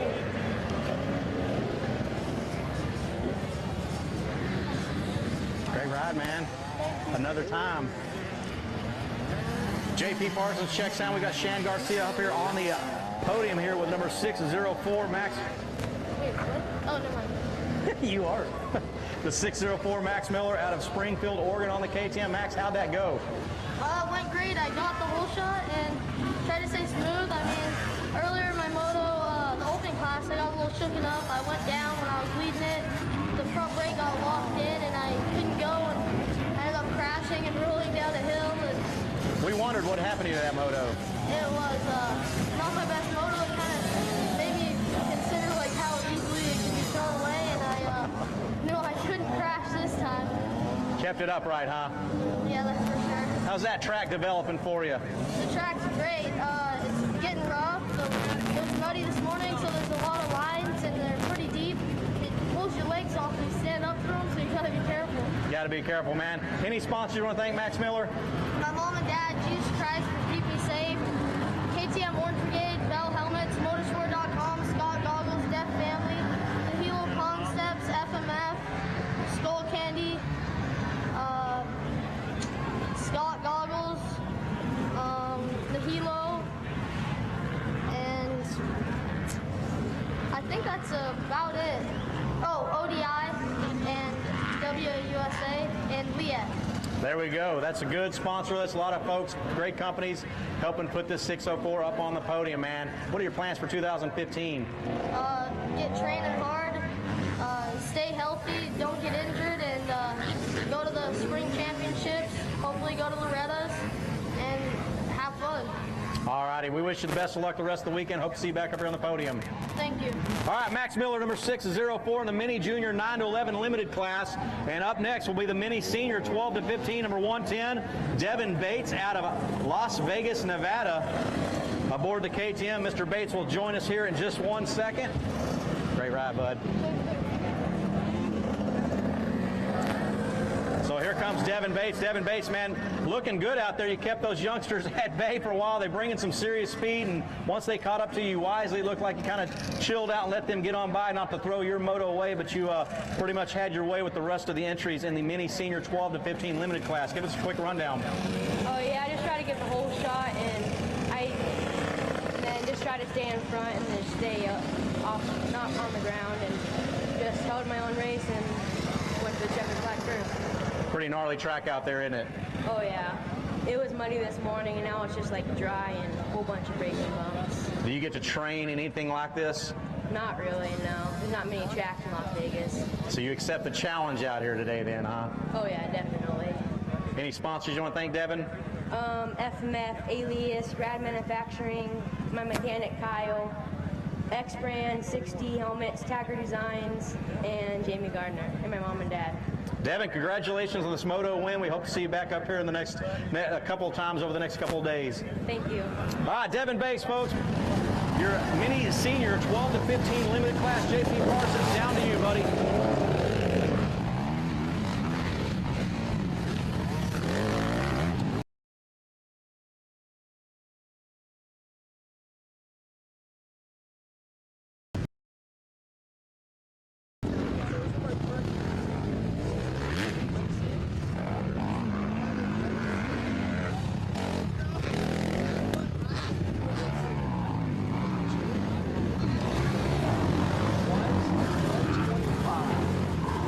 Not his normal bike that he rides, but he's going to ride it right here in the 250 bike class. Bike number 721, by the way, in Las Vegas, Nevada, the Yamaha. Jamie Horton. Bike number 996 out of Glendale, Arizona. Yamaha mounted chains.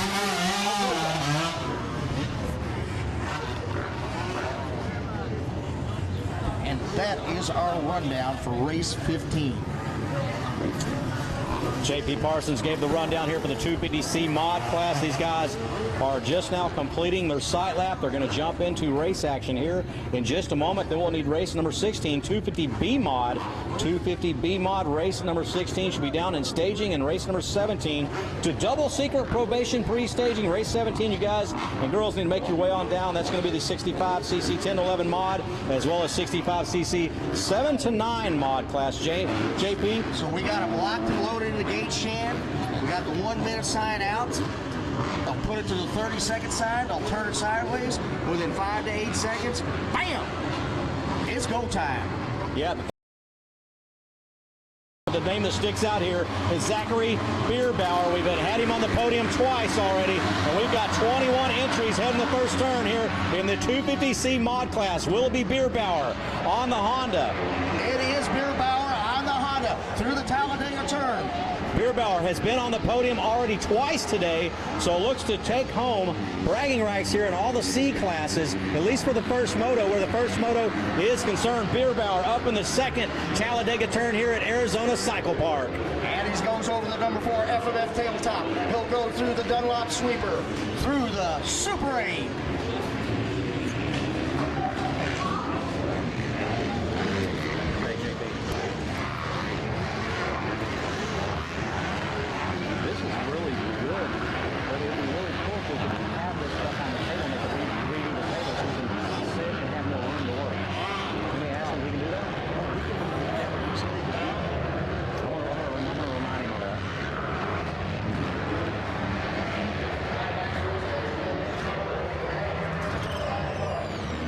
I think we've got it all dialed in now. Can we?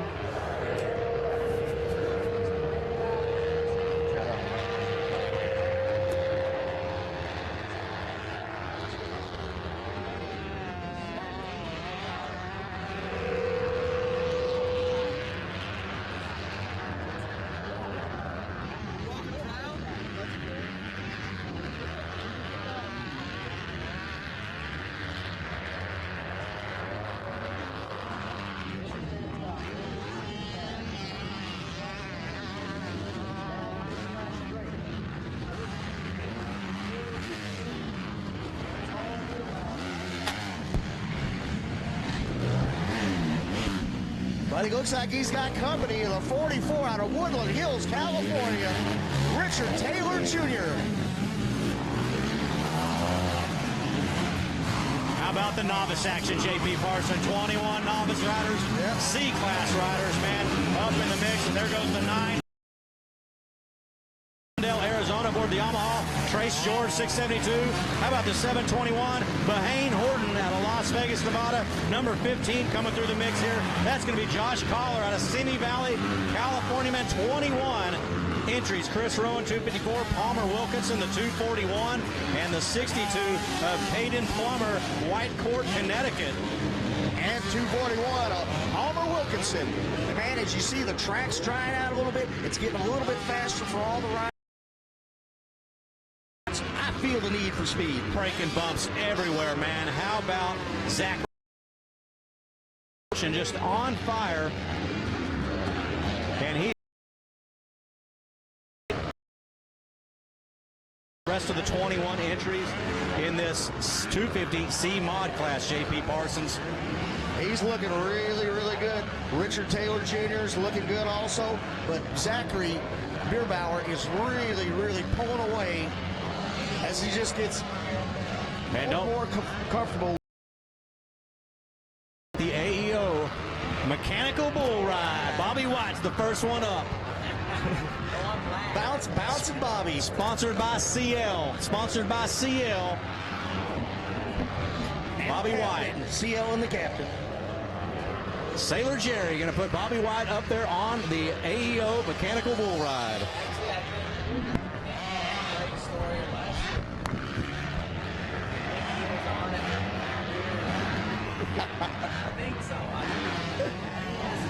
We'll talk to Kenny about that here pretty soon. Get us that information. Chris Rowan out of Phoenix, Arizona on the 254 machine on that Honda. But meanwhile, how about the 173 aboard the Honda out of Lancaster, Texas? Zachary Bierbauer, sponsored by O'Neill, FMF, AKS, Brand Henson, Factory Connection, Vortex Flu Designs, and Maxima Oil. Now I know it's C-Race.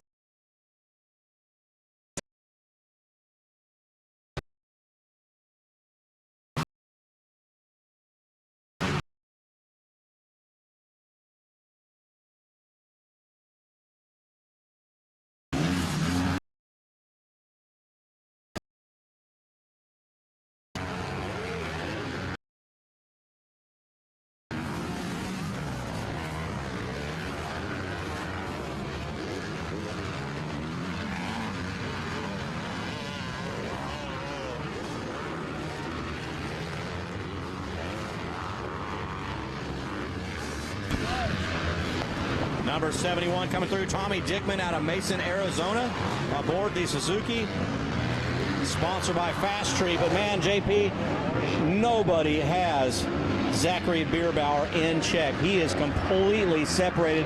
He's got the entire Super 8 section, the number 5 tabletop, and heading into the southwest section of the track, the 173 on the Honda, just looking phenomenal out here in these C classes. This will be, barring any unforeseen crazy circumstance, this will be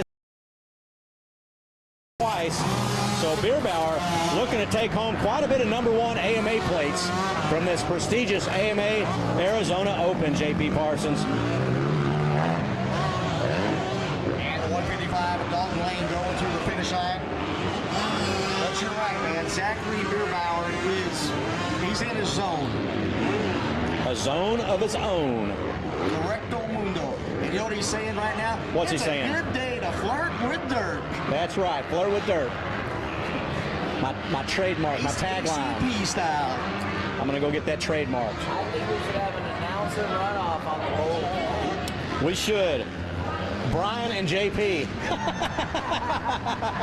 guys, thanks. Brian and JP, your bull riding announcers. The 173 Bierbauer coming through one more time. Couple laps before this one is in the books, and he is still in complete charge mode. Man, he's standing up. He's having a good time. The legs are out. And here comes the 44 of Richard Taylor out of Woodland Hills, California. They're in second position. Yeah. Rich Taylor's looking really, really good right now. And there's 312, Trey Palmer. And 672, Trace George. 254, Chris Rowan, right here from Phoenix area. The number 90 coming through, Braden Lessler, as well as the 55 of Bryden Schleck. And the 54 of Austin Zambak out of Peoria, Arizona, followed by the 222 of John Ruggiero and the 968, 996 it looked like, of James Alico out of Glendale, Arizona, sponsored by Motoland Motorsports.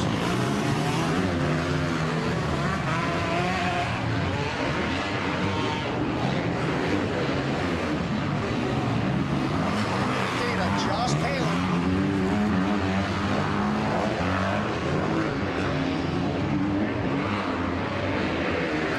You know what's really cool is the design of the track. It's very, very challenging. It's rough, there's ruts, but it's not a high-speed track, which kind of reduces, makes it into the safety zone factor. Oh, definitely. BWD, Bobby White design. Bobby White power right here, folks. Yeah, he keeps the track tame. They're hardly getting out of third gear, maybe fourth in one section or two, maybe, but keeping those RPMs down, or gears down, I should say, down in low gear. And, it just takes the... And another thing he does out here, he's always trying to make, changes. It's not the same old track like a lot of places that you go to. And so he makes it challenging and enjoyable for all the riders, whether it's on a practice day or on a race day. Changes it up quite a bit. The 173 coming through. Little yellow flag action. Man, and that's another thing I want to say. The Brad Downey Foundation and the yellow flag markers, the yellow flag employees have been on the money today here at Arizona Cycle and Park. You know who also is on the money? This gentleman right here, this young rider, number 173, Zachary Bierbauer, Z-Ray. And the 44 of Richard Taylor. X-brand goggles.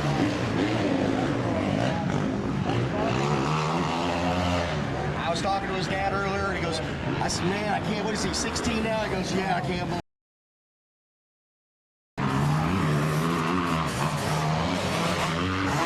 672, Trace George, and the 254, Chris Rowan.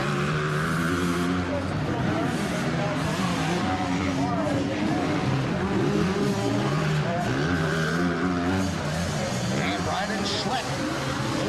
Followed by the 54 of Austin Zambak and the 996 of Jim Alcoa.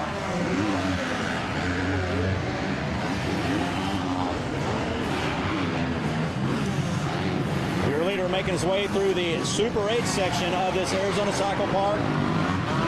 Zachary Z-Ray Bierbauer out of Lancaster, California on the Honda has a white flag waves. He's got about a half a lap left, JP Parsons, before he collects another moto win. I believe this might be his third moto win. So not only is he an exceptionally good rider in the C-Class, he actually has this track pretty dialed in, because this track is at a very commanding spot right now, I should say, with all the ruts, all the line choices, all the mayhem that's out there with the rain.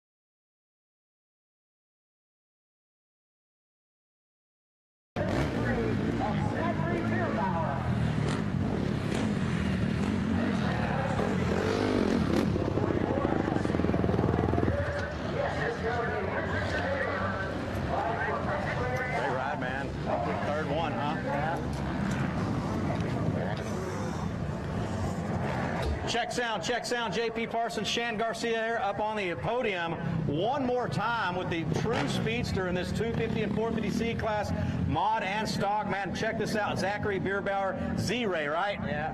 Well, the 173 out of Lancaster, California. This is the third time you'd be on the podium, man. What have you noticed differently in this moto just completed than the motos earlier? The other ones were just smart, trying to get through the mud, not falling down, and just staying smart. This one is got to pick your lines a little bit better and go for the jumps, and yeah, go for that. The track really developed now, really tacky. You can put your bike pretty much anywhere you want. Yeah, it's good. There's just a couple sections that are muddy and super good now. Awesome. Any sponsors you want to thank? My mom, my dad, Lord Jesus Christ for keeping me safe, and Lucky 23 MX Academy for helping me through this, and then FMF, X-Brand, O'Neill, Flu Designs, Vortex, Honda, Mid-Cities, Bell, Maxima, and anybody else that I forgot. Thanks. A whole lot of sponsors helping you, and I don't have to say, hope to see you back up here. I'm sure I will see you back up here. For sure. I'll see you up here tomorrow. All right, Zachary, you have a good evening, buddy. Thank you. Nice job.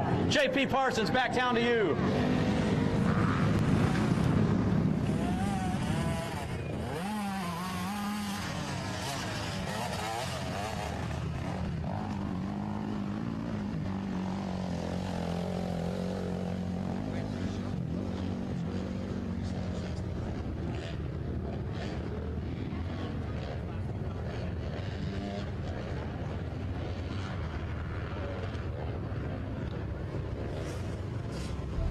At the end of 2013, the Amateur Open wasn't going the way that I think everyone panned out for it to be from the beginning.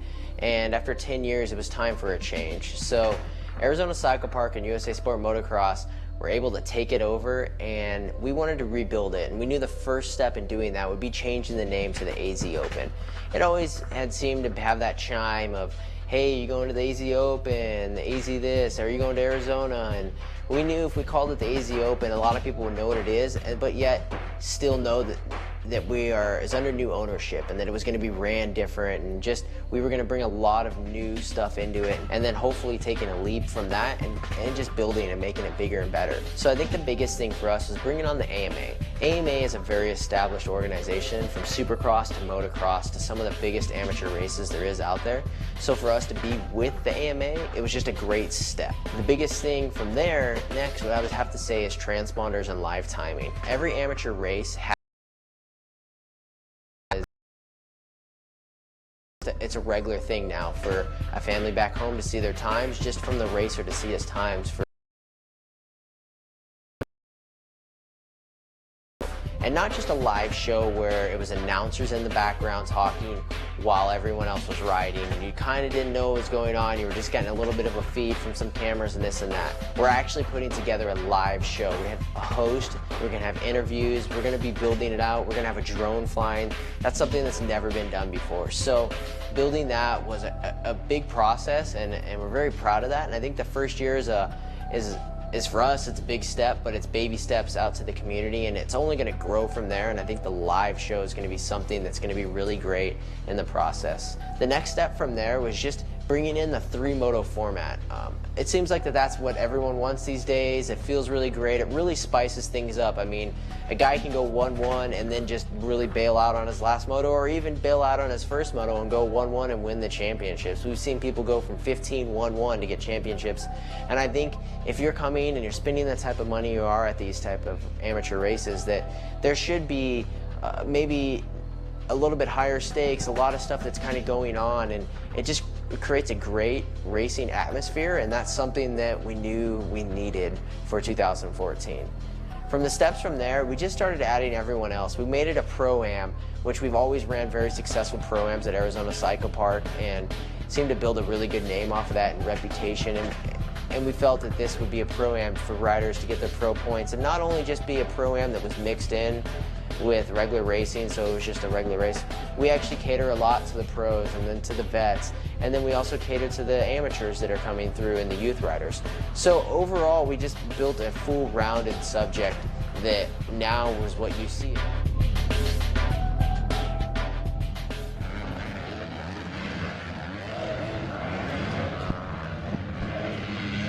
So Cantrell out front. Meanwhile, just really starting to separate, put some distance on this opening lap, and that's the good part of motocross, man. You're not eating roost, you're not eating dirt, you're not getting pressured by the guys back there in second and third, and Cantrell, man, just a racehorse right out of the gate. All right, ladies and gentlemen, coming up, next race is race 17, our 65cc 10 to 11 modified, our 65cc 7 to 9 years of age modified. And we want to see everybody over at the AEO Mechanical Bull Ride. adults, moms, It's always interesting. grandmas. Let's get the grandmas out there, man. Let's put grandmas on the mechanical bull ride. All right, here's your leader. Down the finish line straight, making a switchback through the finish line. 37, Sean Cantrell. And followed by the 424, Garrett Allen. 525 is Daniel Mills. 153, Carson Carr. And 17, Braden O'Neill. Drive for O'Neill Racing. 981 Taylor Burley coming through out of Castle Rock, Colorado on the Kawasaki, as well as the 339 Bishop Ybarra out of Phoenix, Arizona.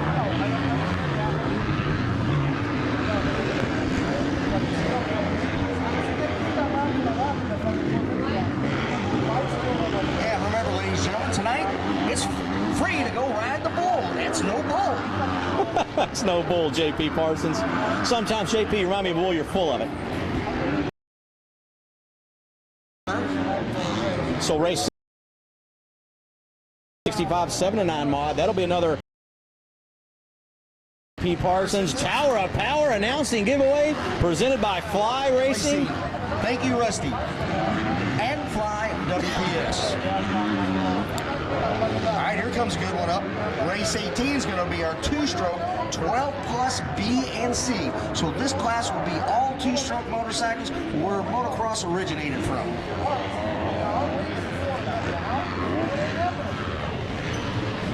Hey, Bobby, what moto are we going through? We're going all the way, baby. 23. Yeah. That's 7 more motos.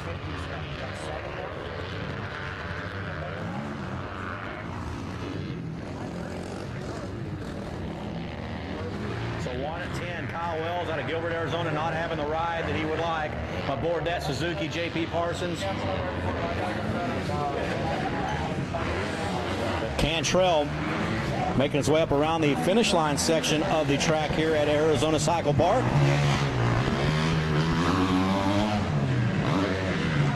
Man, looking very, very smooth. Hitting all his spots. And second place, 424, Garrett Allen. How by the 525 of Daniel Mills. 153 in Carson Carr. And 17, Braden O'Neill. Out of Chatsworth, California. 37X Max. Sponsored by Team Green Kawasaki, River Rat Motorsports, 3M, 6D, family, and 100% goggles. Out of Overton, Nevada.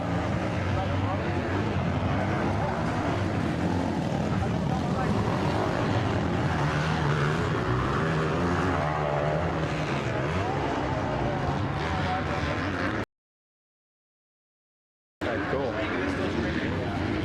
Yeah, now we're doing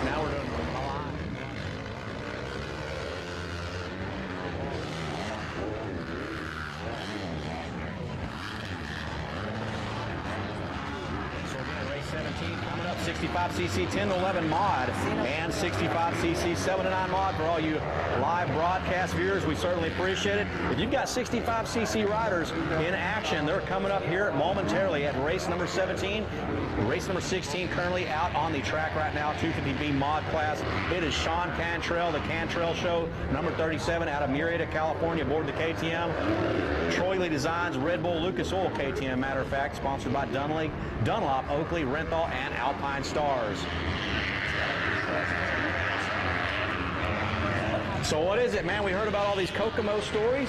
Now let's talk about some ADO bull riding between Bobby Whitepower and JP Parsons, the mouth of the South. Get these two fools up there on the mechanical bull tonight, and I'm going to put $50 to the winner. So here we go, $50. No.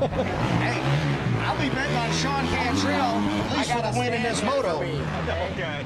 Man, Cantrell is moto. And still in second place, by the way, in Riverside, California, Honda Matter 424, Garrett Allen. But put the pressure on it out of Whitmire, California. Now on out of 525. 53 out of Escondido, California. 152 stroke, the 153 Carson Carr out of California aboard that 2-stroke. There's the 110 aboard the Suzuki, man. JP, these guys are just, man, I think they're just kind of wanting to get through with the day. These ruts are just absolutely amazing. You got 8 different line choices right here where we are at the announcer's tower. And you think they're going to be dreaming ruts tonight? I think they will. I know I will. They're probably going like this. For a desert-based track here in the Sonoran Desert in Phoenix, Arizona, I can't fathom that when I was driving out here from Texas that I would see so many line choices, so much rain yesterday. Yeah, well, it hurt and it helped. Everybody watching the live broadcast, the FMF live broadcast, you're seeing some really cool line choices, some good ruts have developed. The track is very gnarly, very demanding, and it's making the cream of the crop rise to the top, JP Parsons. That's a good one, Chad. I like that. And right now, the cream of the crop is color orange. That's right, Sean Cantrell. Number 37 out of Murrieta, California, aboard the KTM. Gauge share number 188, Carson Carr. Kyle Willis out of Gilbert, Arizona. Austin Valerie. Taylor Burley out of Castle Rock, Colorado. Man, we've got them from all over here at this 2014 AMA Arizona Open, a featured AMA event. Right. You know, and a lot of the riders, like a lot of Team Green riders, a lot of KTM Orange Brigade riders, this has really made this a great event. And speaking of great, there he is, the Orange Crusher, Sean Cantrell.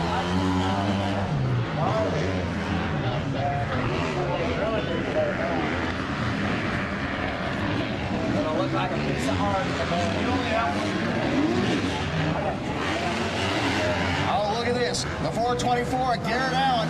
The pressure is being put on by the 525. Yamaha out of Daniel Mills. Mills wants him. And, of course, down there in pit row, they're waving him on. And fourth place right now is 153 at Carson Carr.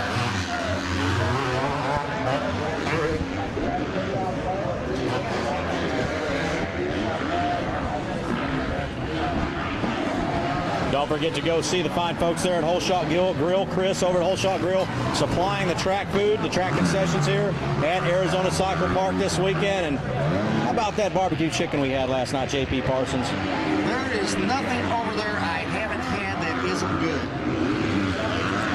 Chris and his wife, man, they take care of us. It's a great experience. And it's so close. Yeah, like a hop, skip, and a jump away. So Cantrell, this is definitely the Cantrell show as he is completely on fire. And we've got 12 entries. Man, we've got 65cc action coming up for all you live FMF broadcast viewers. You're watching this internet coverage live. Shan Garcia, Whole Shot Magazine, and Burn the Texas Motocross Chronicles, as well as Shock Socks. Doing some color commentating with my thickest thieves partner in crime, JP Parsons, the mouth of the South. It's great to be out in the West. Calling the action here for the good folks, Austin White, Bobby White, Bev White. And Bev White. Here comes number 37, White Flag Wave. Sean Cantrell out of Murrieta, California, has 1 lap left. You know, even though he's a half a lap ahead, an amazing lead, he's still throttling up.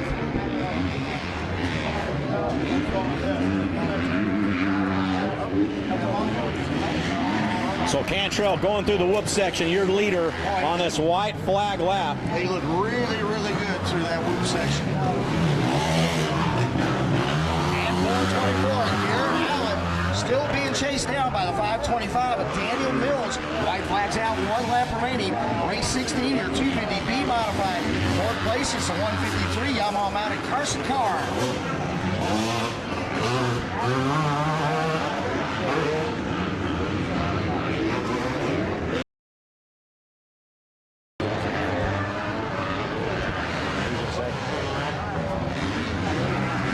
And so fifth place is going to be the 17 out of California, Braden O'Neill. So what a great race here we have, folks. J.P. Parsons with between second and third place. Daniel Mills, number 525, and the 424 of Garrett Allen out of Riverside, California, aboard that Honda. Allen looking really, really good in his moto as he goes through the Dunlop sweeper. Then he'll approach the Super 8, doubles in. And check it out, Daniel Mills.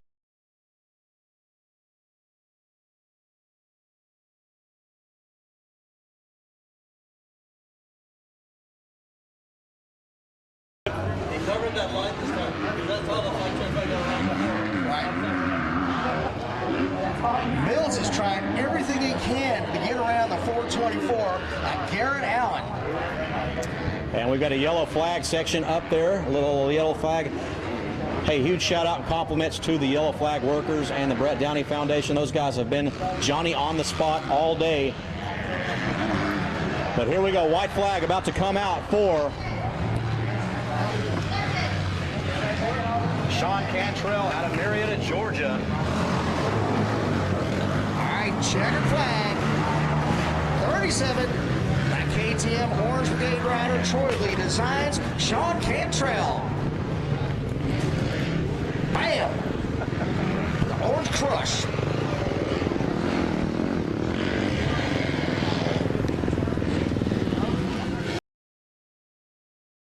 Looks like Garrett Allen's going to take the front slide. Oh, yeah.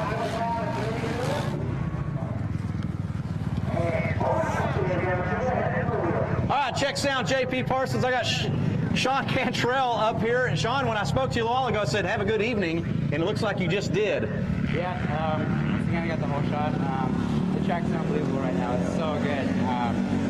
This is normally my favorite track, and it just keeps getting better. These guys are doing a great job with the track prep and everything. It was a good race, and just can't wait for tomorrow.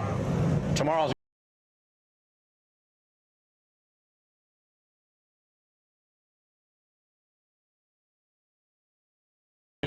Lucas Oil, Red Bull, KTM, FMF, Team Dunlop, and Adidas, and Renthal, Alpine Star, Oakley. Everybody, thank you. B-Mod, first moto winner, J.P. Parsons, back down to you.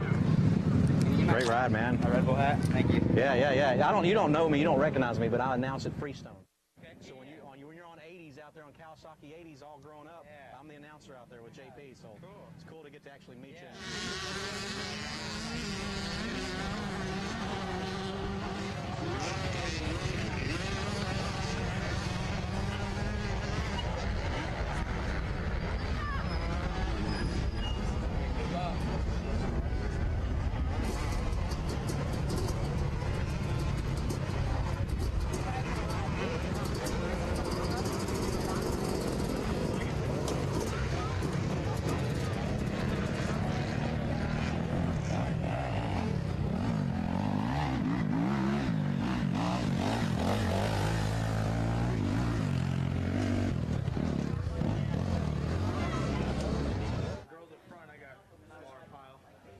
When you said that one, is there a fire pit right out here?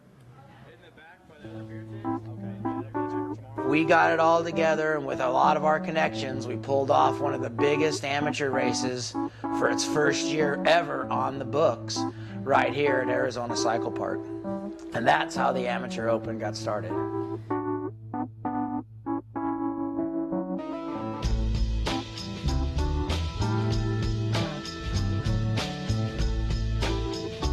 The Amateur Open has been one of the first races because, you know, Loretta's kind of ends the season and everybody switches bikes, switches brands, moves up to B, moves up to A. So they always came out to the Amateur Open to give their new bike a try or their new class a try. We've had some great racing that way. A lot of the top riders have came through here. They always use this race as kind of a warm-up to see where they're at on the new machine, which way they need to go to start getting their new season ready.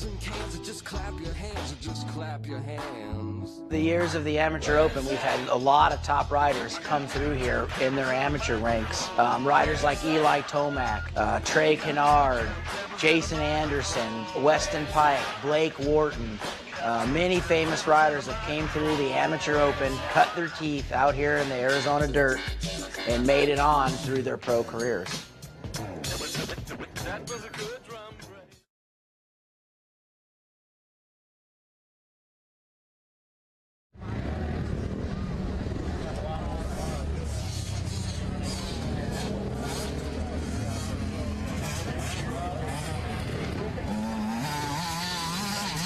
Press Brett. 250B modified. Sean Cantrell. Man, we've seen you over the years. This year, you know, we've always spent in Suzuki earlier in your career, right? That's correct. Troy Lee gave me this opportunity to ride for him, and I just want to prove to everybody that I deserve it, and hopefully I could win some championships this year. So how do you like it, the KTM? I mean, it's a little bit different than, you know, each bike, whether it's a new bike there, it's always a little bit of an adjustment period.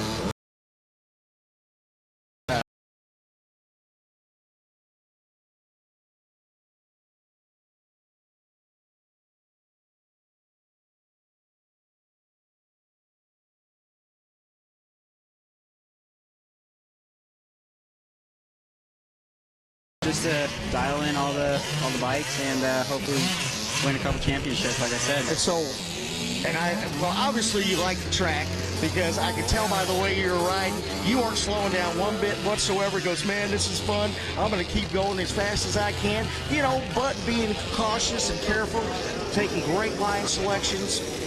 Yeah, that's pretty much the key to all these ruts is just to find your lines and just have some fun. The ruts are like 3 feet deep, so they're a lot of fun. This is my type of track, the technical stuff. So the track's amazing. The mud's finally drying up, which is awesome. You know, I love watching you go through here because you come through here, you just launching that, then you'd rail into the left-hander. I mean, it's just like it's so smooth, man. It just looked cool. It was fun for us to watch. Yeah, it's definitely fun for me. Like I said, the track is unbelievably great, and just can't wait for tomorrow. So what's your plan for 2015? 2015, I will be in the 250B class, Schoolboy 2. Hopefully, like I said, I can win some championships and just have some fun. That's the main key, and that's about it. I guess the first big race will be the James Stewart Spring Championship in March 16th, coming up at Freestone. I hope we will see you there. I know you'll be there, hopefully. Yeah, sure. But are there any other races between the first part of the year, or is that going to be kind of the kickoff of the amateur? That'll probably be my first big race of 2015. I'll do some local stuff in California at my house, but I'll be at Freestone, Oak Hill, hopefully just having fun. Well, hey, man, it's great to see you. Congratulations on your win, and we'll see you tomorrow. Thank you. Okay.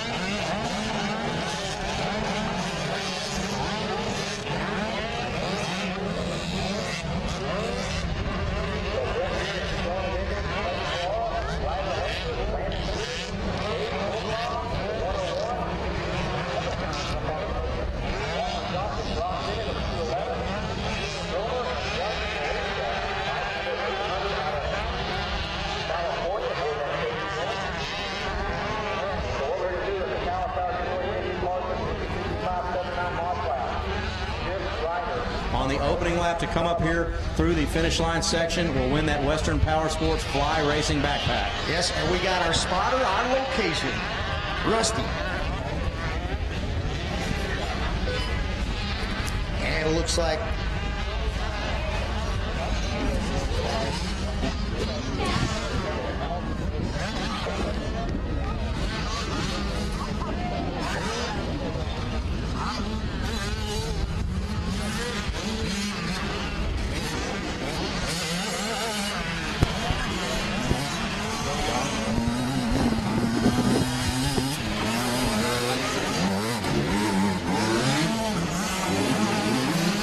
Julian Belmar is your leader, followed by the 38.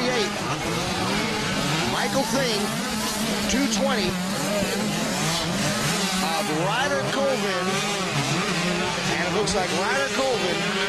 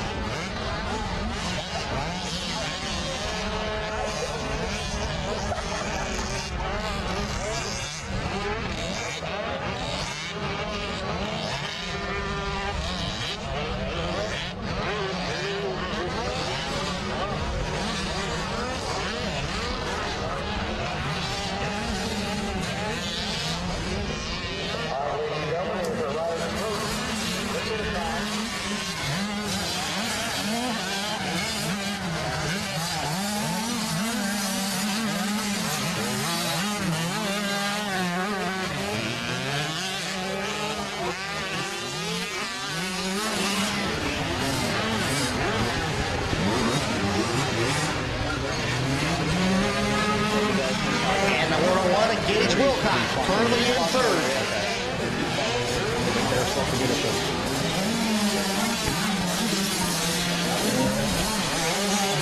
And 299, Julian Bomer. 800, Justin Maliska.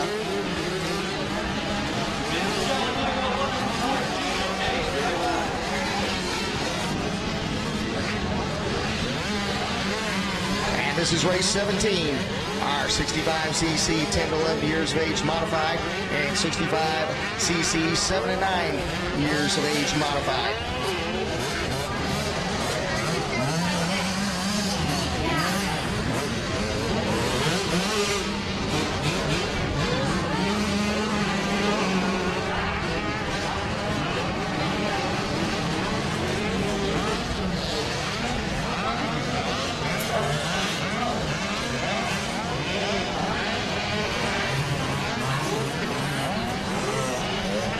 through the finish line out of Columbus, New Mexico, number 208, Walker Johnson.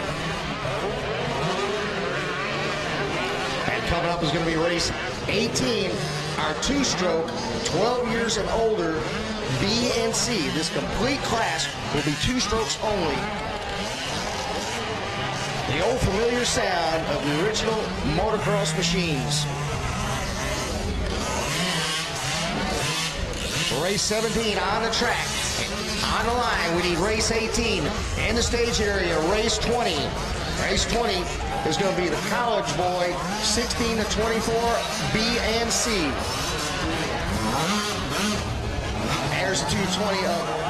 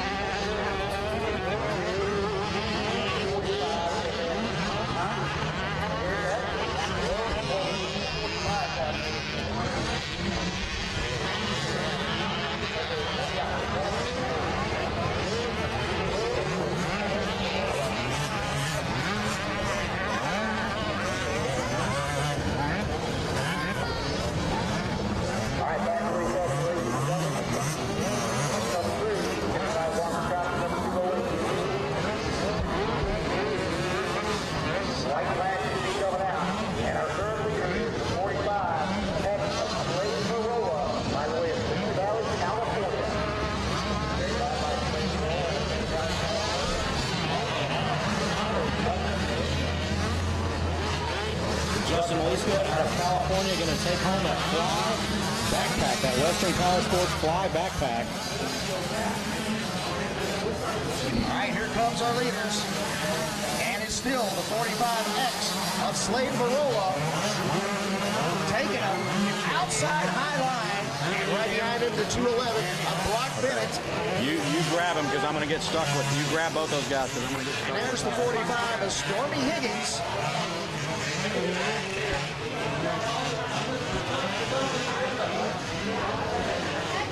So Barola making his way through the rhythm section here.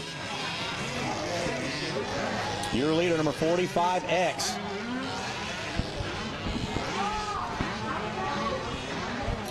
Just had Justin Bucklew up here talking to me off to the sideline. We're going to get him up here either this evening or tomorrow. He's going to stop back by and Give a great shout out. He's a continued sponsor of this event, this amateur, or this Arizona Open, the 2014 AMA Arizona Open, and used to sponsor the Amateur Open for many years. So he wanted to stay on board with Bobby White. Buckle up here. Yep, absolutely, man. And there's the 299 of Julian Boulder.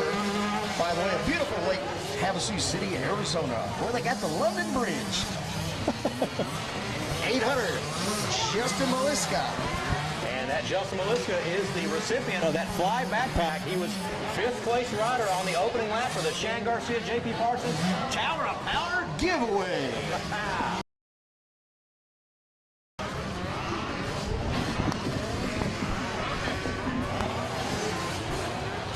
So 45X Slade Barola out of Simi Valley, California, in the driver's seat, comfortably in the driver's seat as he makes his way up to number 7 section into the Southwick section of this Arizona Cycle Park, ACP.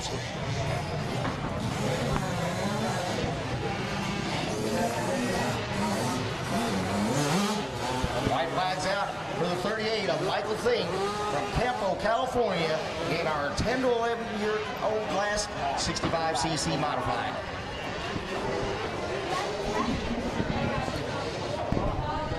Hey man, you guys never seen.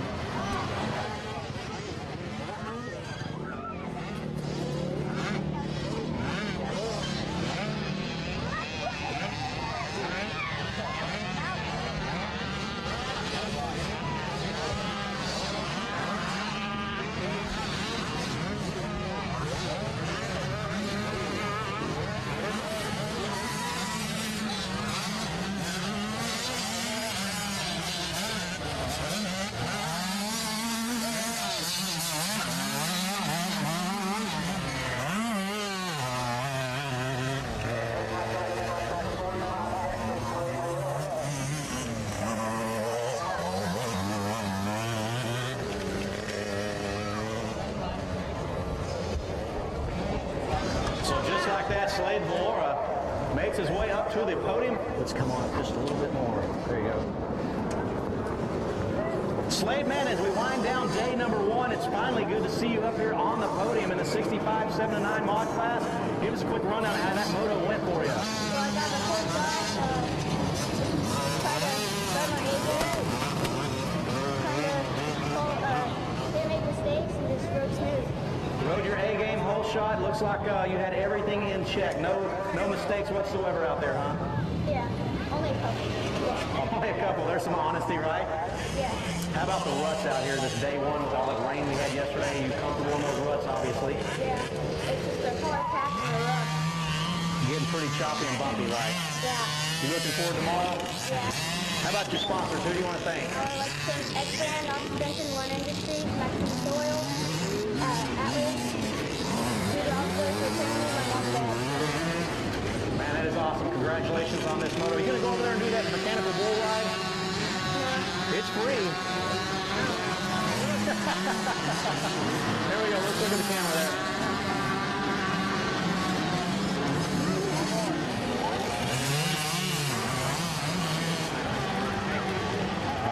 Slade, great job. Congratulations. Have a good evening. We'll see you hopefully up on the podium again. J.P. Parsons.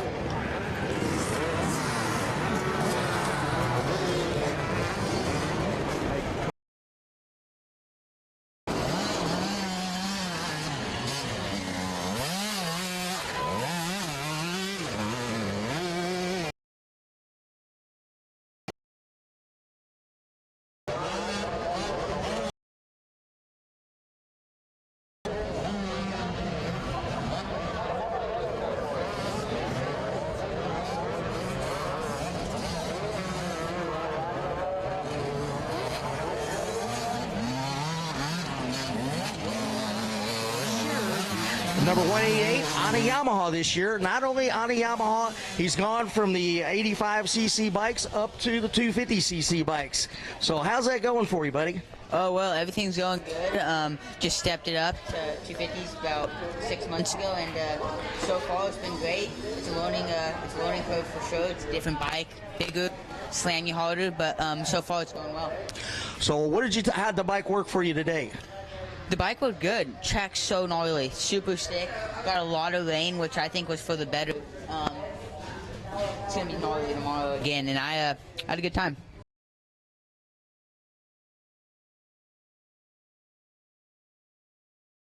'50s, that's right. 150s, because we announced you at Freestone and, of course, all over the country as you're doing that. So, man, so this is a little bit different track than what you normally used to out in California. Actually, some traction, some ruts. You know, Mother Nature rained on her parade, but it's turned out and developed to be a great racetrack for you guys today. Yeah, the track's unreal, actually. It reminds me of something I would ride out in something like, actually,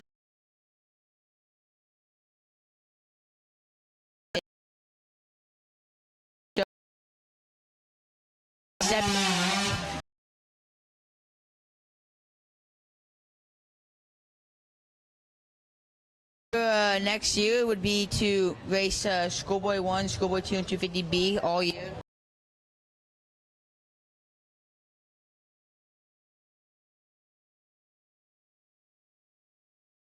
Watch all of them. And, of course, we'll see you at the James Stewart Spring Championship at Freestone. Yes, we coming will. up March 16th. One of my favorite races, actually.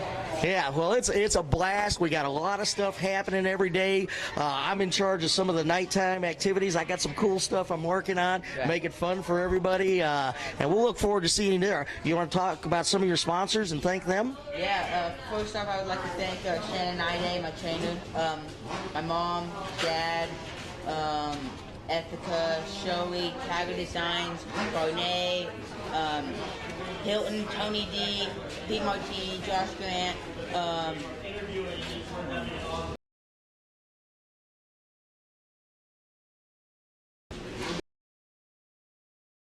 Well, good deal for you, man. Well, you know, so do you like the two-strokes?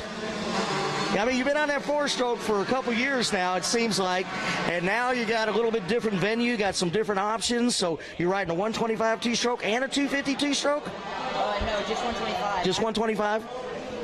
I haven't been on a two-stroke since I was on 85 about 6 years ago because I've been on 150. So it's different for sure. Yeah, I mean there's a bunch of good 112. There's only really two 125s out there. It's KTM or Yamaha, you know, and both bikes are fantastic. I'm kind of a Yamaha guy, but that doesn't matter, you know.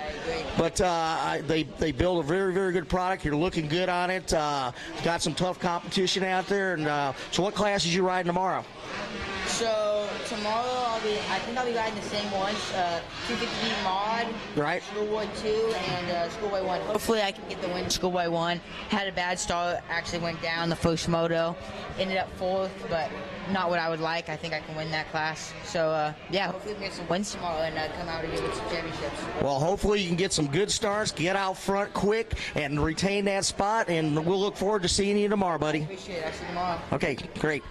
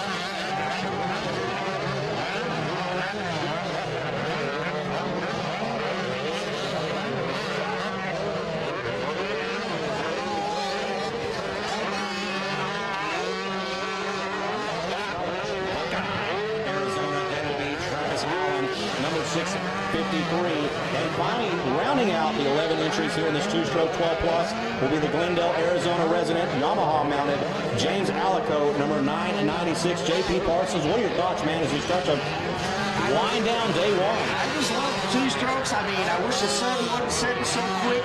You know, with the time change and stuff. I mean, I could do this for hours more, man. We're just getting warmed up. You could do it for centuries, J.P. Parsons, for centuries. I'm Century Man. All right, on the line, ladies and gentlemen, is going to be race number 20. Our college boys, 16 to 24, classes B and C. We're going to see if we can't squeeze in one or two more. And then we got the Super Mini, which will be a great race. We can get underneath about 12 to 15 years of age. And you guys watching online or watching, we're following Derek Drake, number 33, on that KTM in fifth position on that 85. Man, phenomenal ride for Derek Drake, number 33. He's up against the stacked deck of larger bikes. All the larger bikes in front of him are all ripping, but Derek Drake has the speed, just doesn't have quite the suspension travel and the wheel size.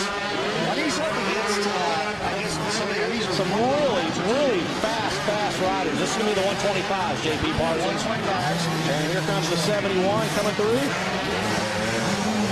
As well as the 234, the Coy Bro out of Utah. Meanwhile, it is still Travis Damon leading. And second place is the 153 of Carson Carr. Travis Damon out Lake Havasu City, Texas. Number 29 getting over the number 4. Kind of a triple step up.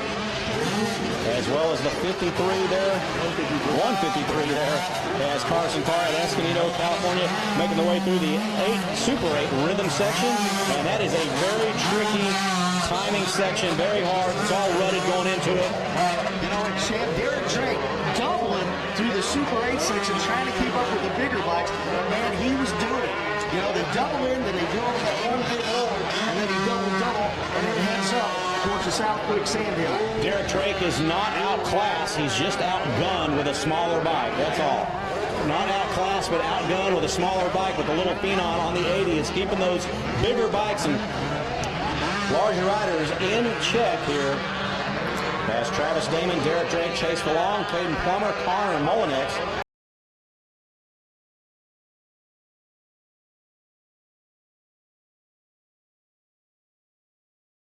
423, Eli Being. He's our youngest rider out there at 12 years of age. And our oldest rider is 23. So a pretty good range there. So the 29 and 153 still going at it. YZ 125 squaring off here at the Arizona Open, the AMA 2014 Arizona Open. And these guys, check it out. We've got a huge race on our hands for third position. That's going to be Chase Malone. The 33 of Chase Malone, 44 Chase Malone, Derek Drake, number 33. And what a great race. I mean, we got to throw a blanket over your top two riders and your battle for third, fourth, and fifth. Hey, and don't cut out the little youngster, Derek Drake, on the 85cc machine. California Connor coming through. Connor Molinex, number 88, also coming through. We've got a three-way battle as they make their way out of the rhythm, the whip section, and into the Talladega here at the legendary Arizona Cycle Park.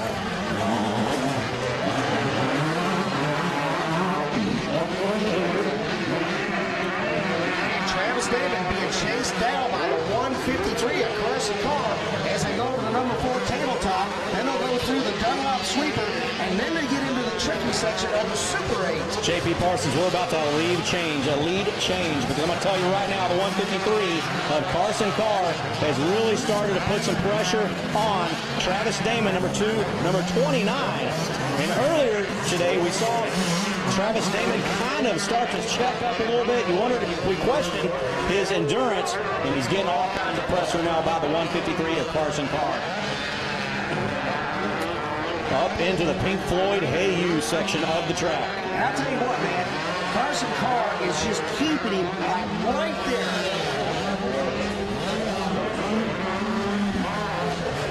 Actually, that turn up there, Travis Damon got about a bike length or two. But still, the race for second, for third, fourth, and fifth is still battling.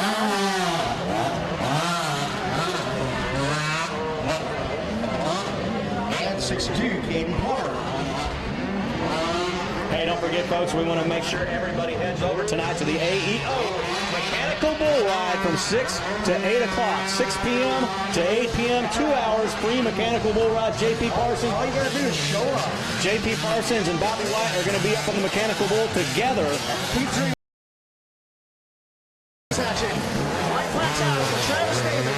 Oh, we got bumping and grinding. Here we go. Action coming to you. Battle for third place. Number 4. Is that Chase? Chase pretty long.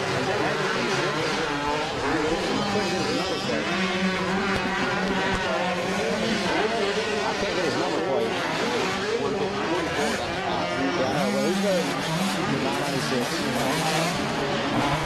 J.P. Parsons, I believe that is the 996 of James Alico sitting there in.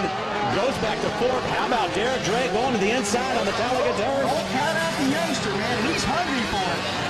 Derek Drake now up and gets around James Alico. Alico didn't know what hit him. Drake gets around him.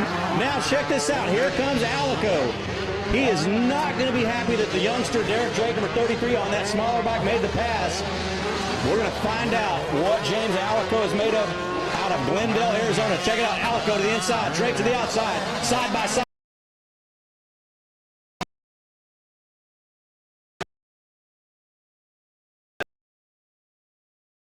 Regained fourth spot, and Derek Drake drops back into the 5th place.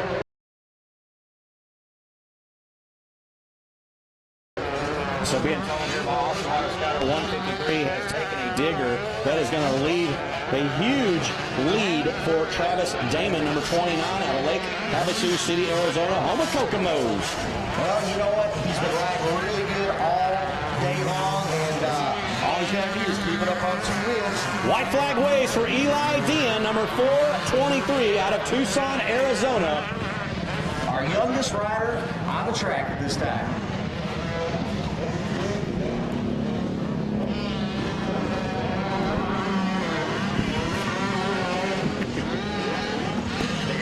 Talking J.P. Parsons. So how about Derek Drake, man?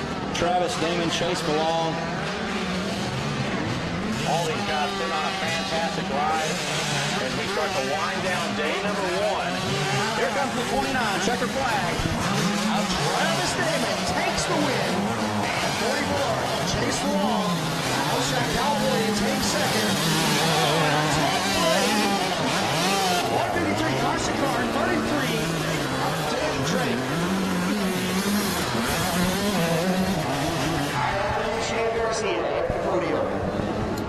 Thank you there, J.P. Parsons. Certainly appreciate it, man. Travis Damon, welcome to the podium.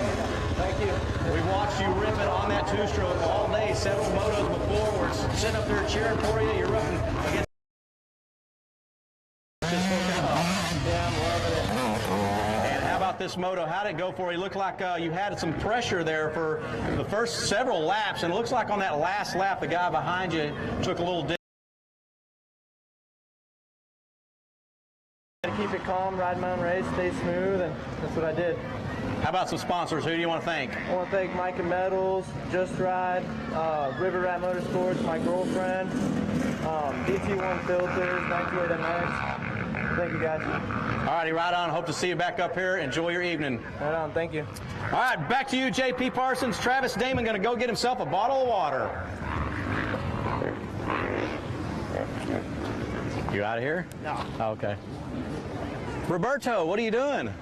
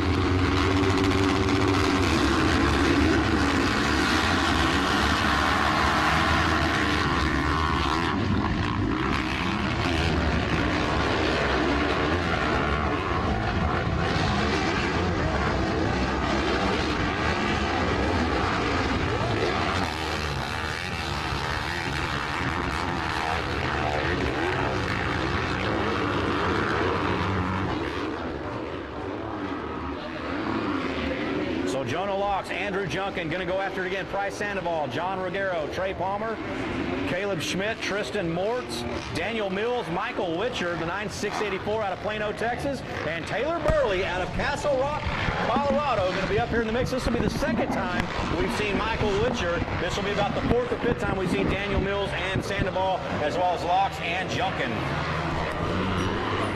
Well, I'll tell you what, there's going to be some people sleeping very good tonight.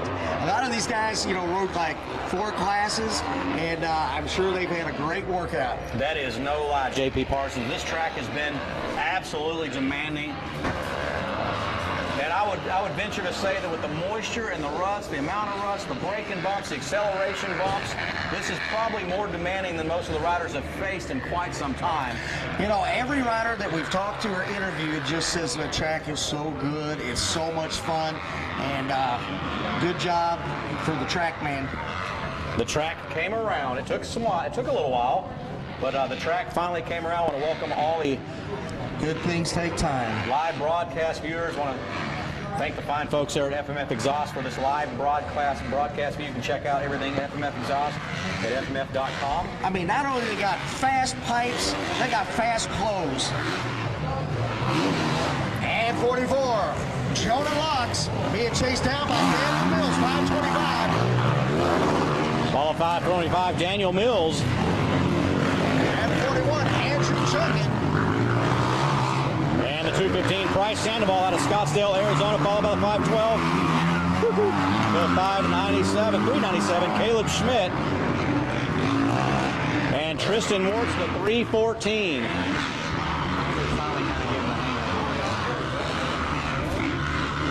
How many more we got left? Just 320, 21, and 23. 2 more after this. We're on the home 2 more races left. We might make it. It's shake and bake. So we have a race number 21 loading in the gate. This will be the Super Mini 12 to 15 action. This is going to be one heck of a race. J.P. Parsons Super Mini, one of everybody's favorite races to announce. I mean, the little boys with the fast toys. Or should I say young men?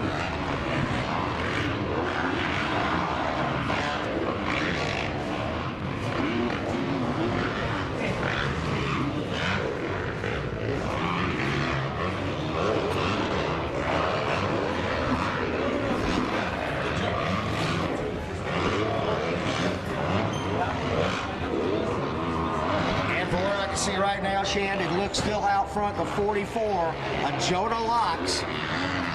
Right behind him on the Yamaha, 525, Daniel Mills.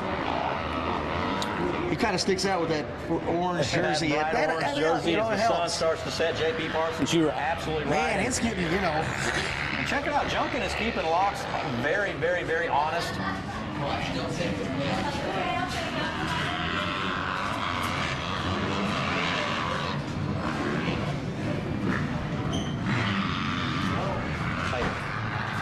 So while we're announcing, are y'all just going to...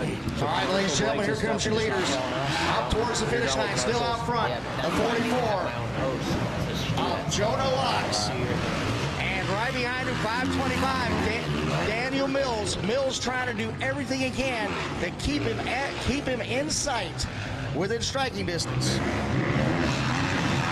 And 41, Andrew Junkin. And 215, Bryce Sandoval. That is our top 4 in race number 20, College Boy, 16 to 24. And Trey Palmer, followed by the 397 of Caleb Schmidt. And 314, Tristan Mortz. So race number 21 down in the staging area. Race 21 actually Super Mini class loaded in the gate. And the final moto of the day, race number 23, will be the women's 12 plus age group. Race number 23, the women's 12 plus age group. You girls should make your way on down the staging. That'll be Lauren Thompson, Riley Horney, Carrie Killebrew, Kristen Killebrew, and Dakota Palmer. Girls need to make your way. Actually, I think I see them right there in staging. So they're ready. They're set to go. They've waited all day for this, saving the best for the last. The women's class. The ladies of motocross.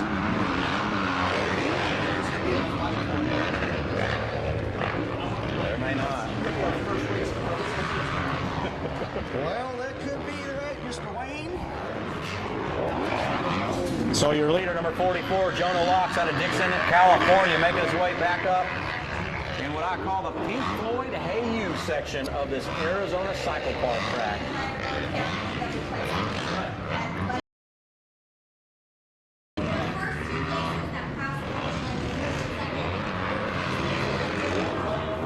Oh, I know where I'm going right after this. The whole shot grill to get my thrill and fill. Jonah Locks coming through here, this rhythm section, the double-double section just before the finish line area. Number 44, Jonah Locks, and number 41, Andrew Junkin. Junkin still keeping Locks at bay. Or scratch that, that's actually going to be the 525 of Daniel Mills. Yeah, Daniel Mills. Oh, that's that. Holy cow.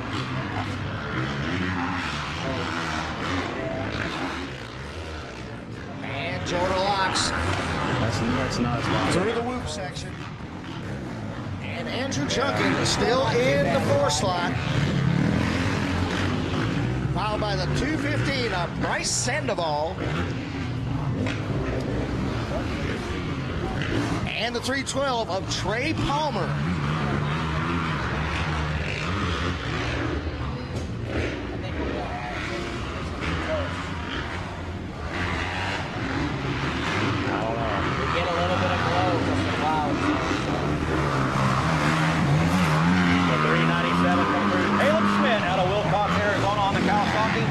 The 314 of Tristan Moritz out of Canyon Country, California. There goes the 684. Michael Witcher. Michael Witcher on the Kawasaki, 17 years old, sponsored by MSR, R. Scott. Plano, Texas.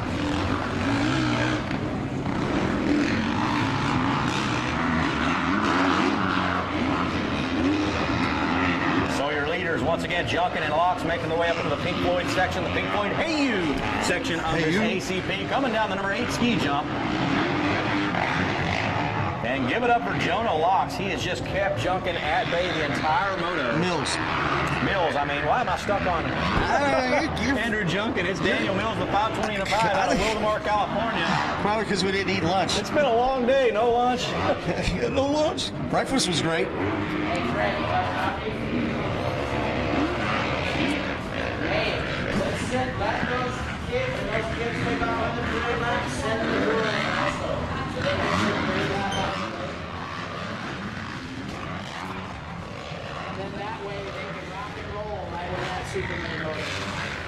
So white flag about to come out for Jonah Locks and Daniel Mills, the 525. And check it out, Daniel Mills in on the gap on Jonah Locks. I mean, Mills is giving it all he's got. I mean, just trying to. It's so funny, like we talked earlier. In this section, he's a little faster. In this section, he's a little faster. Well, every single track, every rider has favorite spots on the track. Some spots where they get through quick, they're confident in, some they're not confident in, and everybody, it's a seesaw effect, basically, right. J.P. Parsons. And it looks like, Jonah right through the whoop section was a little bit faster than Daniel. And then Andrew Junkin in the 3rd slot, and followed by the 215 of Bryce Sandoval. And these guys have had a good battle, all the whole race. About same in comparison as our front 2 runners, Jonah Locks and Daniel Mills.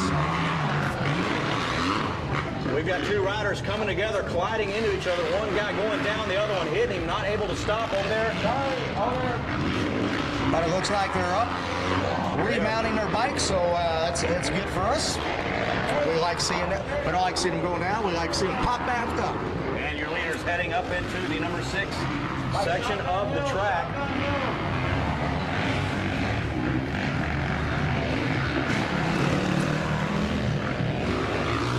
And 314. 20, our college boy, 16 to 24, B and C.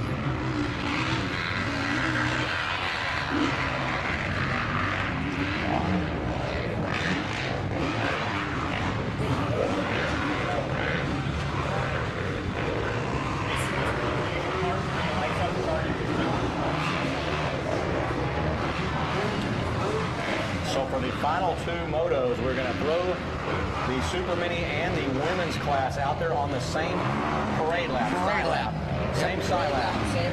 Same parade lap. That way we'll save quite a bit of time, and hopefully we can get everything done today and start fresh tomorrow morning.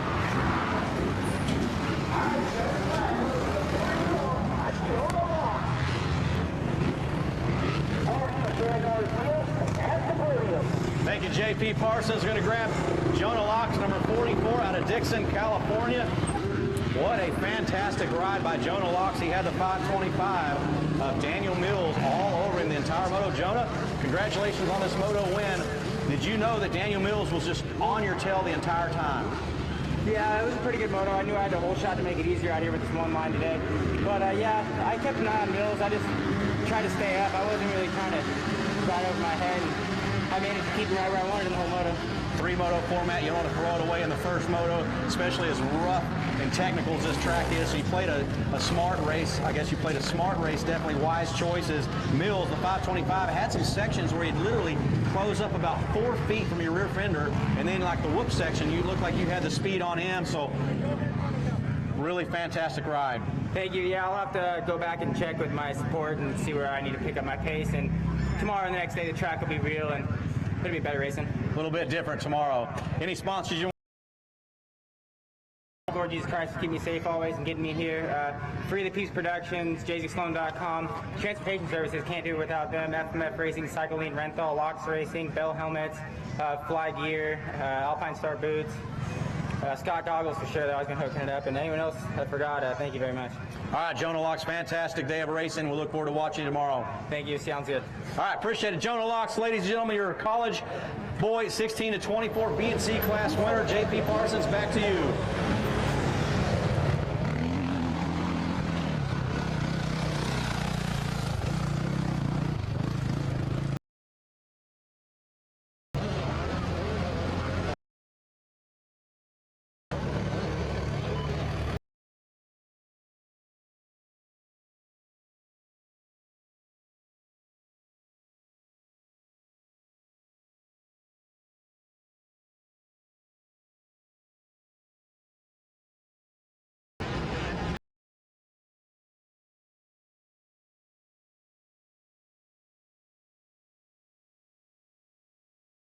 Naming it the AZ Open. One of the biggest things that I wanted to do is really make an award that showed the Arizona spirit. And I think a lot of people think about Cactus and just this Southwest feel, and it was just really easy when it came down to it. We found these cactuses that are hand carved and all made out of pure wood and then buffed out, and then just from there we handmade each little plaque that went on there that said first, second, or third, and we just wanted something that would be really unique for the rider and just their families, because it's kind of past the age of where people get trophies, and just we wanted to really make something unique. We wanted you to remember it. You just knew that you were going home with something that you really worked hard for, and it just worked out really well with what we came out with, and I'm really happy with what we were all able to put together. I want you, we can bring it on the floor. Never danced like this before. We don't talk about it, dancing on, do the boogie all night long. Stoned in paradise.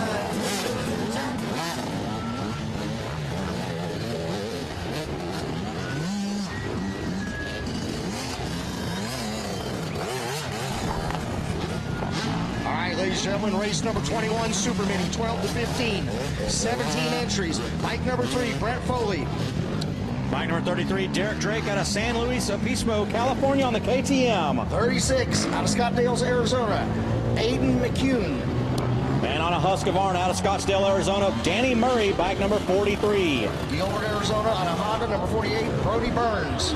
Bike number 53 out of Kaysville, Utah, aboard a KTM, McCoy Bro.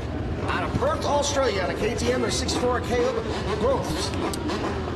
And my cousin, Rene Garcia, out of Paris, California, aboard a Honda, bike number 69. Queen Creek, Arizona, out of KTM 72, Lane Tibbs.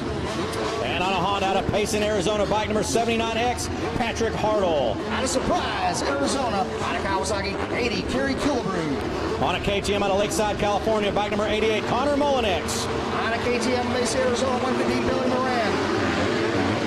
Here we go, Super Mini 12 to 15 action out of the gate, folks. 164, Trevor Woodward. 180, Ryder Paterno. 317, Mason Corson. And 427, Deegan Palmer. Rounds out race 21. And it is bike number 33, no surprise, Derek Drake on the KTM, grabbing that hole shot, making his way up into the second Talladega sweeper, into the number 4 tabletop. Derek Drake, number 33, on fire, has this track completely dialed in. Looked really good yesterday in the rain practice, the mud practice, and it has been on fire in several motos earlier today. So as we wind down day number 1, it is Derek Drake leading the Super Mini opening lap, the Super Mini 12 to 15 age group.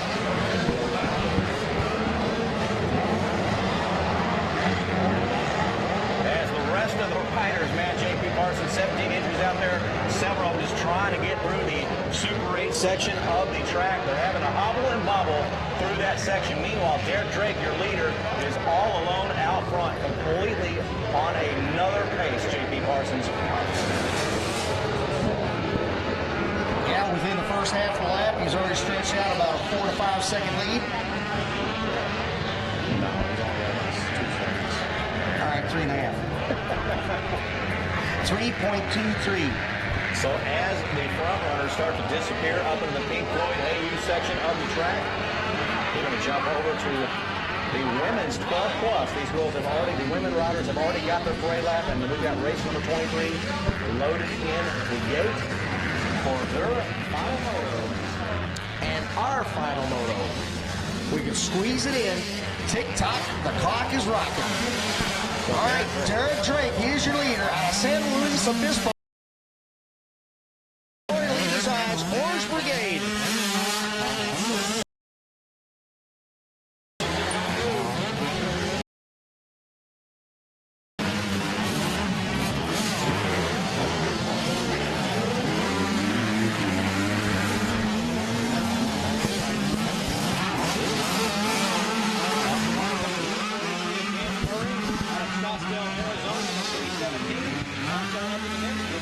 Mason Corson out of Lake Havasu City, Arizona on the Kawasaki. There goes the 7-wheel lane. Out of Queen Creek, Arizona.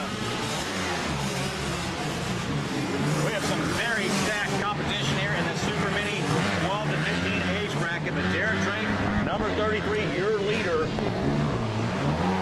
is just completely annihilated this Arizona Cycle Park track today, and you can tell just how rough it is. You watch his 85cc bike, Super Mini bike, you watch that suspension and bike work up and down, hitting all the braking bumps, the acceleration bumps, the chop.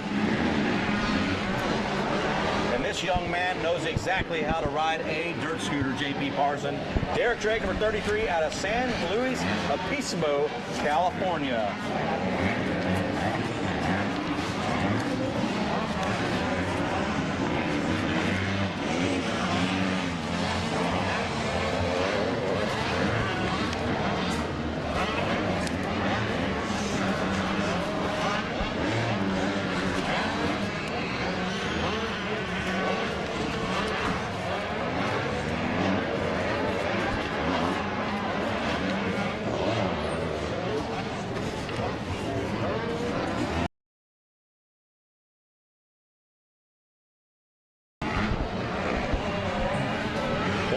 Everyone that from 6 o'clock to 8 o'clock at the Mechanical Bull, AEO sponsored Mechanical Bull rides from 6 to 8 o'clock, free of charge. Want to see all you moms, dads, kids, grandmas, or we want to get the grandmothers over there on the Mechanical Bull.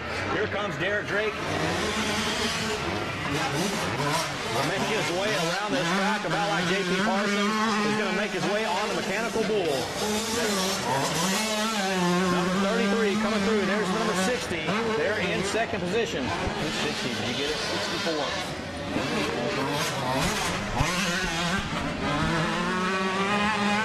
So Caleb Gross out of Proof. From down under in second place, trying to chase down the 33 of Derek Drake. He's got a tough challenge ahead of him. There's 69 of your cousin, Renee Garcia. My long distance cousin. Well, fifth cousin at some point down the road. And that's the 43 of Danny Murray. 5 by the 3 of Brent Foley. 427, Deegan Palmer. And the 317 coming through, Mason Olsen on that Kawasaki, sponsored by River Rats and Team Green. Drake, number 33, making his way through the Super 8 rhythm section. Man, he has got that thing dialed in. JP Parsons, Lamouth and South, Shan Garcia, as we wind down this opening day, Friday, day one of this 2014 AMA Arizona Open. JP, what do you And say, buddy? flirt with dirt. Our first day of flirting with the dirt. We flirted with a little mud half of the first day, JP Parsons. A little flirting with the mud, but the track really came to. But boy, oh boy, I'm glad we have a job of announcing. I did not ever want to ride a track this rough and rutted. The rooster is calling you, JP Parsons. The rooster.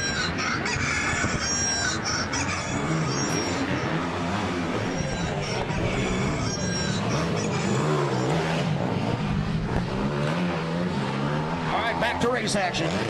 The moon's rising.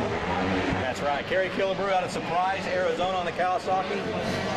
Number 80 out there in the midst. Well, Shan, it looks like this is going to be our last moto. So our first moto tomorrow morning is going to be race number 23, women's 12 plus. And here comes your leader on the throttle. Big doubles, no troubles. Derek Drake riding for KTM, Troy Lee Design, Spy, Pro Taper, and the Orange Brigade. And second place out of Perth, Australia on the KTM, Caleb Gross.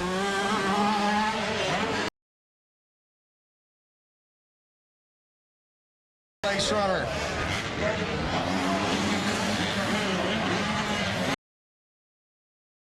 McCoy Burrow. So Derek Drake now up in the second Talladega sweeper. Or the first Talladega sweeper, I should say. Now he's in up the second Talladega sweeper, and he is just completely on fire, man, on this. Check him out, going up on the high outside dry line, squared it off, coming back down into the number 4 tabletop.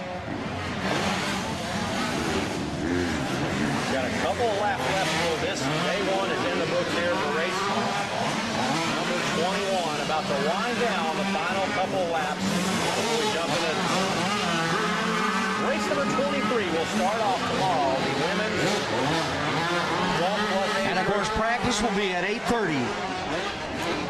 One round of practice, not like today. Plus, we're going to see some more intensified action with the pro riders coming out. Yep, 258, 458 on Saturday, and then of course on Sunday will be the Open Pro Sport class. And 72, Elaine Tebbs, by the way, Queen Creek, Arizona.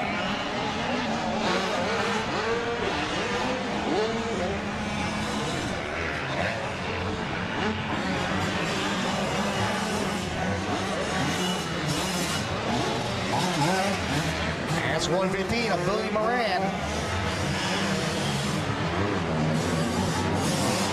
79X, Patrick Arnold. And the 180, familiar with Ryder Patero. And JP Parsons, the sun is starting to set out here. It's getting a little dark. That's why we're going to let the women's race tomorrow morning. But check out the mountains and the moon coming up here in Phoenix, Arizona. And the double D, Derek Drake, white flag is out. Beautiful sight. We're going to watch Derek Drake take one final lap here. The number 33, he has just been on fire. Definitely the fastest Super Mini rider on the track. I tell you what, man, on the left, on the west side, we got the sun setting. On the east side, coming up, we got the it's Bronco Billy time. And we're going to get you, I'm going to put $50 to the winner. $50 to the winner. You and Bobby White. I'm going to have to contemplate that. I appreciate your offer. $50 buys a lot of things.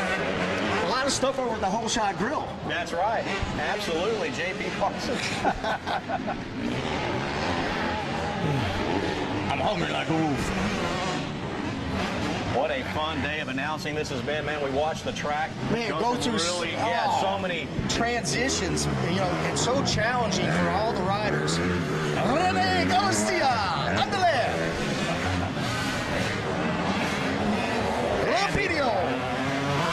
The 88 of Connor Milanix out of Lakeside, California, won that KTM. final lap left, folks, for most of these super mini riders, and we've got Derek Drake, number 33, out front, just annihilating the rest of the field, J.P. Parsons.